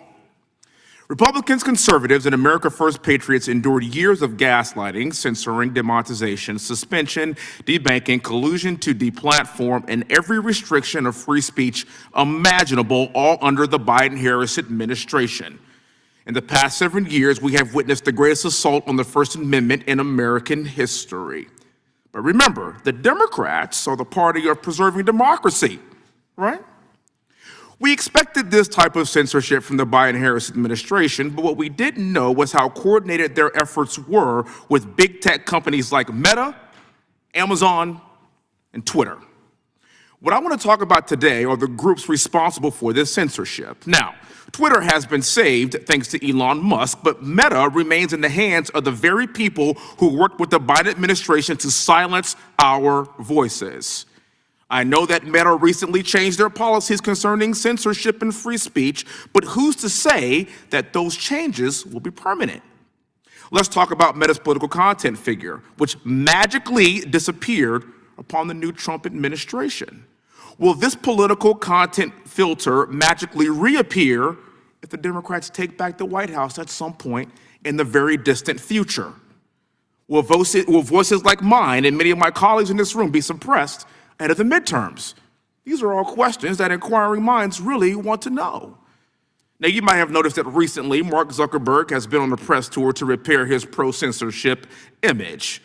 But those of us who have been subject to censorship, especially this U.S. congressman, I don't forgive and I don't forget quite so easily. Let's not forget that Meta banned the sitting president of these United States of America from Instagram and Facebook. And interestingly enough, Meta banned President Trump before Biden even took office. So you can't defecate on the president's First Amendment rights and call it chocolate pudding at this point. And just because you give him $1 million ex post facto does not change the fact that you did this and this actually happened. I've seen Democrats on TV for the past week scream, Elon Musk, Musk, Musk, Musk, Musk, Musk, Musk, Musk. It's been quite invigorating, actually. I'm really enjoyed it. And what's funny about it to me is that you're mad at the guy that found the fraud, but not mad at the people that wasted your money. Here in Congress, we clearly can't cut a budget, so I really thank Elon for doing our job for us. Mr. Schellenberger, thank you for being here, sir. As a leading expert in the suppression of freedom of speech, what is the most egregious example of censorship from Meta that has occurred during the Biden administration, in your humble opinion? I mean, probably the censorship of what Facebook itself called true stories of vaccine side effects. These are ordinary moms and dads who are describing the impact of vaccine on their kids, and they were censored without their knowledge and against the opinion of Facebook's own executives who said, if you want to increase vaccine hesitancy, there's no better way to do it than to censor people that are trying to share those stories. I mean, that's the most fundamental kind of conversation that we should be allowed to have between ordinary folks, and Facebook secretly censored it at the behest of the Biden administration. Do you see a return to some of the policies that I was referring to with Meta in terms of, you know, the upcoming election, the upcoming midterms, the future? I understand right now it's really cool because President Trump won, so now you want to be in the cool guy club. But what measures do you think need to be done, or do you see a potential return to that if we don't get this right, you know, in the next, 18 months? I mean, I think, yeah, absolutely. I mean, look, I think Zuckerberg, his statements were amazing recently, but of course, he had made similar statements, including defending Holocaust denial on Facebook in 2019. He went back on that, as you mentioned, he deplatformed the president. So not super reliable, so I do worry about that. I think the most important thing for Congress to do is to find every penny that's going to censorship activities in the federal government, phase them out, and then some investigation to hold the right people accountable. Because I'm with you. I was censored on Facebook for sharing true information as well, and I won't easily forget it. Thank you very much. See you back to the remainder of my time. Thank you, sir. Gentleman yields back. The mayor of New York, gentleman from New York is recognized. Thank you, Mr. Chairman. Of the 8 hearings on this topic, I do give you credit. This is only the 3rd one with these same witnesses. This one, though, introduces a new wrinkle. censorship by foreign countries, of course, which Congress has no jurisdiction over. So I do give you some credit because at least the first two with them had something to do with our jurisdiction. Gentlemen yield? Not yet. Okay. Now, let's look at what has happened over the past 3 weeks. Donald Trump pardoned more than 1,500 criminals from January 6th, including hundreds who were convicted of assaulting police officers. So much for backing the blue. He tried to freeze all federal funding, SNAP benefits, Medicare, Medicaid, Social Security, tax refund checks, you name it. He illegally fired senior officials and inspectors general, and even the director of the Office of Government Ethics, because they might, God forbid, provide accountability to the convicted felon in the White House. And the president has given an unelected billionaire total access to the inner workings of every executive branch agency, and he is freely terminating government contracts and government officials. Now, whether you agree or not with whatever Donald Trump and Elon Musk are doing, it is a breathtaking and unprecedented usurpation of government power. And instead of Congress actually using its oversight authority to provide a check and balance on this government takeover, the Republican majority is once again here talking about Hunter Biden's laptop, the Twitter files from many years ago, and now a new one, censorship in Europe. Now, when asked about what guardrails there may be on Elon Musk's infiltration of our federal government this past weekend, the chairman said, and I quote, "The guardrails are all you all in the press who are talking about it every day," end quote. The press? The press? What about Congress, Mr. Chairman? Our Constitution places responsibility for oversight and accountability on Congress, not the press. It is almost as if my colleagues on the other side of the aisle wake up in the morning and think, how can I undermine my own power? Let's be very clear. Nobody has any idea what Elon Musk is doing, including the president, including my friend from Texas, who has no idea whether Elon Musk has found fraud or not. And I find it shocking that my Republican colleagues are willing to simply take Elon's word for it. Just yesterday, Mr. Musk admitted that at least some of what he says is incorrect. So even Elon Musk does not take his own word for it. Now, how about this committee investigate Elon Musk's rampant conflict of interest, Mr. Chairman? He has 6 companies that have at least $13 billion of government contracts. And here he is making decisions about what government contracts should be canceled. And I want to introduce, by unanimous consent, an article in the New York Times from yesterday that talks about the 32 ongoing investigations into Elon Musk and his companies.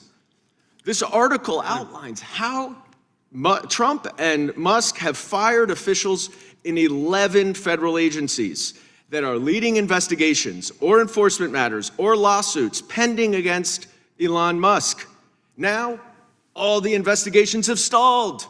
Lucky Mr. Musk. Can't beat the conflict of interest. Without objection. So enter. The Consumer Financial Protection Bureau has received hundreds of complaints against Tesla.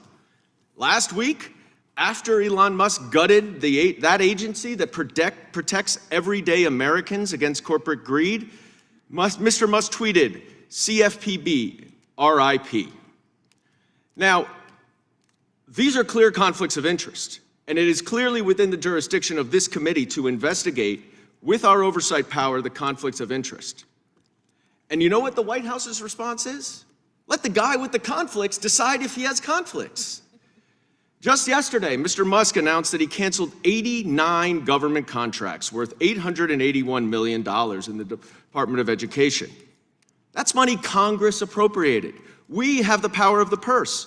Maybe it's wasteful, maybe it's not, I have no idea, you have no idea, but it's a blatant violation of the law and the Constitution. And apparently my Republican colleagues are so weak and afraid of Donald Trump and Elon Musk that they're willing to undermine their own constitutional authority just to please them. You're giving away your own power in fealty to Donald Trump. So, Mr. Chairman, I ask that for our next hearing, we actually do some oversight and accountability of what this administration is doing right now, not what the Biden administration did years ago. And I yield back. Gentleman yields back. I would just ask Mr. Schellenberger, if European law results in the censorship of Americans, is that something that the Judiciary Committee should be concerned about? Yeah, absolutely. And you shared that information this morning on X, the post about the judicial ruling in Europe, which says that they do think they have the right to do that. And we keep seeing this similarly in Australia, where you see these authorities who think that they should be able to censor the entire global internet of disfavored information. So it's very disturbing, and like I said, it really makes you question our alliance with Europe. Mr. Chairman, I have a unanimous consent motion.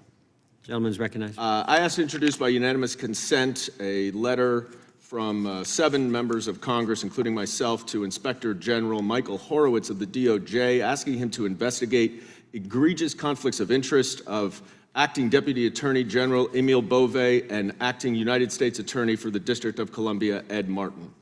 You're asking to enter into a record a letter you sent to who? To the Department of Justice Inspector General Michael Horowitz, one of the very few who was not fired.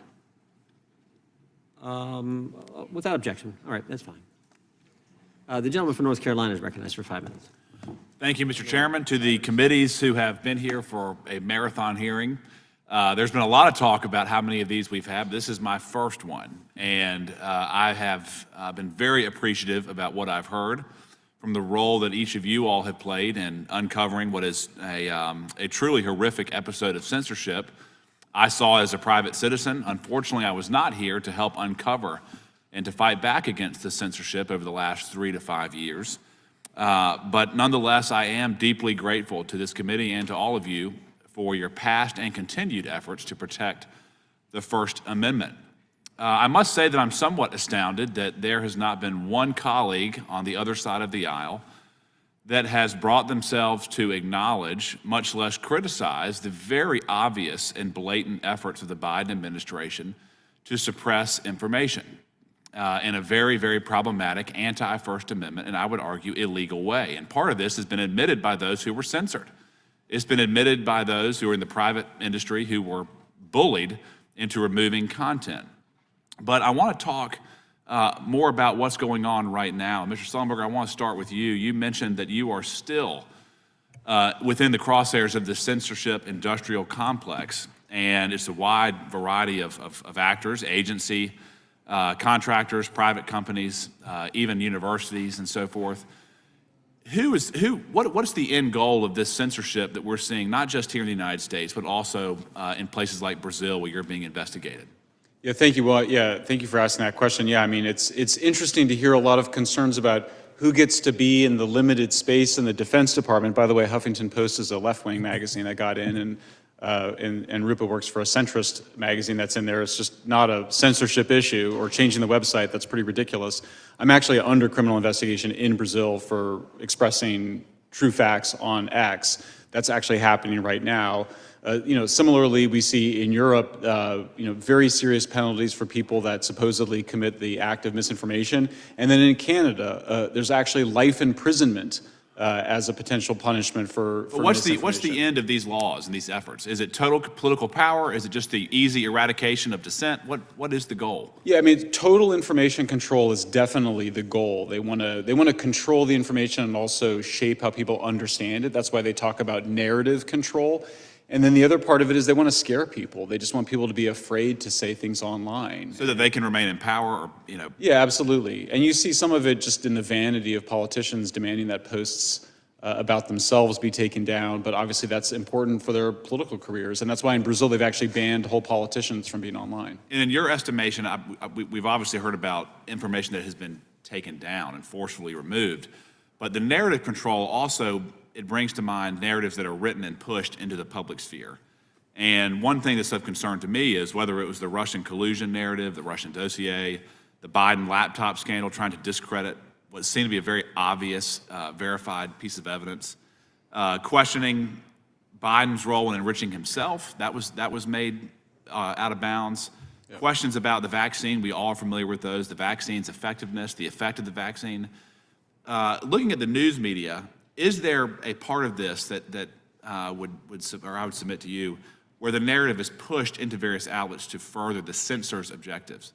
Well, yeah, I mean, you see it right now, right? Everybody's saying constitutional crisis. If you just Google that, it's like all over, everybody repeats themselves in the mainstream news media.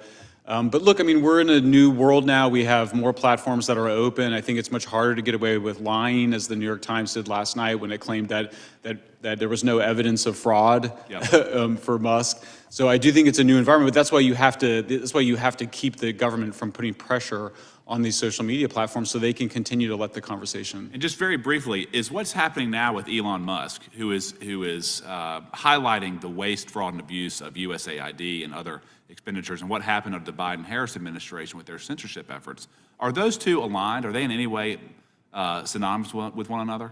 Well, I mean, yeah, I mean, in terms of things not changing, I mean, when we were here 2 years ago, Elon Musk was the big, the devil, because he was allowing free speech to proliferate on what was then Twitter, and you hear it today. I mean, we heard a lot of people get up today and talk about how they support free speech, but we have to stop all the racism and hate online. Well, that's a call for censorship. I mean, let's just be perfectly clear. If you're calling for censorship of hatred and racism or anti-Semitism online, you're calling for censorship, and that is completely anathema to the American tradition, to our Supreme Court rulings, to Brandenburg and its reinforcement in Skokie. So, look, we've had a lot of technological revolutions with different media sources. We had since 1776, 1789, we've had the telegraph, we've had radio, we've had television, now we have the internet. Somehow we've managed to keep our tradition of freedom of speech and the First Amendment alive despite those technological revolutions, after which every single time somebody was saying that, oh, everything has changed and we have to now amend or qualify the First Amendment. And may I close just one question to you, sir. How is AI going to make it easier or more difficult to apply censorship for political gain? Either or. Yeah. AI would allow these companies to detect narratives and enforce all of these strictures with much greater speed than we saw in the Twitter files. And the process that they're going through with the DSA, which right now requires huge armies of people, or what they call trusted flaggers, to go through information personally, they can do that with AI with almost no investment at all. And that's the terrifying part. Thank you. I yield back. Gentleman yields back. I would ask unanimous consent to enter into the record, maybe the first time I've ever entered into the record, a New York Times article, but this is from 2 years ago. EU law sets the stage for a clash over disinformation. I just want to read one paragraph into the record here, too. The law, the Digital Services Act, which Mr. Taibbi just referenced, is intended to force social media giants to adopt new policies and practice to address accusations that they routinely host and through their algorithms popularize corrosive content. If the measure is successful, as officials and experts hope, which has happened, its effects could extend far beyond Europe, changing company policies in the United States and elsewhere. That's where they get the leverage and pressure on the companies to censor Americans. In Europe, don't have it in Brazil, but Mr. Schellenberger has felt it firsthand in Brazil. That's why we're focused on this issue. The gentlelady, Ms. Crockett, is recognized for 5 minutes. Thank you, Mr. Chair. And just in case I go over, I just wanted to note that the previous speaker went over by a minute. We've heard a lot about the fact that Democrats have been talking about Elon Musk. And let me give you a news alert. We're not going to stop talking about him. We're going to keep talking about him until he is out of here. Now, if he wants to be elected or appointed and confirmed to something, then so be it. But as of right now, we have somebody that, for whatever reason, I don't know if y'all just trying to play in our face because you think we're stupid, or if you literally just cannot see the difference in a George Soros and a Bill Gates. But let me give you a little bit of the difference. Number one, George Soros nor Bill Gates ever somehow decided to turn off the spigot of money that was going through to various organizations and agencies, to the extent that it had actually been ordered by law that they should have access to it, to the extent that people are dying. There are people that have died as a result of this antic, And there are now farmers that are screaming that they may lose their family farms because we have over $500 million worth of food that is sitting and not going anywhere because of the attempt to shut down U.S. aid. So let me tell you, that is the big difference between the two of them. And let me also tell you that a big difference between Democrats and Republicans is that we don't just say we believe in the Constitution, but we walk it like we talk it. What does that mean? That means that if we believe in the Constitution, we don't just pick out the Second Amendment and say that it is limitless, nor do we pick out the First Amendment and say that it is limitless. The thing about the Constitution is that it has always been a balancing test. There are limits to this. And right now, what we continue to hear from a certain side of the aisle is that there are no limits to this lawlessness. In fact, there are limits. And I can tell you that one of those limits typically is around hate crimes. You may or may not know that when it comes down to it, if somebody decides that they want to send something hateful in, say, the U.S. mail, they can actually go to prison for that, up to 5 years in prison. So yes, there are always going to be limits. So when we start to talk about Trump and him being pulled down on any platform, this just happened to be after he incited an insurrection. This just happened to be after, in a bipartisan way, this particular chamber decided that they were going to impeach him. So there was something a little different about what he did, because as we know, it led to people actually dying. But let's talk about who's doing the nefarious things with the tech giants. Because I don't think that one side of the aisle is promoting truth, but sometimes it may seem a little treasonous. All right, so we've got this article right here about this guy. Meta says it will end its fact-checking program on social media posts. I'll talk about that a little bit later. Then we have Washington Post says it will not endorse a candidate for president. We also know that actually they absolutely intended to endorse Kamala Harris. We have this one. Google Maps now show Gulf of America instead of Gulf of Mexico for app users in the United States, which is a complete farce because it's the Gulf of Mexico. It always has been. And we know that the AP got kicked out yesterday because they refused to buy into this lie, because that's all y'all really want to promote is lies. That's the big issue that we have. Elon Musk boosted false U.S. aid conspiracy theories to shut down global aid. Now, while he was boosting those lies about U.S. aid, and he was stopping money going for, say, things such as Head Start, somehow the only money that didn't stop was the money to him and his organization. Now, I don't know how you can have him be the watchdog as well as the guy that is literally living off of the government. If we want to talk about government welfare, it looks like Elon Musk, because it's my understanding that just on yesterday, a new contract was approved for approximately $300 million for Elon Musk. So listen, I just want y'all to be honest. You want to sit here, you want to lie, because so often we hear, well, you know, yeah, we did lie. In fact, he admitted that he lied when he was in the Oval Office yesterday.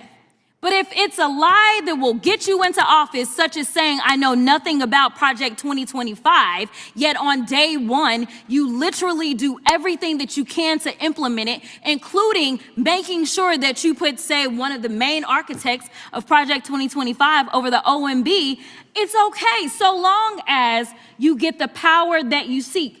The problem is that the game is going to be on the American people. And when I say the American people, I mean all of us. Unfortunately, I am also stuck in the twilight zone because of the lies that were allowed to be propagated.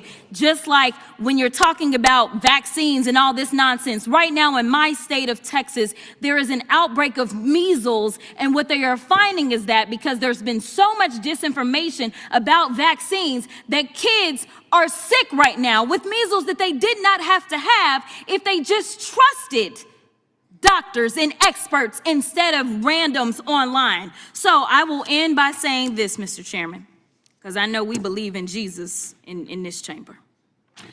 In John 8:32, it says, the truth shall set you free. So maybe we should focus on a little bit of truth in this chamber. I'll yield. Gentlelady yields. Gentleman from Wisconsin is recognized. Thank you very much. I'd like to thank the chairman for having this hearing. Might be the most important hearing we have this session. I think it's sad that we've had some of the members on the other side of the aisle talk about how this is a minor matter and we should spend more time talking about bird flu. But in any event, thank you for having the hearing. The public should again and again hear about the danger to the First Amendment that's going on, because I know when it comes to election season, they poll stuff, and they do insist, spend more time talking about the price of eggs than somebody trying to take away the First Amendment. But let's talk a little bit about some other countries so we see where we may be headed. Mr. Schoenberger, could you elaborate a little bit more about what's going on in Brazil and how it affects this country? Sure. I mean, Brazil is, there's a lot of lessons that are important from Brazil. I mean, the first is that it makes you appreciate the First Amendment and that it was written in such an unqualified way. I mean, you may know Alexander Hamilton didn't think we needed a First Amendment because it was redundant. We did it anyway because people that created this country really believed in it. In Brazil, the Constitution does not provide that level of protection. There's too many qualifications. What you're hearing from this side of the aisle today is that, we got to qualify the First Amendment in all these ways. The Supreme Court has made it very clear what those qualifications are. So you've got a constitution that allows for the Supreme Court to engage in just ridiculous levels of censorship. They've now banned some politicians from every single social media platform. They've also sought to they've frozen people's banks accounts for things that they've done that would have been considered a First Amendment right in the United States. As you see, they've targeted foreigners like myself for publishing inconvenient information. So yeah, Brazil is a warning for us, I think, about what can go wrong if you stop believing in the essential importance of free speech. By the way, commenting on the last questioner, is hateful speech free speech? No, absolutely not. That was inaccurate. I mean, you can say hateful things, you can mail hateful things. I think what the congressperson was referring to is that it's illegal to threaten people, as it should be. Just like the line at Brandenburg and Skokie is the immediate incitement to violence. I agree with those Supreme Court rulings. You should not be allowed to physically threaten somebody, just like the Nazis, in Skokie, if they had said, okay, let's all go burn that house down, that would have been illegal, that form of speech. But it's pretty clear where the line is. I think most high school students, junior high school students could understand where the distinction is. Well, they pick that. It's not against the law to hate. Of course, how could it be? It's everybody has hatred in their heart. Okay. Ms. Sabriana, could you elaborate on what's going on in Canada? I think most of our lifetime, we think of Canada as almost being a cleaner version of the United States. So we can maybe learn some lessons as to what could happen here from what's happening in Canada. Well, what's happening in Canada right now is that there's a political crisis, and that's the only reason why some of these very pernicious pieces of legislation are just, Parliament is suspended, so they've died as a result, but there's nothing to stop a next government, liberal government, from bringing them back to life. And what this suggests to me is it's indicative of... Can you just give us examples of things that you can't do in Canada today that we would be shocked if it happened here? Well, I mean, for example, I can give you the example of the truckers' protest in 2022, where peaceful protest was shut down by the Prime Minister, by the government, by invoking the Emergencies Act. And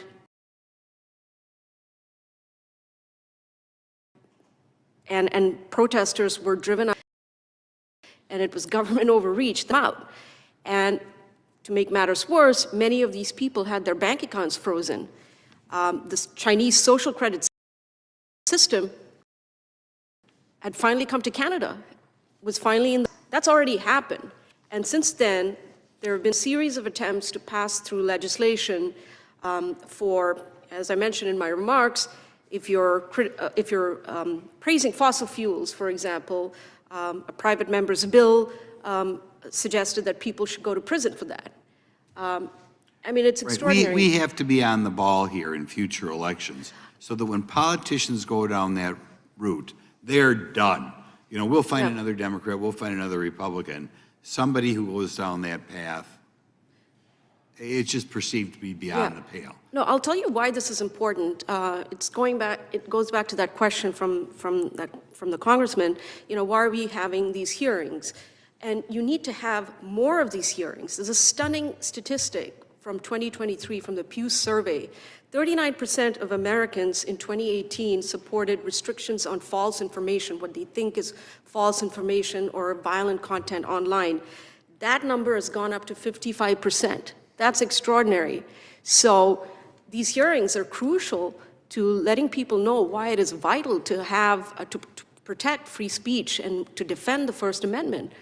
And to go over in general some of the things that were done by the last administration. Thank you. Oh, I'm sorry, the ranking member has a UC. Thank you for your indulgence, Mr. Chairman. 3 quick UC requests. One from the New Republic, February 16, 2024, entitled Twitter Files' Matt Taibbi says Elon Musk sent him unhinged messages. Number 2 from Just Security, February 6, 2025, Connecting the Dots, Donald Trump's tightening grip on press freedom. And finally, February 11, 2025, CNN, Musk touts DOGE transparency, but downplays his conflicts of interest. Without objection, the gentleman from Missouri. Thank you, Mr. Chairman. Well, Mr. Chairman, some of our Democrat colleagues have said that this hearing is a waste of time, that this hearing is a dumb hearing. Ronald Reagan said our freedoms are never more than one generation away from extinction. I cannot think of a more important topic for a hearing than this one right here to defend our First Amendment. Mr. Schellenberger, I was very glad to hear you mention that it used to be that the left and right were in agreement on the topic of free speech. I'm not quite old enough to remember, but in the 60s, 70s, the campus radicals called their movement the free speech movement. Boy, the radical left does not seem to believe in free speech today. And the free speech, the censorship that we've seen over the last few years, by and large, it's been censorship of true information. For all the words from the Surgeon General, confronting health a community toolkit for addressing health misinformation. What was this misinformation? The origin of the virus as a lab leak, the inefficacy of the vaccine, natural immunity, complications of the vaccine like myocarditis, but not limited to myocarditis, the extraordinarily low morbidity and mortality of young, healthy people, especially children, from the COVID vaccine, and therefore the lack of need to vaccinate those kids, and the lack of efficacy for masks. It was by and large true, but it was censored aggressively, and the two of you, of course, exposed that in the Twitter files. In fact, as Mark Zuckerberg told Joe Rogan what Elon Musk did with the Twitter files, Jim Jordan and the House Judiciary Committee did for the rest of our industry. Mr. Taibbi, you're an expert on the topic of censorship. A Democrat earlier asked you the question, is banning books censorship? And you said yes, and I, of course, would agree. Are you aware of the Trump administration trying to ban any books? No, not particularly, no. I think sometimes we have to make distinctions here. Would you consider, in your opinion, is keeping pornography and other sexually explicit material away from children, is that censorship? No, it's a completely different section of the law as far as I understand. Yeah, I would think so. And in your opinion, is a presidential administration cutting funding to rogue programs to promote transgender ideology when Congress never expressed that intent, is that censorship? No, I don't consider that censorship. May be controversial, but it's not controversial indeed. But I don't view that as censorship. Again, we see that this idea of misinformation. Not only is it censoring misinformation, not only is it contrary to the First Amendment, but my background is I am a medical doctor. In fact, the name of my specialty is allergy and clinical immunology. I'm an immunologist. So to me, And we learned in like first year of medical school that the purpose of a vaccine is to mimic a natural infection without getting the patient sick or killing the patient, and therefore inducing the immune response. So natural immunity made sense to me. But Marty McCary testified about censorship during the COVID pandemic that over 200 studies have shown natural immunity is at least as effective as vaccinated immunity. And one of those 200 studies was his study, but big tech censored that as well as a lot of these other studies.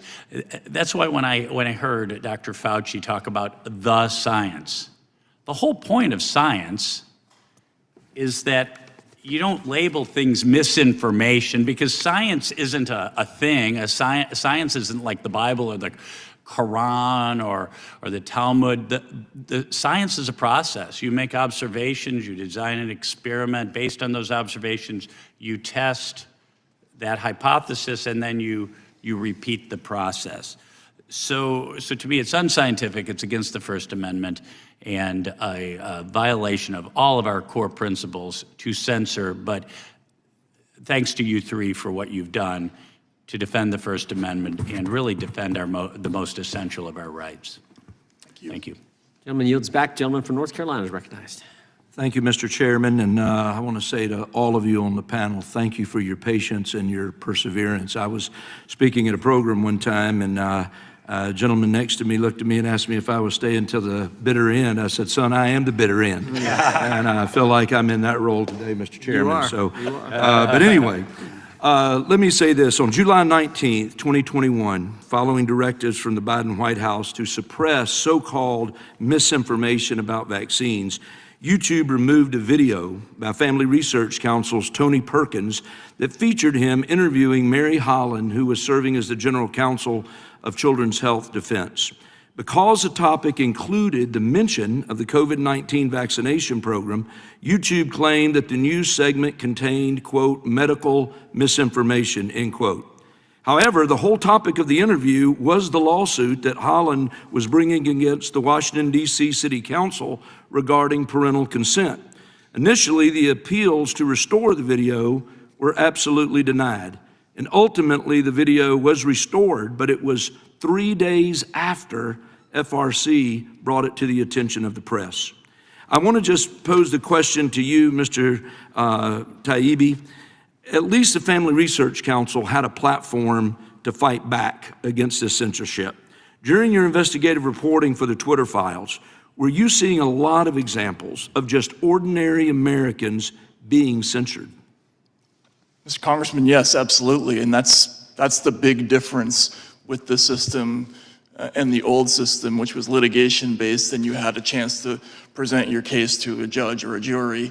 You mentioned the Family Research Council, our Children's Defense, Health Defense. Amusingly, Joe Biden himself was censored because he talked so much about vaccines that Facebook's algorithm pushed him down accidentally, which triggered a response from the White House.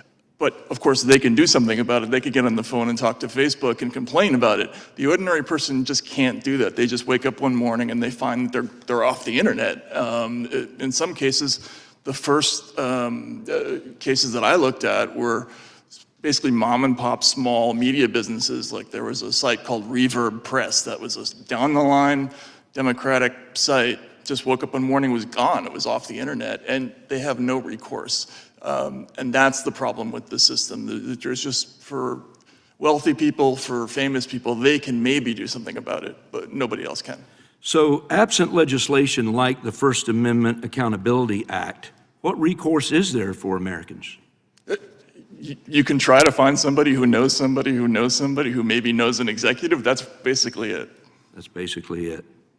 Well, thank you. Well, Mr. Schellenberger, let me ask you, when Mr. Musk purchased Twitter, which is now X, he implemented the concept of community notes as an alternative to traditional fact-checking. On January 7th, 2025, Mark Zuckerberg announced that Meta would, among other policy changes, implement an X-inspired community notes model for its platform. I know you've expressed support for this policy change, and can you just take a few moments in the time I have left to explain why the community note system is preferable to traditional fact-checking methods in terms of facilitating free and open dialogue online? I mean, community notice is in the spirit of the First Amendment, which is that truth is something that emerges through disagreement and dialogue, including through false information. We get at what the true information is. So community notes is consistent with that. It doesn't allow small groups of experts who think they're experts to decide what the truth is in advance and then apply it into the world. So look, you don't really need community notes. You can have somebody can reply to an X post and say this is wrong for these reasons, and it can go viral.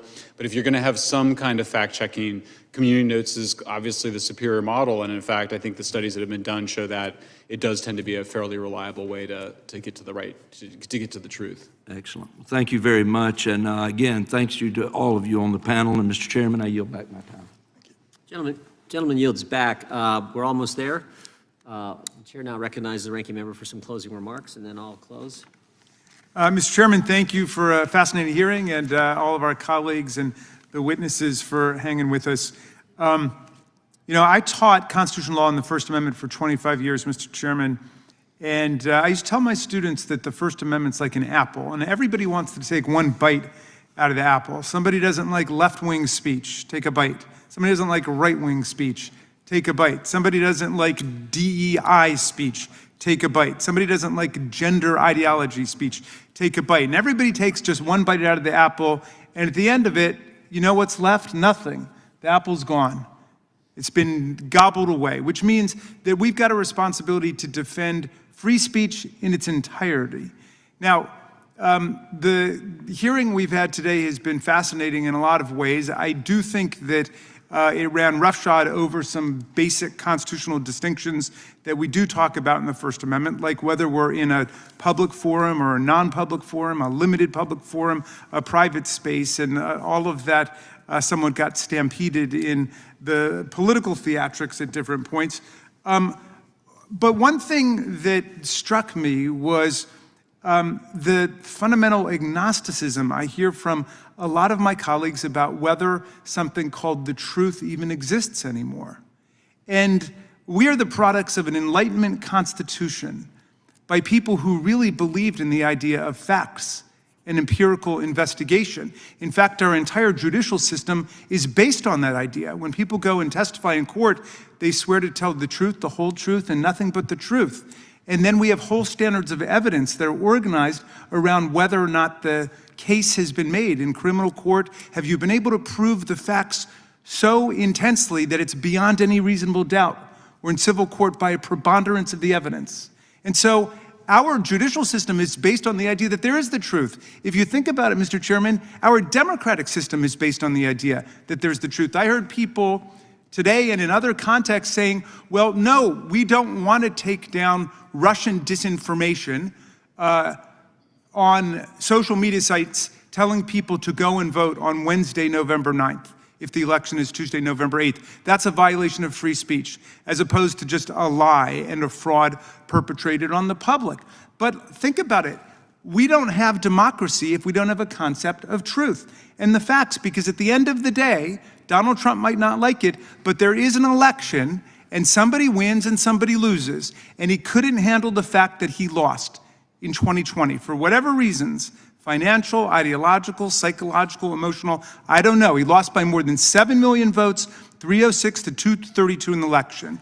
And the vexed politics and the divided, polarized culture of our time all has to do with his inability to accept that, and then his inciting a violent mob to come and attack our police officers and wound them and hospitalize them and tear the country apart. But the reality is, at the end of every election, we decide the fact of who won and who lost. And the inability to accept facts and the idea that there are truths is a very dangerous thing for American democracy or any other democracy. And I'll just say finally, Mr. Chairman, there's an attack going on the media. I'm sorry that some of my colleagues didn't deal with the fact that, yes, President Trump has started to ban this media entity, to punish these various newspaper groups, to bring lawsuits for tens of millions of dollars. on totally bogus, fraudulent defamation charges and then forcing those media entities to settle with him as a form of financial and political tribute to the state? What is this? Castro's Cuba? North Korea? Come on. Could we get together on a bipartisan basis to reject that? Do we really have to be so stuck in our partisan encampments that we can't see that as a shakedown by the state against the people? So let's stand up for real, if we could in this Congress, Mr. Chairman, for the freedom of speech, for the freedom of press, for the right to petition government for a redress of grievances, for the freedom of assembly, for the free exercise of a religion, and for no establishment of a religion. Let's at least converge around that. And I thank you for your indulgence, and I yield back to you. Gentleman yields back. I would just say, first of all, thank you all for being here. Just in response briefly, I'm all for getting the facts and the truth. And the way you get there is robust debate. It's the First Amendment. Ms. Crockett quoted scripture. There's a great scripture, I think it's in Proverbs. It says, the first to present his case seems right until another comes along and questions him.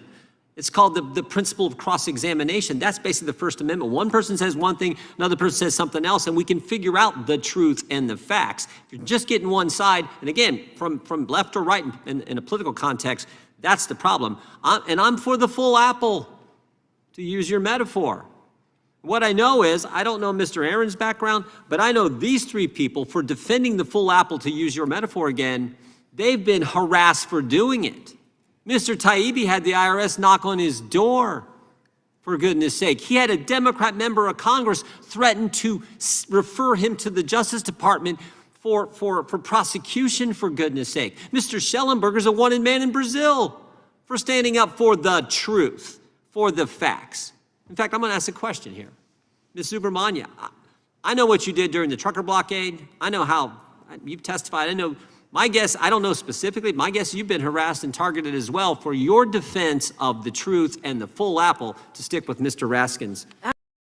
Absolutely. A few months after I wrote my story for the Free Press on the truckers' protest, in June of 2022, I found myself in a study on a list of people, people where the author, a professor at a university in Calgary, which is a city in the province of Alberta, a federally funded study basically was accusing me of spreading Russian disinformation. Yeah. That's extraordinary. And I was featured on this list with Tulsi Gabbard and a bunch of other... Yeah, we know that whole spiel. Yeah, and so when I saw my name on this list, I was absolutely horrified, because that is the chilling effect of... So here are three individuals who value the First Amendment and the truth so much that they're willing to face the attacks that they've faced. Value the freedom of the press, freedom of speech, the rights we enjoy as Americans. So I want to thank you all for being here. You included, Mr. Aaron, but I especially want to thank you three. Thank you. Because it's been I know over the last several years, what you've had to endure, and your willingness to come back again, and we're going to have you back again at some point, because I don't think 9 hearings is enough on the First Amendment.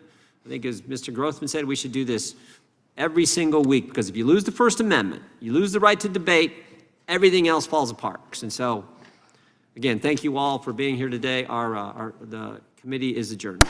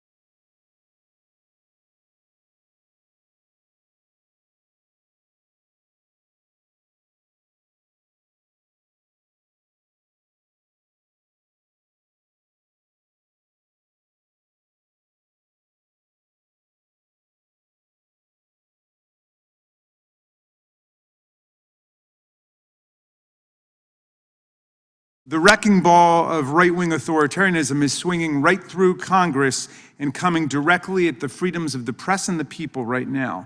The self-appointed CEO of this operation is the unelected bureaucrat and aspiring techno-dictator Elon Musk, who Steve Bannon calls a truly evil individual, trying to create a techno-state in which he's king and most of us are reduced to the status of serfs. Break things and break things fast, Steve Bannon says, is Musk's MO. De facto President Musk and his nocturnal Doge Muscovite Youth Brigade have now taken control of dozens of federal computer databases in order to dismantle entire federal agencies and programs that we in Congress created and funded with appropriations to keep our people safe and secure and healthy. Just this week, the Consumer Financial Protection Bureau, the agency that lowered overdraft fees from $38 to $5 and cut credit card late fees from an average of $32 to $8 for American consumers, saving us billions of dollars. An agency that has actually stopped corporate ripoff artists from stealing $21 billion from us, got a stop work order from Elon Musk.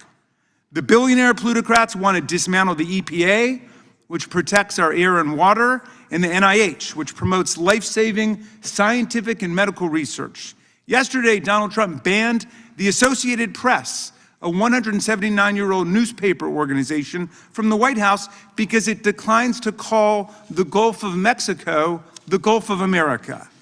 This is straight-up press censorship based on retaliatory viewpoint discrimination. Trump's DOD kicked out 8 news groups that had space in the Pentagon, but which asked skeptical questions of the new secretary, including the New York Times, NBC News, and the Washington Post, all ousted in favor of outlets willing to faithfully advance the party line of the state, like Breitbart and One American News Network. Mr. Chairman, I despair sometimes when I reflect how far this war on representative democracy and the rights of the press and the people has already gone and how far it might go. But then, Mr. Chairman, I confess I think about you. I think about you because you and I, a MAGA Republican, a conservative Republican, and a liberal Democrat, have always shared a common commitment to the First Amendment. This gives me hope. As you've put it, quote, the First Amendment is first for a reason. Without it, we cannot enjoy our other liberties. So I tell myself that if things got really bad here, if we began to look more like Orban's illiberal democracy in Hungary, or Putin's Russia, where journalists end up in prison for their writings, and young people are jailed for expressing anti-war sentiments, and opposition leaders like Alexei Navalny are poisoned and die mysteriously in jail, or Kim Jong-un's North Korea, or Xi's China, authoritarian dictatorships where all must worship the orders of the dear deified leader, I will call upon you as a colleague, Chairman Jordan, whom I have known to work seriously across the aisle sometimes, to come defend political freedom in America. These are dark times, but in the past we've agreed strongly on the fundamental importance of free speech, free press, the right to assemble, the right to petition for redress of grievances, free exercise of religion, and no establishment of a state religion. I'm proud that you and I worked together to move the Press Act, which passed this committee unanimously and the House by voice vote last Congress, to protect reporters against compulsory disclosure of their sources and their notes. And you supported my resolution against blasphemy laws around the world used to torment Christians, Hindus, Muslims, and free thinkers everywhere. We have clashed vigorously, and we no doubt will continue to do so through this very difficult period. But forgive me if I quote Abraham Lincoln, the great founder of your party, who said, "We are not enemies, but friends. We must not be enemies. Though passion may have strained, it must not break the bonds of affection." I hope we can call on these bonds if Elon Musk or anyone else in the executive branch seeks to destroy our constitutional freedoms and the powers of Congress. Although this hearing has been arranged to belabor a rather tiresome point that has been made ad nauseum for the last several years, it actually gestures at an important issue, specifically whether social media platforms like Meta and X should be treated as common carriers and pushed to be open to all speakers and all content, regardless of how dangerous or extreme or false it may be, or whether they should be seen as private speakers who have their own freedom to exclude any content that violates their own policies, the way that newspapers and TV stations do. It's a fascinating problem, but it's clear as a matter of law that there are private entities, that these are private entities and speakers who control their own speech, despite the fact that they are protected by Section 230, which immunizes them from liability for other people's defamation and fraud and other criminal and tortious communications posted on their platforms. The status of 230 is something we've discussed that we should seriously examine in a thoughtful way. Since the internet has clearly gotten off the ground and doesn't need this kind of subsidy anymore. But what I insist upon is that we be consistent in our treatment of the tech giants. You pushed them hard, Mr. Chairman, to remove objective fact-checking and to let all of the extreme right-wing forces get back on the internet. You pushed for an absolute and wide-open market in speech. But then you should push them equally hard not to censor dissenting viewpoints, whether they come from the anti-immigration wing of the MAGA movement, like Steve Bannon or Laura Loomer, who says she has been shadow banned on X by Elon Musk, or from the populist left, as when Musk purged his platform of journalists critical of him and other accounts critical of him back in 2022. Even one of your own witnesses today, Mr. Taibbi, was privately censored or de-amplified by Elon Musk, and I assume must walk on eggshells now in order not to get kicked off of that platform. But I'll be interested to hear what he says about it. If you use our congressional bully pulpit to stand up for the rights of extreme right-wing speakers on these private platforms, you should stand up for the rights of anti-Musk speakers to be on that platform too. But right now, the issue is this. We face a profound First Amendment crisis in the actions taken by this administration. One of my constituents who's serving in the armed forces, Mr. Chairman, alerted me this past Friday to book bans by the government at their kids' Department of Defense school, where they're closing the library for a week to complete a purge of books that appear to offend the new government orthodoxy against DEI and gender ideology. That's fine if you hate those ideologies, whatever you think they are, but this is naked content and viewpoint censorship of books. I hope you would join me in denouncing the purge of books, the stripping of books from the Department of Defense libraries or any other public libraries in America or for American citizens. When this father saw a school official removing not just books, but posters of Susan B. Anthony and Dr. King, my constituent asked why they left up the poster of Leonardo da Vinci, and he was told, that's a real historical figure. More sweepingly, Trump and his FCC are using their powers to investigate, sue, and threaten news groups that dare to criticize the administration. Trump is suing CBS for $20 billion in damages because, check this out, he believes an interview with Kamala Harris produced too favorable an impression of her.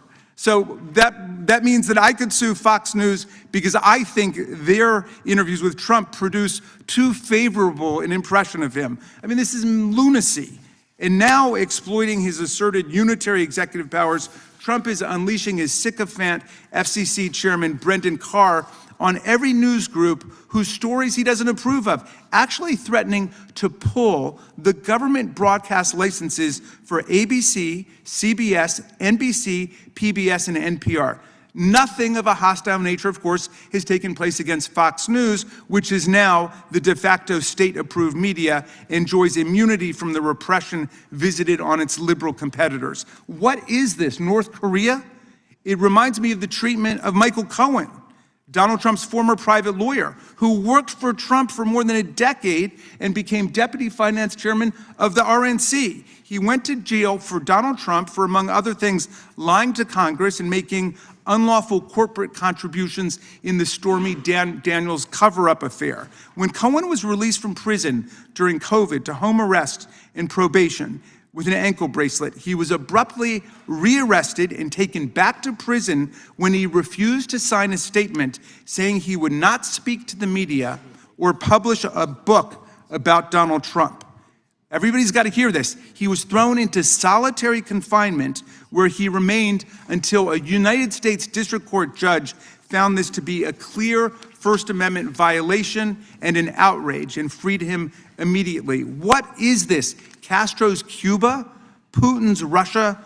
The free speech violations taking place now against Department of Justice prosecutors and FBI agents are equally astounding. The First Amendment forbids reprisal and punishment against professional government employees for political reasons. Yet Trump has fired and demoted dozens of federal prosecutors, many of whom he had appointed during his first administration simply for doing their jobs, including prosecuting January 6 violators. Trump's subordinates also asked for a roundup of information about more than 6,000 hardworking FBI agents who were assigned to work the January 6 probe, a dangerous, blatantly unconstitutional order which was enjoined by a U.S. District Court in a case brought by the Association of FBI Agents. The administration is attempting to do its work. I'm about to finish up, Mr. Chairman. Thank you. I see a lot of pages there. I was just wondering. Yeah, I'm going to speak fast like you. Watch me do it, all right? Look, this is happening in secret. They're keeping the press, the Congress, and people in the dark. I know you feel strongly about government transparency, as you do about free speech. The administration's illegally fired 17 inspectors general, totally violating the statute which says they've got to come to Congress first 30 days before they fire them and set forth the specific explanation for why that's happening. Now, finally, you and I are both fierce advocates for the First Amendment and government transparency. Both of us see in the First Amendment a right that protects everybody without regard to viewpoint, substance, or politics of the message. And if we stand up strong for the First Amendment, if we defend not just the speech we agree with, which is easy, but the speech we oppose, which is hard, then we will be constitutional patriots and we will protect a truly free society. When we together introduced our Free Flow of Information Act, you said all rights protected in the First Amendment need to be defended. We had real success. Let's work together again to end the attacks on news organizations, to demand transparency from the administration, and to allow every American to exercise his or her free speech without being intimidated, harassed, or prosecuted. Thank you, and I yield back.